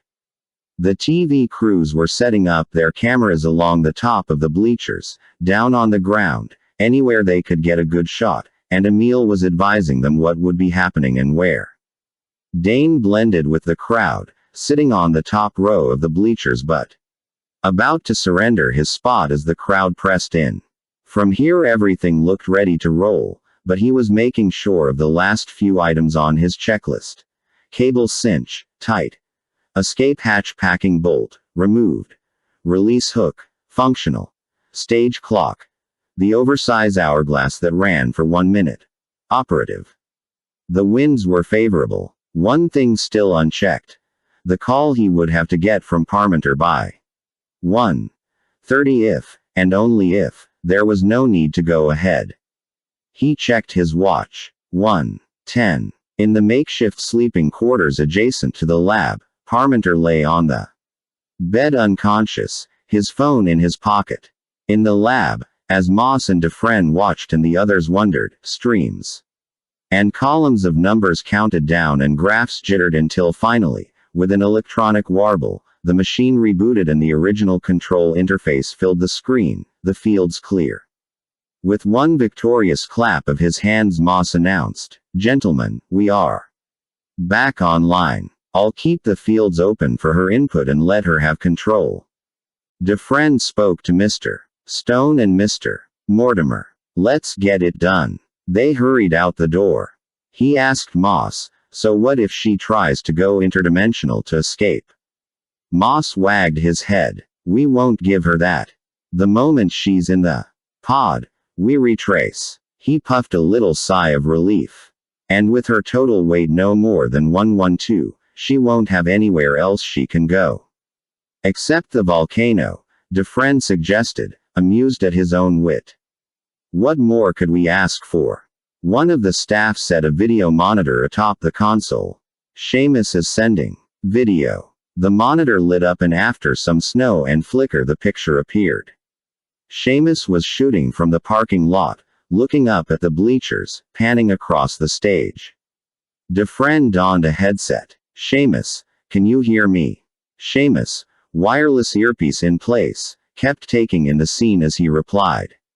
"Loud and clear." "Excellent," came Dufresne's reply. "Be advised, we have control of the room and the machine is recalibrated. Stone and Mortimer are on their way." "Very good," Seamus replied, giving them a view of the crane. "No problems here. They're going ahead with it."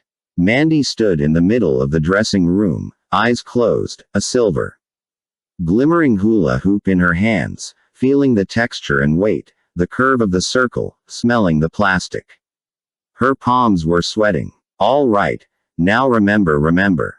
She set the hoop against a chair, backed away, and tried to reach across space and time. The hoop just sat there, far away, untouchable, unreachable. She looked at Bonkers, Carson, Maybelle, and Lily, perched peacefully in their cage. She was panicking. "Dear God, no. I've got to find it. I've got to find it." A gentle knock on the door. It opened. Keisha, with costumes on hangers. "Hi. Guess it is time." It was 1:20 when Dane stood beside the crane checking the zip line, the illusion's secret avenue back to the ground. From any angle of view the audience would have, it was obscured by the crane's boom and allowed the performer to descend to the ground unseen and finish the escape. The thing was a real pain to get right, but Emil managed. Dane's cell phone hummed on his belt. Yeah, Dane. Mandy sounded troubled. Could you talk to me just a little bit? He sighed, and she probably heard it. He wanted to talk with her, touch her, open his heart more than anything else in the world, but would that achieve the effect they needed? Are you sure you should? Dane, I just need. She was troubled. I need to see something, just feel something. Oh, no, not this late in the game. Are you all right? Are you? Tell me how we met.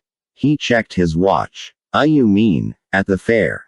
Yes, tell me. It would be all right to tell her, even the best thing he could do. He brought back the memory. Not at all difficult, it was one of his favorites. It was in the middle of Marvelini's Dove routine. I was in the wings setting up the levitating table when I saw you in the front row. Just you. Joni and Angie were there, but the sunlight was on you. You were the one glowing. Your hair was like, well, like a sun-washed wheat field in summer, and the wonder in your eyes. I couldn't look away. Keisha sat waiting, entirely patient. Mandy sat on the edge of her chair. Dab, you loved those doves, he told her. I could tell. You watched them more than Marvelini, and then that dove. His name was Snickers. He must have picked up on that because he chose you over Marvelini. He came flying out of Marvelini's sleeve and headed straight for you. He landed on your finger like you already knew each other, and he was really happy there. I think he would have stayed. Dane could still feel what he felt that day, and it came through his voice. It was my job to patch up the gaffes, so I ran down to get Snickers back, but when you stood up with that dove on your hand, and his little head right next to your cheek, I wished I had a camera, but that's okay. I can still see it, that image of you, just so perfect. I had to get you up on that stage, and a flood of emotion overtook him too quickly to disguise it, but maybe that was just as well. When you danced across the stage and took a bow, I felt my future was determined from that moment. I knew, you were the one. She'd have to do her makeup over again. But from somewhere, some part of her could feel him, even hear his voice without the phone. She looked across the room at the hula hoop and reached. It stood up, rolled back and forth, did a spin in place.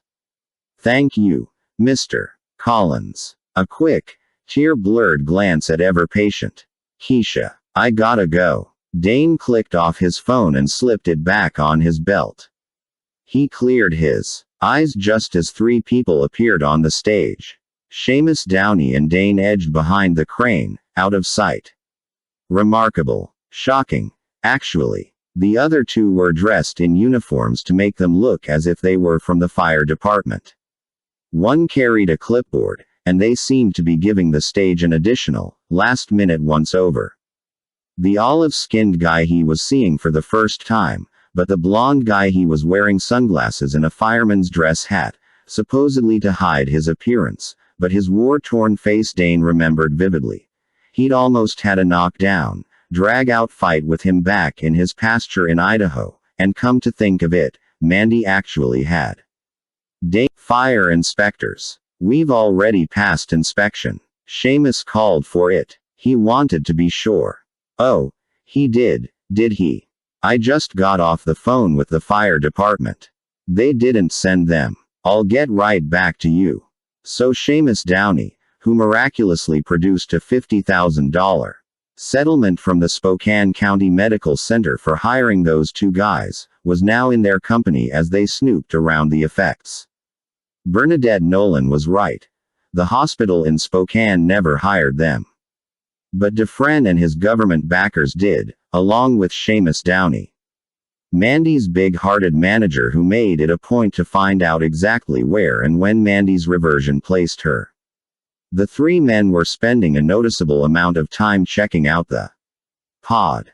Dane checked his watch. It was 1:30, and there had been no call from Parmenter. They all agreed that Parmenter would have to remain at his post for the plan to work, and the scientist said he had a contingency plan, but now Dane had to abide by Parmenter's final admonition: "If I don't call by 1:30, if you don't hear from me." He got on the radio again.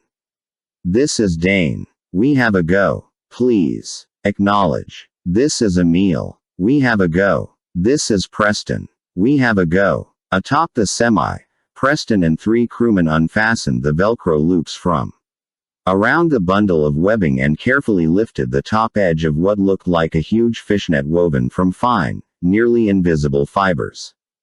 In the lab, Moss and Dufresne bodysuit. Keisha closed up the last breakaway seam of the bodysuit and asked, "All right, how's that?" Mandy did some stretches, went through a few dance moves, waved her arms about. "It's working. Looks good from here." Then she lowered her voice as if sharing a secret. "I allowed for a few extra pounds."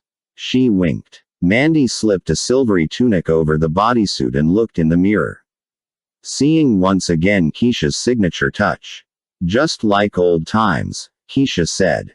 "You look as marvelous as ever you did." Mandy turned to face her. "This was goodbye. I wish I could have remembered you." Keisha placed a hand on each side of her face.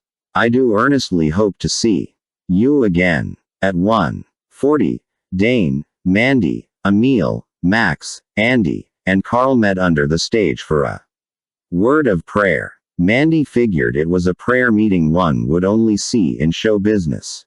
She dressed in silver and black like a fantasy hero. Dane and Emil looking tense, still wearing radio headsets. Enormous Max dressed like an executioner, Mandy's shackles draped around his neck. Andy and Carl dressed like slithery henchmen from the dark side, Carl carrying Mandy's handcuffs. Dane and Mandy were the only Christian believers. Emil was agnostic, Andy was into Scientology, Max was searching and thinking his family ought to find a church somewhere. Carl didn't give religion much thought at all. But they all prayed together because they were a team, and she could feel it. This was her moment. They'd all worked very hard to make it happen, and their hearts were with her. Dane said the amen and then let them know, "Gentlemen, it has been a privilege." "Right on. Same here. Back at you. Let's do it again sometime." They dismissed to their stations. "And lady," Dane said. She gazed into eyes she needed time. Precious time, to fully understand. Moment, an eternity, passed, and there were no words. He finally looked to make sure they were alone and said quietly, "It's a go. God be with you." He turned his eyes away and without another word, walked out, leaving her alone in the semi-dark amid the panels and rigging and girders, alone to take hold, finish the show, and find her way back. She sank onto a makeshift bench, her thoughts and feelings tending in one direction. "Lord, why me?" Then she smiled at herself, playing back a memory. Dane, the sorrow-worn widower, and she, the half-doped hoper, in his living room, and she giving him a lecture about not giving up but living the rest of the life God had for him. Boy, was that big old shoe ever on the other foot now. Except that. And how was this for weird humor? The rest of the life God had for her might be no more than the next hour. Andy and Carl brought in her hula hoop and let her know her doves were on their way to the 3rd level of the parking garage. She thanked them and they left her alone again. Alone. Oh, she could feel it as if it were the story of her life, feel it so strongly it had to have been planned. By whom? She sighed. Same old answer. God. Which brought a nice release. Where was the point in giving up? If there was going to be a big old defeat, let it come from God, not her. It was better to take hold, finish the show, and find her way back or die trying. All right. That was settled. She put the loneliness to work. What I wouldn't give to see the ranch again. Even fork up some hay and manure. Have a mocha at the breakfast table. Dance a waltz. No, some swing. And I'd love to get back to that kiss we never finished. From where she sat she took hold of the hula hoop across the room and made it float in midair, turn, spin. She closed her eyes and petted her doves in their cages in the parking garage. And for a moment she could see the aspens growing under the stage and a hint of the green pasture amid the girders in the dark. At 1:51, Moss and Dufresne, fully aware of the eyes watching but coming up to strength. Dufresne asked, "Can you cut those timelines off?"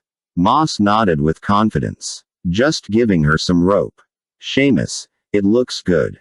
The video monitor showed a wide shot from the top of the bleachers, taking in the gathering crowd. The bleachers and a good half of the parking lot were full. Just then, the television showed a live feed from the local station. "Hey, turn it up," said one of the watchers. Dufresne turned up the sound. On this sunny afternoon at the Orpheus Hotel Casino, live show business at its best. The Grand Illusion outdoor escape by up-and-coming magician and escape artist Mandy Whitaker. Hello everyone, this is Steve Kirshner and I'm Mark Rhodes. And this is a special, live edition of Vegas Today, your instant source for the latest entertainment news from the entertainment capital of the world. Folks in the front reception area of Clark County Medical Center were paying half attention to the television in the corner while reading old magazines, texting on cell phones, and waiting. Arnie Harrington, incognito in a jogging outfit, set aside a 2-week-old Time magazine and paid full attention as the screen switched between a high angle of the bleachers and stage, a close-up of the stage, and a traveling handheld taking in any key point of interest. Whatever happened, he'd know. At 2:00 p.m., Emil, in the control booth with headset in place, cued the music. A fanfare sounded, the trees on stage began to sway, the volcano rumbled and belched white smoke. Clock striking noon. Valves were hissing, hydraulics gushing, levers jerking, pulleys spinning, all just above her head. She cowered a bit, pulling her tunic around her.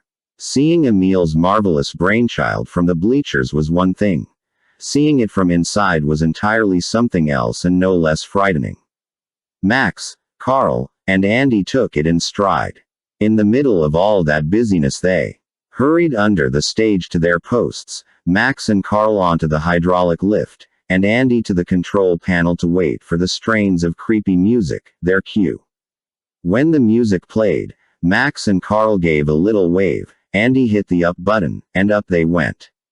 The audience began to boo. Dane eased over to the edge of the crowd at stage right and watched as Max and Carl, decked out and masked in black leather, popped out of the swaying forest and gave the booing crowd disdainful wave-offs like bad guy world wrestlers. They swaggered over to the pod, went through the motions of rigging it to the cable, then signaled the crane operator. Once again, one had to overlook the incongruity of a monstrous, modern construction crane in a medieval setting. At least the crane itself was hidden behind a leafy, woodsy screen with only the huge boom to ignore. The crane operator, nonchalantly sipping a cup of coffee, eased the lever. Back and the pod lurched skyward, shrinking, gently swinging on the end of the cable, tantalizing the audience with things to come. After a dizzying, neck-straining ascent it reached its highest point, 150 feet above the ground and directly above the volcano, a thin cable stretching down from inside the pod to the stage, another harbinger of future thrills. Max and Carl swaggered into the trees to remain out of sight until needed. Mandy arranged her tunic about her and took her place on the hydraulic lift, immediately below the mouth of the volcano. From here she could look up and see the sky, clear and blue, the home of birds, of angels. Maybe hers, too. With a soapy quiver in the volcano's mouth. It filled with smoke, making it look like a huge white marble, and then, with a puff of fireworks, it popped, the smoke cleared away, and there was Mandy Whitaker on a circular, silver platform, holding a glimmering silver hoop to frame her body and face. Applause. She'd never seen this big an audience in one place in the daylight, in front of Her on the bleachers, to either side of her on the ground. For an instant she could identify with a trained whale at one of those big sea aquariums, holding a hoop, surrounded by laughing, applauding people in sun hats and sunglasses, sitting row upon row in the sun. The music cue. Time for her routine. Okay. Here we go, let's do it. She went into dance moves, twirling the hoop above her head, making it spin like a coin atop her fingertips, then, come on, grab hold, setting it spinning like a wheel, wobbling a few degrees off axis for the cool look of it, suspended above her. The folks were with her, loving it. She stepped out of the volcano and onto the stage, the hoop moving out before her until it hung in the air, wobble spinning perpendicular to the bleachers, its silver coating flashing in the sun. Now for the birdies. She could feel Carson, Maybelle, Lily, and Bonkers as they launched from their handlers on the third level of the parking garage. Such troopers, day after day, aiming to please and all for a cuddle and some treats. Celery leaves all around when this is over, guys and gals. She went to them on the waves of time and space, flew with them, guided them, and by now they understood her gentle proddings. They flew abreast in a wide formation over the audience, then fell into single file as they circled down and flew loop after loop through the hoop. Loop the hoop. The folks loved it. On command, the doves broke out of the loop and flew a horizontal circle high above the stage while Mandy let the hoop flop sideways and wobble down. Ta-da! The crowd was hers. Too bad it couldn't last. The bad guys. Now Andy made 3. Came back on stage, emerging from the woods. The audience booed again, with a sorrowful face. Only half acting. She sent the doves back to their handlers and dropped the hoop so that she stood within its circle. She tossed off her tunic and tried to appear ready. The music dropped to an ominous low drone signaling "Oh, be careful, look out, this is dangerous, tell me all about it." Getting into the restraints wasn't the scary part. Max clamped on the leg irons with the same care he always used. Carl cuffed her hands with every regard for her comfort and safety. Andy brought the cable and hook over with the same caution and attention. They'd been through stunts like this many times before. It was the pod, that tiny little box way up there. As she lay on the stage and Andy fixed the hook to her shackles and body harness, she could see straight up into that cavity no bigger than she was and not see the end of the darkness inside. She'd never gotten used to that thing, never felt right about it, and concrete blocks out in the desert were fine, she could handle them, but this it brought back every trapped feeling she'd ever had. Her legs were bound. She couldn't move her hands. This time it scared her. Use it. Ready. Andy whispered. The truth. No, she thought but couldn't say. No, wait, I can't find it, I can't think. She was hanging upside down. The crowd, every face upside down, was dropping away below her. The blood was pounding into her head. She was gasping, clenching her fists, trying not to. It's a go, he said. It's a go. I'm not going to get out of there. I'm not ready. Oh, God, don't let them. There was no way Dane could put aside the fear, not with her so small up there, arms and legs bound, hooked and dangling like a helpless fish. All he could do was stay. Things happened when they should. 50 more feet to go, and then it was so far to fall. She looked up past her feet. The pod was a predator with jaws wide open. A breeze played over her. She felt herself gently swinging, getting sick. The crowd was buzzing, stirring up. She could see straight down the volcano. It was huffing, smoking. Pilot flames burned inside the rim. From a block away, Preston and his crewmen could see Mandy rising toward the pod, a flea on a thread with no appeal to turn back, slow down, find another way. History, her life, Dane's, theirs, the grand illusion, were relentlessly moving forward. All they could do was keep up. Preston and 3 men were ready at their stations on the platform atop the semi. Preston holding one end of the net, a crewman holding the other end, and 2 crewmen evenly spaced along the length, supporting the middle. 2 crewmen remained on the ground, waiting for Preston's signal. She tried once more to reach for her birds, to touch them.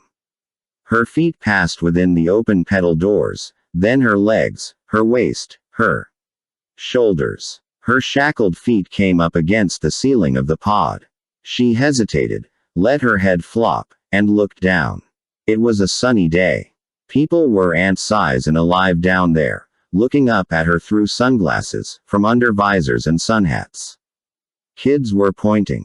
Big Max, now a tiny round spot of black, stood by the oversized hourglass, waiting to turn it over. The volcano, a gaping, smoking orifice, was waiting. It's a go. She hung the shackles on their hook and tripped them open, then pressed a button with her toe to close the pedal doors. They closed around her head and shoulders much tighter than she remembered, shutting out the world where the sun shined and life was happening. She was encased in the dark. On the stage, and the volcano sent up a tower of flame, igniting the fake trees. It was as frightening as anyone could ask for. Everybody screamed. The sand in the hourglass was running. Mandy had 1 minute. It was hard to breathe. She could hear and feel the rumble below her, faintly discern the excited cries of the people. Less than 1 minute. Think, girl, think. Bend your elbows. The cuffs opened, fell aside. Reach, reach, control, now. Be there, touch them, guide them. Nothing. So dark, so tight, she couldn't move, could only muster one thought. Oh, God, let me out of here. Her hands, shaking, went for the grips. She squeezed the lever on the right grip and felt the hoist cable click free. What if I can just. She bent her knees against the escape hatch. Maybe. Oh, please. The hatch was a wall. It didn't budge. The realization hit her like a punch in the stomach. The packing bolt. Someone did exactly what Dane expected they would do, and there was no turning back. She wasn't ready to believe. Chapter 51. It was now 14:16:23 local time. Go, said Preston. His crewmen on top of the semi stretched the netting tight and above their heads. With the netting stretched, thicker strands were visible, running in courses across the net at 16-inch intervals, strands just the right size to be clutched by the 2 crewmen on the ground. Flung the big trailer doors open. Inside each ventilated trailer was a living, bustling, cooing hive of white doves perched like beads on row upon row of abacus-like frames. Not hundreds of doves, thousands, startled by the opening of the doors and the sunlight beaming into the trailer's depths. Hundreds and hundreds took to wing and rushed out the trailer doors like a blizzard, white wings flashing. They rose into the air as one body, then scattered, swirled around in every direction, alighted on the roofs of the trailers, settled on the ground to look for grit or goodies, landed on the fence that bordered the lot, flew across the street to land on window ledges, streetlights, signs, the sidewalk. They stopped traffic, wowed the pedestrians, perched on anything and everything, flitted, preened, strutted, and bobbed, but that was all they did. As for the thousands still perched in the trailers, they didn't seem to know what to do other than perch there. Preston and his men stared blank-faced at the doves and then looked at each other. In the lab, as Dufresne, Carlson, and the men of power watched, Lauren Moss initiated the retrace with one keystroke. The whole room lurched enough to throw those standing off balance. They recovered, hands on chairs, the wall, a table, mindful to remain icy, ruthless, in charge. Moss whistled in thrilled amazement, eyes on the monitors. Mandy had only an instant to take back control of her situation, to shed the panic and see it through. She pressed her hands against the confining walls of the pod to steady herself. She breathed evenly, prayed, come on, girl, be cool, think, finish the show. Oh. Mandy felt the pod lurch as if hit by a gust of wind, and at that moment awoke from being in the pod, in the dark, so hemmed in she could hardly move, to being in the pod, in the dark, so hemmed in she could hardly move, but different, as if she'd stepped out of the universe for an instant, then stepped back into the same place to find the place had changed. It was weird, far from normal, and yet she'd felt this before. Where? Something was rubbing, tickling her ears and neck. She thought her angel costume had popped out at her shoulders. She checked with her fingers. Her hair was long and straight, hanging into the narrowing cavity below her. The realization stunned her, tightened her insides. The fairgrounds, under the tree, that's where. Dane ran around the edge of the crowd, looking for any change, any indication. He got on the radio. Preston, anything. Preston, his men, and their birds were becoming nuisances, but that was all. I've got nothing. No control whatsoever. I've gone back, Mandy realized. I'm starting over. I'm going to die in here. The pod was so tight she couldn't spread her arms from her body, could not bend her knees enough to kick. A scream only bounced back in her face, as trapped in here as she was. Look at that, said Moss, indicating a monitor. She's stuck. No activity. Like an interdimensional flatline, Dufresne mused. Dead to time and space. He looked over his shoulder. Finally. The watchers were pleased. Oh, Dane, she cried out loud, I'm so sorry. It could have worked. It should have worked. Dane. He was still, no other thought would come. Let him be your starting point, she told herself. Tell me again, Dane. Tell me how we met, the name of the dove Snickers, that was it. He flew down and landed on my finger, she gasped, the sound bouncing from the confining walls. She could see Snickers landing on her finger, fluttering as he got a grip. Folding his wings, looking at her as the crowd laughed. She could see the crowd, the stage, the poultry pavilion behind the stage, the trees, the fairgrounds. She remembered. She let the memory. Yes, the memory. Play in her mind. Angie and Joni. Giggling. Marvelini. He had black hair parted in the middle, an oversized handlebar mustache, a baggy tux with tails. Playing it for laughs. Snickers. He's quite the ladies' man, you know. And then a young man stood before her, his face the most pleasant thing in the world to look at, his eyes laughing and kind. He didn't try to recover Snickers from her hand, he just said, Hi. What's your name? And she looked into those eyes and told him, Mandy. She could feel the grip of Snickers's hot little feet on her finger, the nap of his feathers bonkers. Somewhere far outside herself, she could feel his feet. And by his reaction she knew he could feel her touch. Maybelle. Yes. Maybelle was there, too, listening. Lily popped into her awareness. She could see the little dove looking right at her. Dufresne noticed one small, jittery bar appearing on a graph. What's that? Carson popped into her consciousness, as if he didn't want to be left out. She stroked their necks, loved them up. She was with them. Up in the parking garage, the four doves could not sit still. They chirped, fluttered, bobbed, and bowed in their cages until their handlers turned them loose. They flew over the a dove was flying back. Two others, perched on a building ledge, alerted, fidgeted, then took to the air, returning. Four from a streetlight followed, heading for the trucks. Were they just flying on an impulse, or? Preston and his men held the net ready. More bars appeared on the graph. Wait, what's happening? Dufresne wanted to know. Moss tapped frantically at the keyboard. She's creating timelines. What? Hang on, I'll cancel them. She's supposed to be retraced. She hasn't completed the retrace. She can still influence the machine. Well, fix it. Moss tapped at the keys. A line dropped off the graph. She lost two doves. Oh, no, you don't. You come back here. She found them. Again. With 10 others. She remembered Marvelini asking, "Young lady, how would you like a job?" 40 others. She could still hear the young man say, "Oh, by the way, my name's Dane." And now she could see herself on the back of each dove, envision her arms about its neck. What a ride. Dane's radio crackled. Preston's voice. "Dane, we might have something." The monitor in the lab was coming alive with bars on the graph. Interdimensional intensity waves, deflection vectors.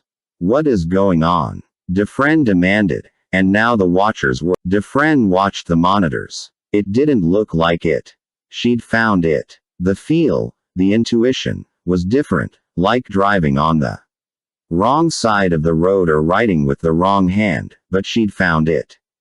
Some of her reaches were dropping out for no reason, but she just had to feel around to find them again, along with a couple hundred others. Yes, she could remember when Dane told her, "Hey, Mandy, guess what? Marvelini's calling it quits. He's offering us the business if we want it." Dufresne was losing his cool. "I thought you were canceling."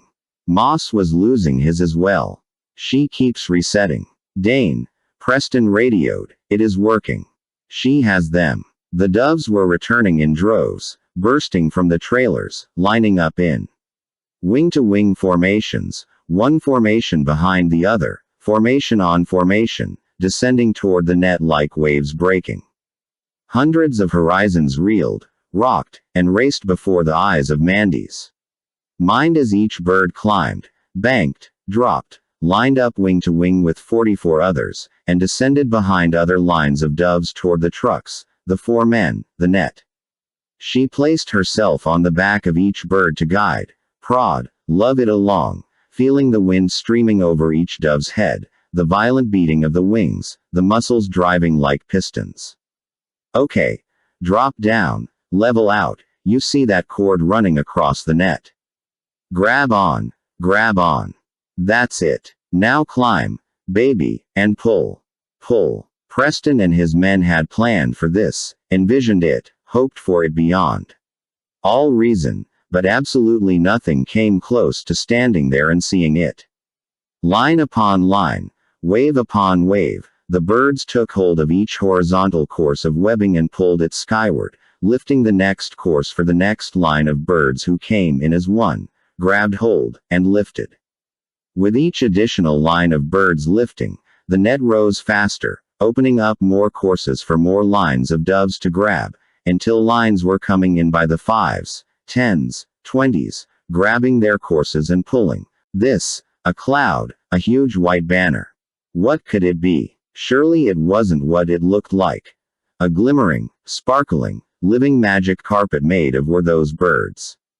People in the bleachers rose to their feet as the usual uhhhs and ahhs ebbed to a stupefied silence, and the silence broke into a cacophony of cries, questions, exclamations. This couldn't be. It just couldn't be. They'd never seen anything like it. Neither had Dane. He wanted to drop to his knees in awe and gratitude, but not yet, and not where he'd be seen. He headed for the crane, the main point of vulnerability. Moss fell back from the keyboard, overwhelmed by the numbers and the blinding speed with which every setting, every indication, every prediction was changing. "Seamus!" Dufresne shouted into his headset. "What's going on?" Seamus stammered, trying to answer, his video camera sweeping, blurring, searching. The announcers on the television were going berserk. The cameras zoomed in on a huge white banner flying toward the Orpheus. "What is that?" they shouted. "No, I don't believe it. I have never, ever seen anything like this." Seamus got his camera pointed and zoomed, but the shot was too shaky. The television cameras zoomed in closer, stabilized. Dufresne was on his feet, nose inches from the television screen. Are those doves? Moss couldn't think of which key to press. He could only read the monitors. Exactly 4,864. On that many timelines. She remembered. The wedding cake was half gone by the time they left the reception there. Travel trailer was a Terry and had a propane furnace. They kept the original bonkers, Lily, Maybelle, and Carson on the windowsill next to the dinette. She cooked dinner on a barbecue stand in Brentwood Park in Minot. And she really was Mandy Collins, riding a zillion doves and marveling at the view below, each bird's pounding wings. In countless minds, through countless eyes flying free, she could see the pod dangling just below the boom of the crane. Inside the pod, her body was racing through different hairstyles and lengths. Her fingernails were growing out, jerking short again, growing out, jerking back. She may have had a few colds in the last second or two. Okay, guys, steer for the pod this way only a few seconds and they would be overflying the stage. The TV announcers were on their feet. Like a flying carpet. Literally, cried Kirshner. At least 100 feet long, 60, 80 feet wide, made up entirely of white doves. Rhodes shouted, his voice high-pitched, his mic distorting. At the hospital, Arnie had to move up close to see around the people crowding the television. An unbelievable precedent in the world of entertainment, cried the announcer. Impossible to believe, but there it is, folks, and we guarantee, what you are seeing, we are seeing. People around the lobby. Patients, nurses, doctors, administrative staff. We're running over to see, scrambling to find another television, spreading the word. You've got to see this. They were stunned, totally engaged, astounded. And Arnie had to laugh. Dane, you old trickster. Back in the vacant lot, Preston and his men had folded up the platform, the wrapping, the Velcro strips, and loaded them into a trailer. Now, with stacks wrapping and diesel smoke belching, the two semis drove out of the vacant lot while they had the chance. Cancel those timelines. Dufresne roared. Get rid of those birds. There isn't time. Moss shouted back. What? What now? 4,864 doves. The girl, the costume. That rigging, whatever it is, no wonder. All eyes went to the video screens now filled with synchronized doves. Connected by a nearly invisible grid with something. Ribbons. Flags. Trailing on thin threads beneath it. Dufresne didn't take his eyes away as he prodded. What? Moss pounded the console. She has gravitational equivalence with the machine. Equal mass, 1,632 pounds. Dufresne needed no further explanation. Stone. Mortimer. Drop the pod. Moss objected. Number. Not before the retrace is complete. Drop it now. Mr. Stone, out of his fireman's uniform and back in his basic black, was at the controls of the crane. Mr. Mortimer, also back in style, was just behind the crane, pouring out the remainder of the crane operator's medicated coffee and making sure the man's fainting spell would look convincing. Stone had been waiting for the hourglass on stage to run out before triggering the release, the point being to make the show appear to go as planned even while the girl's retraced body incinerated in the volcano. The cloud layer of birds doing a flyby under the crane's boom forewarned him there could be a change in plan. He replied, "Roger that," and reached for the red button. Another hand yanked his back. Now somebody. Oh, no, not the old magician. Dropped on top of him. Not that Dane had any choice but to throw himself into it, but he did have some advantages. He outweighed Stone and, as luck had it, was the guy on top. The crane cab was a tight place with little room for wrestling or hauling back for a punch, and all Dane really had to do was keep Clarence or whatever his name was crunched into that chair and away from the controls. Sure, it was going to hurt. Clarence nailed him in the side of the head, knocking off his headset. Well, that hurt more than he expected. Mandy, trapped in the pod and flying outside with the doves, could see the stage and the flaming volcano passing 100 feet below. Some were spooking at the heat and flames. She couldn't blame them. It was more than enough to spook her. But they followed their buddies and kept flying straight and level, 50 feet beneath the pod and 100 over the heads of the crowd.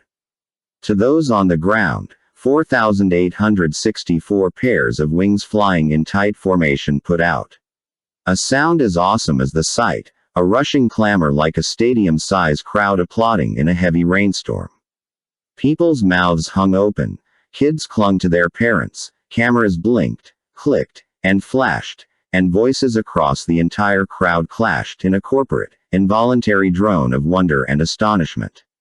Atop the hotel, the hang glider crew had been waiting for Mandy to arrive and get harnessed up, but now they stood like ornamental statues on the edge of the hotel roof, the only ones granted a view of the birds from above. Emil the leader radioed. Roger, stand by." Emil came back. "We have traffic in the area." Clarence kept swinging and Dane kept trying to grab his arms to keep him from swinging, which worked only half the time. He dug his knee into Clarence's groin and got some mileage out of that, though it was purely accidental. Mandy grabbed 2 tabs, one on each shoulder of her leather costume, and yanked downward. In less than a second she went from medieval warrior princess to glimmering angel. Next. There was no way to think or plan it, she just had to bring all her minds and selves and doves together and agree on the timing, speed, and placement, that one precise point in time that was now. She squeezed her eyes shut, plugged her ears, braced herself, hit a button. With her toe everyone heard the noise, like a short string of firecrackers all popping at once. A puff of smoke and fire from the pod caught their eyes. The pedal doors had blown open. They cheered, shrieked, as Mandy dropped out of the pod into blinding sunlight, spreading her arms and legs like a skydiver as the rush of air unfurled streamers in a long train from her costume. The doves were like a cloud. They were standing still. She was floating. The crowd saw an angel with a glimmering, silken comet's tail free falling. An apparatus like a trapeze trailed just behind and below the doves. Suspended from the grid by wires so fine they had to be assumed more than seen, and slowed by flags of silk to keep it trailing, in the clear. Before anyone had time to complete the thought. Never, no way, as Dane took another blow to his body that sent his radio flying but managed to land a punch of his own, bloodying Clarence's nose as the hourglass trickled down to its last grains of sand as Moss and Dufresne were just realizing they'd missed their chance to cover up the retrace. Mandy brought one more object into her realm of control, that trapeze. Behind and below her, the birds kept moving, she kept dropping. It appeared she would fall right into the last several rows of birds. She stretched her arms out front. Feather light, composite clamps. Dane's brainchild, Emil's craftsmanship, shot out of her sleeves like open claws. Her hair was curled now, fluttering above her head. She had this style when she and Dane did the Carson show in 1989. She was 38. The last row of doves slipped under her and she fell past, body flattening out. Arms extended. She could see the maw of the volcano, larger now, a circle filled with flames. Heat struck her face. The trapeze rigging was racing past, the lines marked with fluorescent stripes. For her reference, counting down, getting closer. She tucked her chin to see the trapeze. Here it came. Oh, Lord, if I'm to live a microsecond early. She lowered her arms 6 inches. The trapeze slammed into the clamps, birds recovered, she straightened into a graceful flying pose, and she was flying under their wings, trailing a long train and streamers of silk. A fluttering to her right caught her eye. She grinned. Bonkers and Lily, wings beating, were flying their own formation with her. She looked to her left. Carson and Maybelle. Well, where Mama Dove went, they went. That's just the way they were. Dane didn't see the ultimate payoff of his design, but he heard the roar of the crowd, and it was not the sound of horror at something gone tragically wrong. It was the frenzied, jumping up and down jubilation at something that had gone incredibly right. Well, Clarence could drop the pod now. The other guy, Lemuel. Dane only saw a peripheral corner of him when a lightning bolt hit him in the back of the neck. The next thing he knew, he was on the asphalt beside the crane. He couldn't move, but he could look up. An angel was flying by, suspended under a cloud of doves. Maybe I'm dead, he thought. Maybe I'm in heaven. Emil was just about to order the drop. Mr. Stone had his orders. He lunged for the button. The pod dropped, the open pedal doors causing it to invert like a shuttlecock.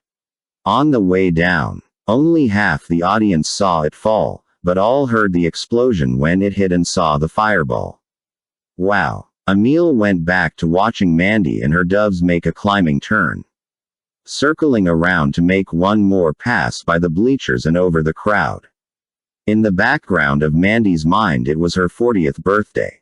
She opened Dane's gift to her, the most beautiful diamond wedding ring she ever saw. Dane said, "It's about time you had a really nice one." That was 1991. In 1992 she was in his arms, weeping at the news he'd brought. Her father, Arthur, had passed away suddenly, a failed aortic valve. The rest of her mind was on her doves. Easy now, like an elusive word on the tip of her tongue, something she knew but couldn't remember. What happened that day? She was afraid. She was drugged. She ended up in Dane's pasture, then his living room. How? What did I do? In 1995 her periods became sporadic, her life became pointless. Applause irritated her, and Dane couldn't do anything right. And right now she was having a hot flash. Moss and Dufresne had a debacle in front of them and deadly power in high places pressing in from behind. "As I was trying to tell you," said Moss, "if we kill her short of the retrace, we'd have to rework the numbers manually. It would take years." Dufresne shot back, "But if she finds the machine's timeline with that much?" Mass silence. "An idea," Moss ventured. Can we cripple her? Wound her so she can't think clearly, so she can't do whatever it is she does." Dufresne barked into his headset. Stone. Mortimer. Stone and Mortimer had just. Chapter 52. Local time. 14:18:47. Mandy and her doves were half a lap around, slowly climbing. Far below to her right were the parking lot and bleachers filled with ant-sized people. To her left, beyond the flat roofs of a retail center, was the vacant lot. She'd visited that site and knew how to find it, but it sure looked small from here, and a long way to go. She could feel the years passing. Her hair was shorter now, in the style she settled on somewhere in her late 40s. Her costume was feeling tight. Stone and Mortimer left their guns concealed.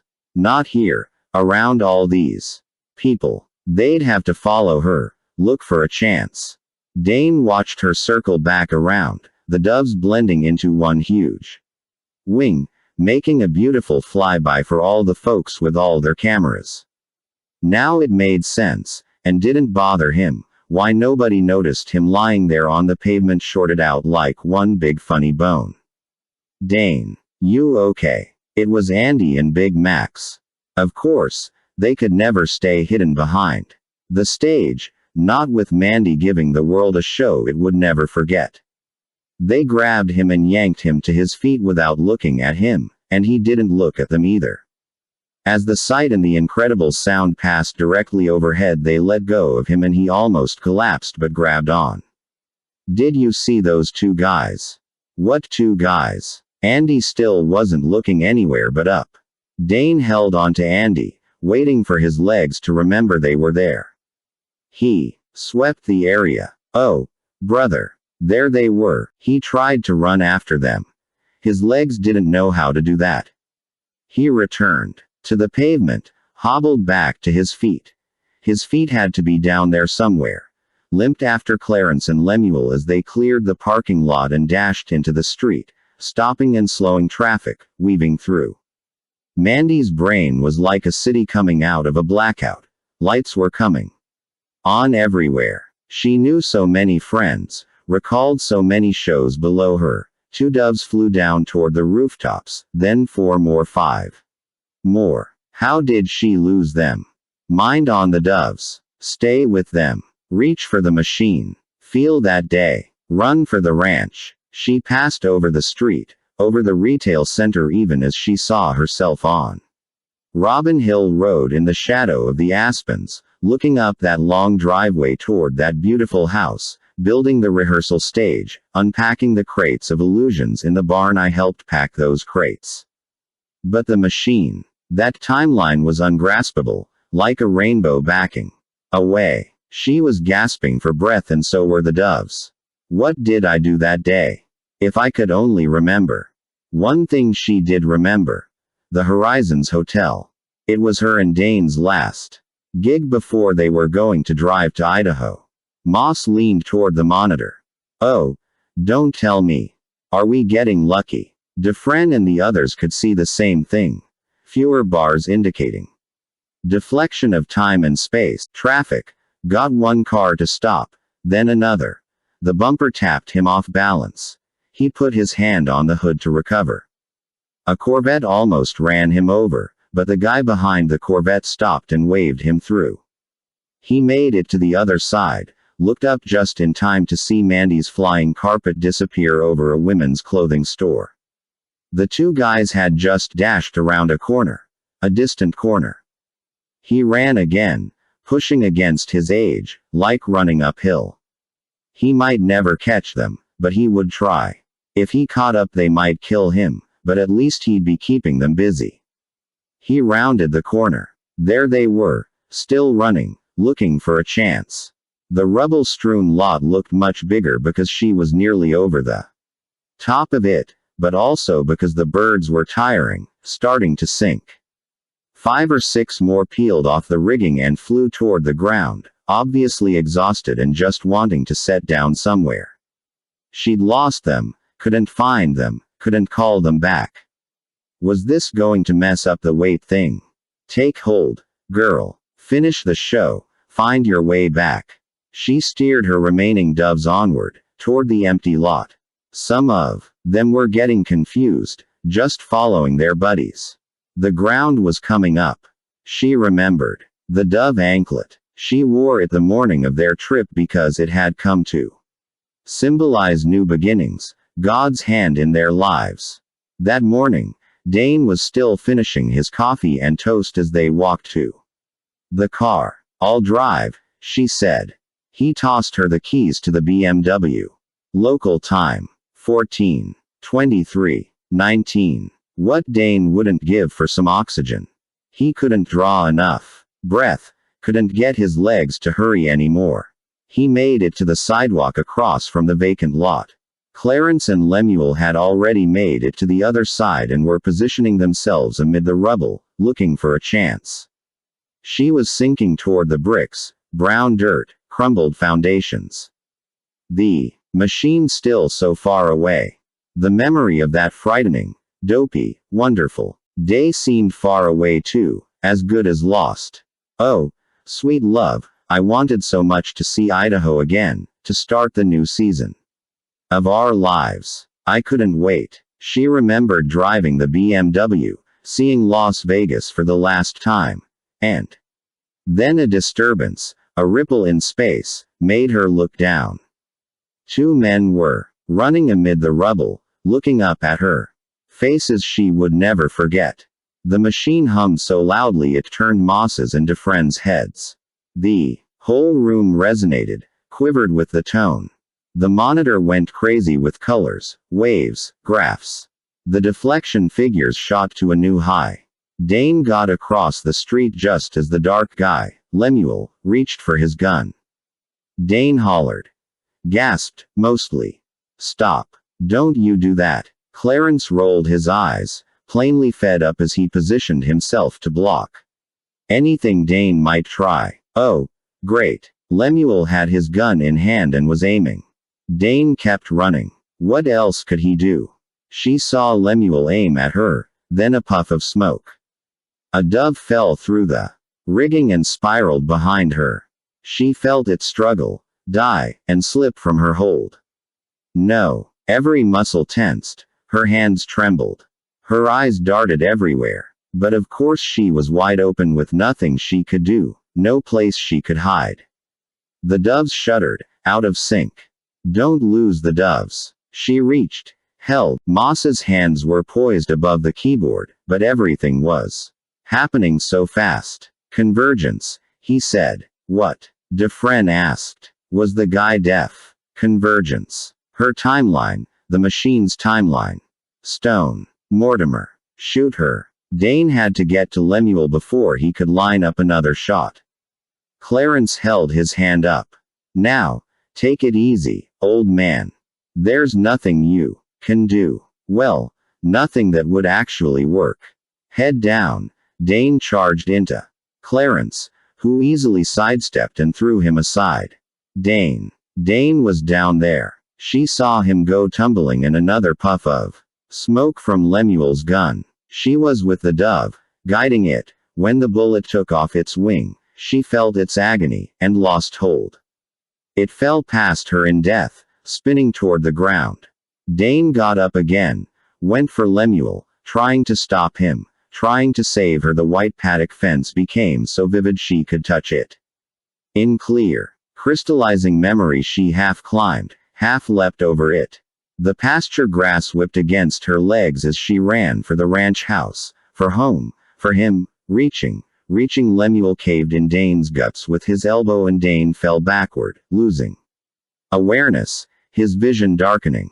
Moss was pounding keys, trying to cancel the timeline and normalize.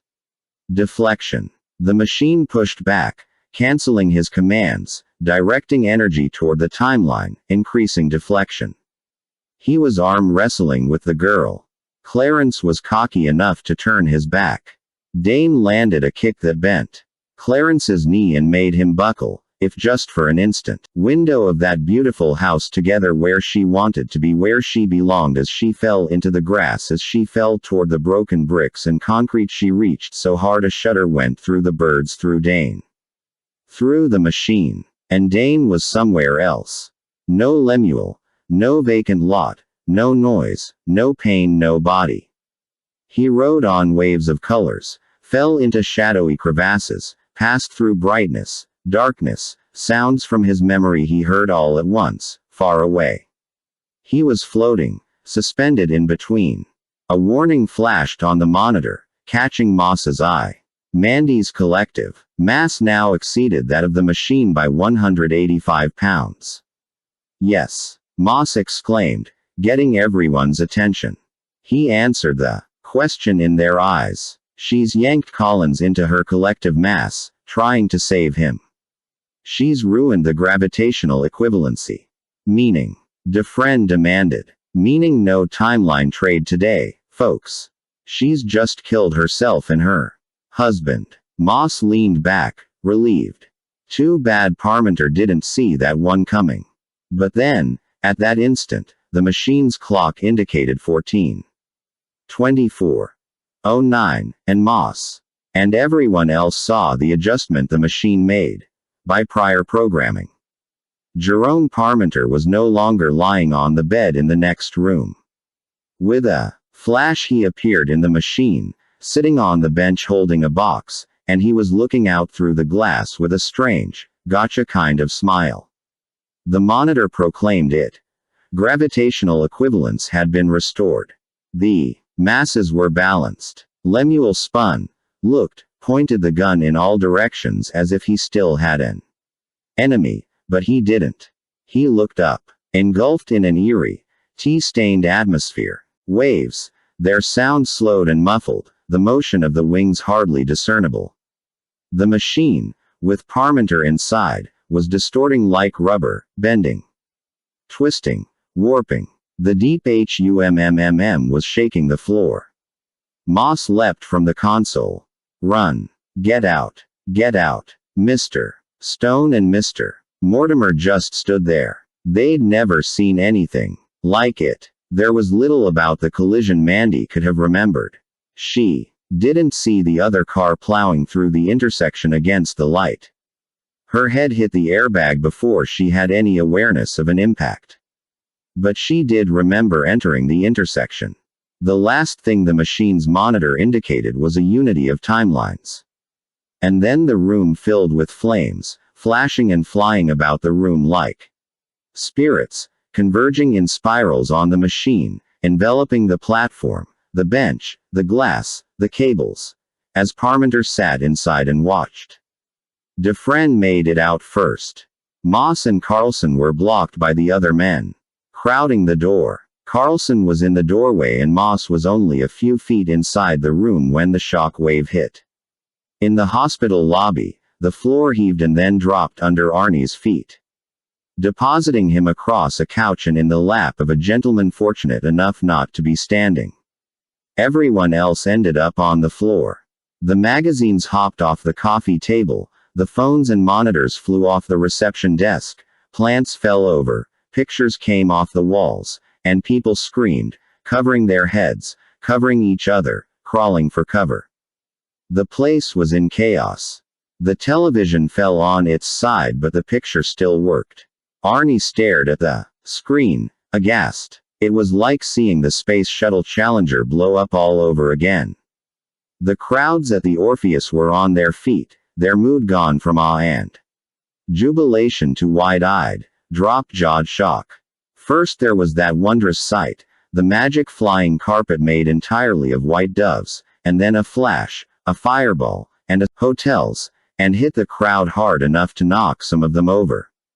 Even if Mr. Stone and Mr. Mortimer survived the blast that flattened them into the ground, they did not rise to flee before a shower of flaming metal, shards of glass, blazing lumps of plastic, and smoldering circuitry came down on them like a shower of meteors, burning, melting, blackening the ground, and spewing smoke. Emile was spellbound, watching through binoculars. Like everything else, this day, planning and expecting this were one thing. Seeing it was far, far beyond that. As the last burning shred of metal hit the ground, he got on his radio. Dane. Dane. Come in. Dane. Do you read me? Nothing. Dane awoke with a start, lying in bed in Preston's home. Daylight streamed through the windows. What on earth? With horror and disbelief he saw the time. 2:25 in the afternoon. How could he have overslept that long? Why didn't anyone call him? Where was everybody? And why was he lying in bed fully clothed, the keys to Preston's car still in his pocket? He even had his shoes on. Whatever happened at the hospital? Earthquake, gas explosion, terrorist attack. Everyone agreed it happened under the building. The fire department was on its way. 4 security personnel streamed down the no-admittance stairways to a locked door, used clearance badges to get through, and stepped cautiously into the hallway. No smoke. No apparent damage. The big double doors appeared intact. Authorized personnel only. Okay, said the chief of security, heads up. He went to the keypad. For the other 3, this was scary but they hit the floor, arms covering their faces, sure they were goners as hundreds of white doves exploded into the hallway, panicked and flapping, bouncing off the walls and ceiling, careening down the hallway. Dane sat on the steps that led from the house into the garage, the keys to Preston's Lexus in his hand. He distinctly remembered parking the car in this garage the night before, but now it wasn't there. Stolen. Arnie took it. Preston came and got it. Then the next strange thing. He remembered getting up that morning, driving to the Orpheus, checking the pod, running through the routine with Mandy, deciding not to rehearse the hang glider. So how did he get here? Emile got a mic from the sound crew. Thank you so much for being a part of our amazing show today with the one and only Mandy Whitaker. Please walk to the nearest exit and have a great day here in the entertainment capital of the world. He gave the mic back to the sound guy, put on a different hat and jacket than he'd been wearing, and slipped away through the crowd. Vahidi was collaring anyone he could find. Where is she? What happened? Where's Downey? Everyone was still in shock, with no answers. He never found Seamus. Downey. He never would. Dane went back into the house, walking slowly, dazed by the memories spontaneously popping up and replaying in his brain. Mandy flying under all those birds. The volcano, and then there was a fight. Ouch. Somebody hit him while he was standing in the hallway. He looked around. Oof. Another blow, and it hurt. No one was there but he remembered. Clarence. He beat the snot out of me. Zap. He went numb. Then his feet hurt, his knees complained, he was out of breath. Oh. That car almost ran over me. By the time he got to the living room he'd suffered more pain. So this is what it is like. Mandy, you are one incredible trooper. But what's happened? What did I miss? As he lay on the floor dabbing blood from his mouth and thinking he might throw up, he recalled, the TV stations were there. He crawled to the entertainment center, grabbed the remote, and brought the big screen to life. The cameras were focused on the nearly empty bleachers, the crowds milling around and leaving, the stage with the dead and silent volcano. Kirshner and Rhodes were still there, talking it up, and were still trying to find out exactly what happened. This, pardon me, but this does not look like part of the act, Mark. No, Steve, it sure doesn't. There's damage, fire, no sign of Mandy Whitaker. The magician. A remote, handheld camera was circling the burning wreckage. Fire trucks and firemen were there, hoses dousing the flames. Kirshner went on, you all saw it, that incredible flight of thousands.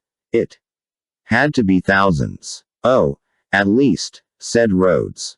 Thousands of doves and Mandy Whitaker suspended, flying beneath them. And now we can only guess that this wreckage is all that's left of the secret mechanism by which that illusion was accomplished.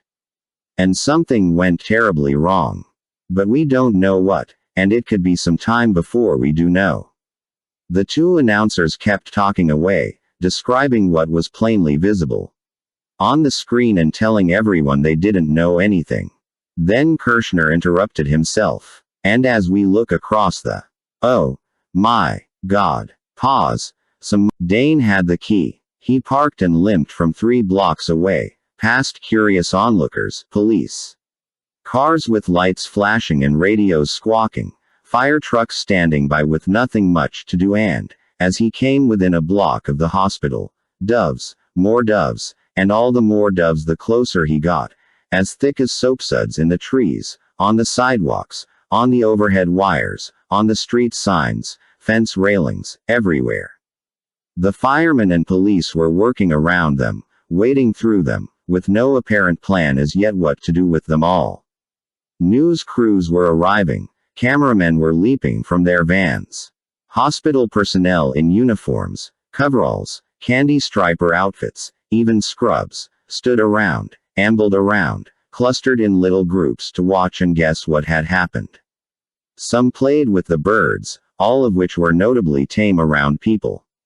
Police were stretching out their yellow tape, but Dane went to some candy stripers and let his bruises and bleeding speak for him.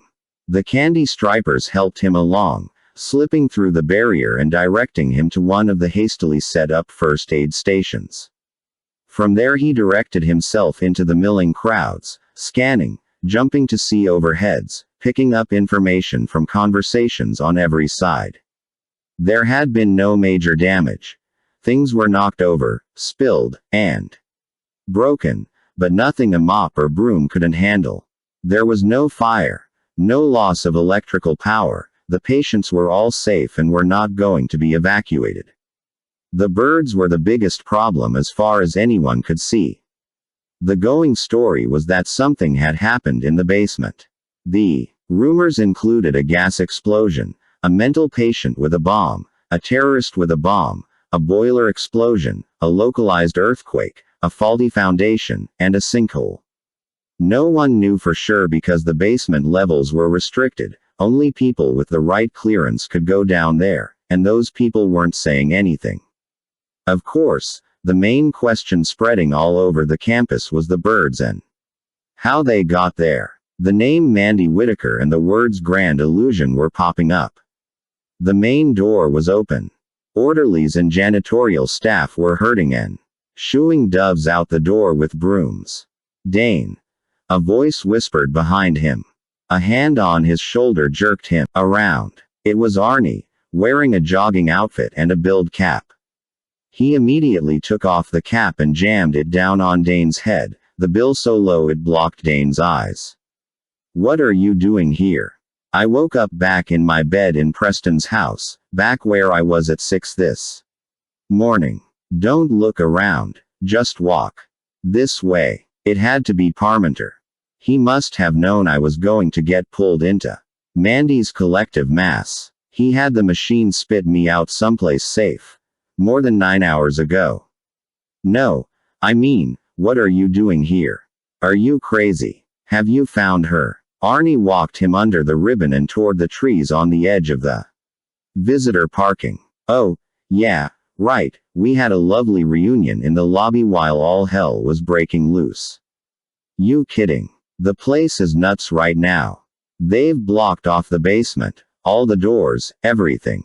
We've got to find her." "No, you've gotta get out of here, that's what you've gotta do. The place is crawling with cops and cameras and everybody's asking questions. And the two of you seen together. Eesh. Why don't you just hang a sign on her? What are you thinking?" They ducked on the other side of a tree, keeping their faces toward it. "We were wondering what happened to you. 1 minute you're there, the next minute. Man, what did happen to you? You look like you had a scrape with somebody." Dane nodded. "Twice. Figures. Nothing halfway about you." Dane tried to look around the tree, but Arnie yanked him back. "Hey, stick with your own plan. If she's here, we'll find her. She's got to be here." He nodded toward the doves. "They made it." Arnie chuckled and wagged his head. "I hope to shout they did, and not a feather out of place. And then, just Dane, you always were the idea man, I gotta tell ya." "Thank Parmenter." Dane smiled, not in joy but in hope. And Preston must have called in 1,000 favors. His attention lingered on some doves perched in the branches above them. "Well, let's get you out of town. I've already gotten some calls, people wondering if you were mixed up in this." Arnie noticed Dane staring. "What?" There were 4 doves perched side by side.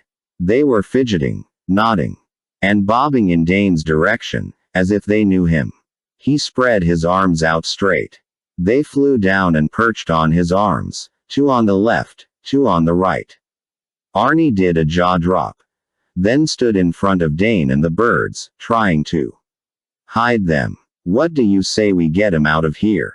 They'll let you hold them." Cradling a bird in each hand, they stole away.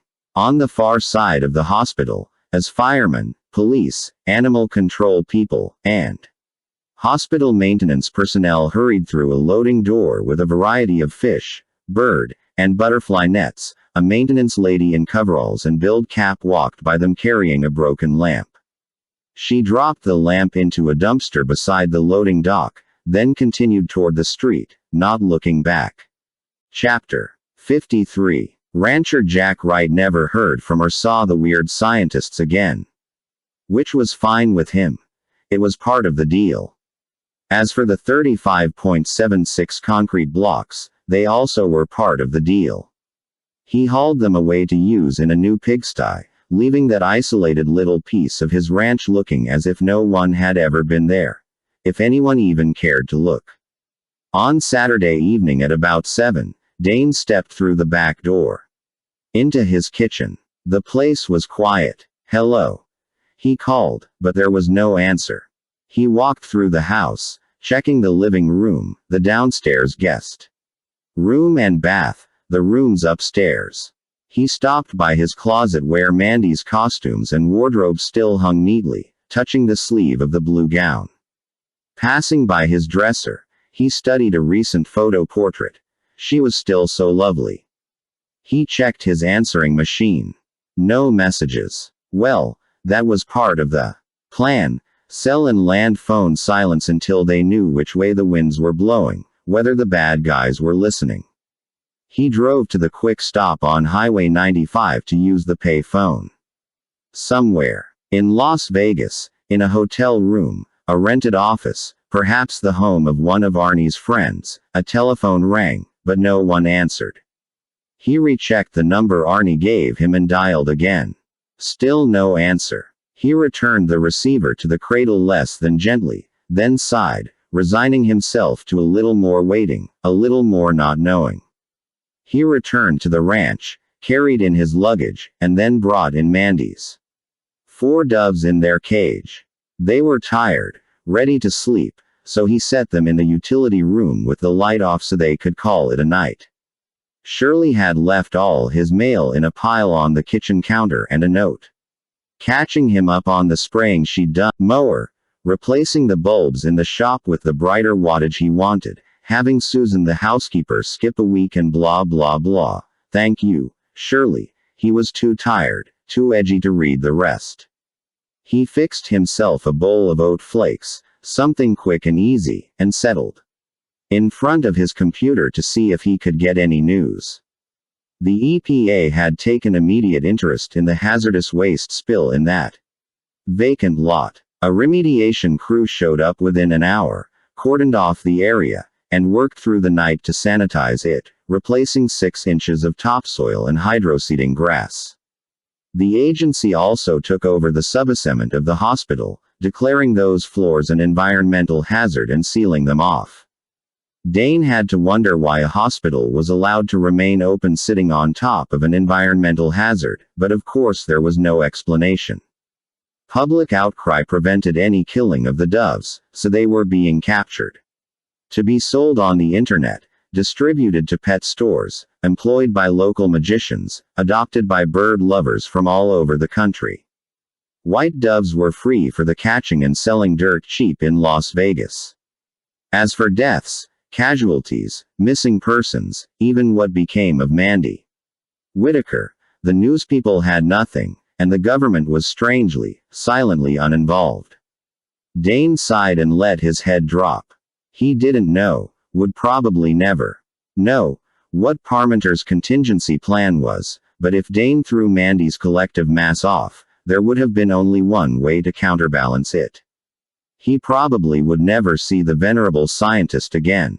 The Orpheus Hotel Casino had already booked another act for the big room. In the aftermath of the great and mysterious tragedy, Gabriel's Magic, featuring the famous television magician Preston Gabriel, who just happened to have some time available. Well, that worked. The Orpheus got a spike in name recognition no amount of money could buy and a great show besides. Now Dane didn't feel quite so bad. He closed the computer and rubbed his eyes, so very tired. To stay out of airports where he might be seen or looked for, he'd driven Preston's Wrangler from Vegas to Salt Lake City, where he slept in a cheap room, then drove all day Saturday to get home to an empty house, and no word. He tried to sleep that night and finally dropped off. The telephone let him sleep. It never made a sound. Sunday morning the weather was cheerful, a rare occurrence for March in Idaho. It helped. There wasn't a swelling bud or a new blade of grass in sight, but it helped. Dane checked the answering machine again. It was a little irrational, but he might have missed something. No messages. All right. He'd take another trip down to the quick stop and try the number again. He grabbed his coat from the closet. A cooing from the utility room stopped him. Oh, brother. Can't it wait? Well, if all things were ordinary, he would have left them there until he got back. But these were not just 4 little doves among many. These were Bonkers, Carson, Lily, and Maybelle. They were stars, ultimate aviators, and most of all, heroes. He saw them fly with Mandy through the whole thing and it tugged at his heart like crazy. However things turned out, he owed them. And, of course, there was Mandy. She'd want them well taken care of. He brought them into the kitchen and they were glad to see him, sidestepping back and forth on their perches, chirping, bobbing around. He gave them some breakfast. Fresh seeds, water, celery tops from the refrigerator, and leaned on his elbows watching them scarf it all down. I wonder if you guys even have a clue what you did. They just kept eating, cooing, and chirping. He shrugged. All in a day's work. Another day, another seed, another leaf of celery. They needed to get out of this cage. It seemed to Dane like living in a hotel room, out of a suitcase. They needed to be home in their coop, where they had plenty of room to move and fly around. Okay, guys, let's go. The Dove Co-op was a temporary and adequate installation inside the shop building, just the right home for the doves until spring warmed things up and they could spend more time outside. The shop building was just a short walk down the path toward Mandy's meadow. The morning sun made it a pleasant walk. Warm colors, warmth on Dane's south shoulder, the snow all gone, and a little steam coming off the barn roof. Some crocuses were coming up. The doves were fluttering, looking all around, excited. He opened the door to the shop and went inside. Wow, you remember this place, don't you? They were really hopping and chirping, more agitated than he expected. They must really be glad to be home. The cage door flipped open. What? Hey, whoa, don't. They crowded through it, jostling, bumping, climbing over each other. In all his effort to keep them in their cage, he didn't notice he'd left the shop door open. No. If it had been a movie with somebody else climbing the walls and grabbing the air trying to catch 4 ultimate aviators, Dane would have gotten the biggest laugh out of it, but it wasn't and he wasn't.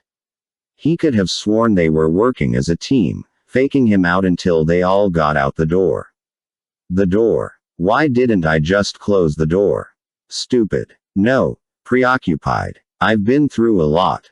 No. Stupid. He stepped through the door and, for the sake of his own dignity and self-worth, closed it after him. The doves were up by the house aviating, making wild circles and loops over the driveway, showing off, having the time of their lives. Yeah, rub it in. The phone rang in the kitchen. Ooh, when it rained, it poured. Loose doves and the phone ringing. If Dane had been sitting on the toilet right now, the morning would have been perfect. He ran up the pathway, all stops out. The doves were soaring high, heading down the driveway, as good as gone. He almost went inside to hear the message but stopped on the threshold. Hi, this is Jack Lewis, Arnie's code name. Just want you to know that your order is still in process. They hadn't found Mandy yet. But be advised the means of shipping is, unavailable. Well, it is gone, we can't find it. They couldn't locate her blue Volkswagen. However, if you have any information you can get back to us. Arnie was leaving a new number to call, but Dane was watching the doves circle down toward the front gate, then perch, hop, and fly in short bursts along the top of the paddock fence, following a blue Volkswagen, rolling, jostling, whirring up the driveway. Arnie hung up, and Dane didn't care. He stepped into the driveway, wanting only to see who was behind the wheel. When the little car came near the house and into the winter-thin shade of the aspens, he could see through the windshield. It was what world was he living in now? Had he fallen from the real world into another madness, or from one madness, one dream, into another? Could he really believe what he was seeing, or was another reality or illusion or goofy deflection in the space-time? Call it going to horn in and change everything again. He wanted to believe, but he couldn't. He thought he'd be ready and could handle it, but all he could do was stand there. When she'd stopped the bug, set the brake, and turned off the engine, she looked at him through the car window for the longest time, as if she were having the very same questions, as if that pane of glass could shield her from answers she couldn't bear. She was glad he remained so still, so everyday human with his bruises, tousled morning hair, and confounded expression. She needed, do you remember, my love?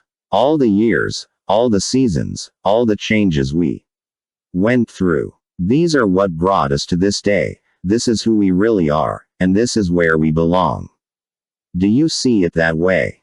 Dane approached as the doves lit on the car roof, their feet tapping on the metal. He gazed at her through the window, put his fingertips on the glass.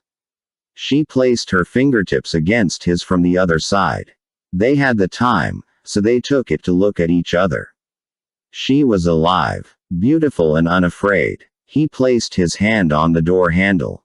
The latch clicked. He eased the door open. She swung her feet out, and then she stood with no glass, no door, no barrier between them. She'd made it to Idaho. Well, he said, drinking in the sight of her. This was she, the woman he'd loved for 40 years. 60, she thought. Of course. He was supposed to be 60 and now it didn't seem one bit strange to her. She was feeling kind of 60ish herself and it wasn't so bad, just a month or two older than she was before. It fit. Well, she said back with a little smile, but thought, go ahead, touch me. He extended his hand. Maybe she'd touch him and see he was real, or he'd touch her. She took his hand in hers and covered it with her other hand. She was real. Chapter 54. Her soul at peace. Mandy slept until midday, then rose, showered, and slipped into Dane's blue robe. It was warm and comfortable, and there was just something commemorative about it. She'd worn it right after he rescued her the first time. The thrill of it was, she didn't have wet clothes in the dryer and, just as on their first day married, she would never have to leave. Dane must have heard her stirring about. As she emerged from the bedroom, he came up the stairs carrying a latte for himself and a mocha for her, brewed in their same old trusty coffee maker. Oh, thank you, kind sir. But of course, he'd pulled on his jeans and a pair of slippers. She took a second look at him, something she'd been doing since she got here. What? He asked. You are so hairy. Why, thank you. When we first got married you had maybe 2 hairs on your chest. He shrugged and sipped from his latte. Have you seen my ears lately? He settled into a chair in the loft. There was a sweeping view of the valley behind him, but he wouldn't stop looking at her.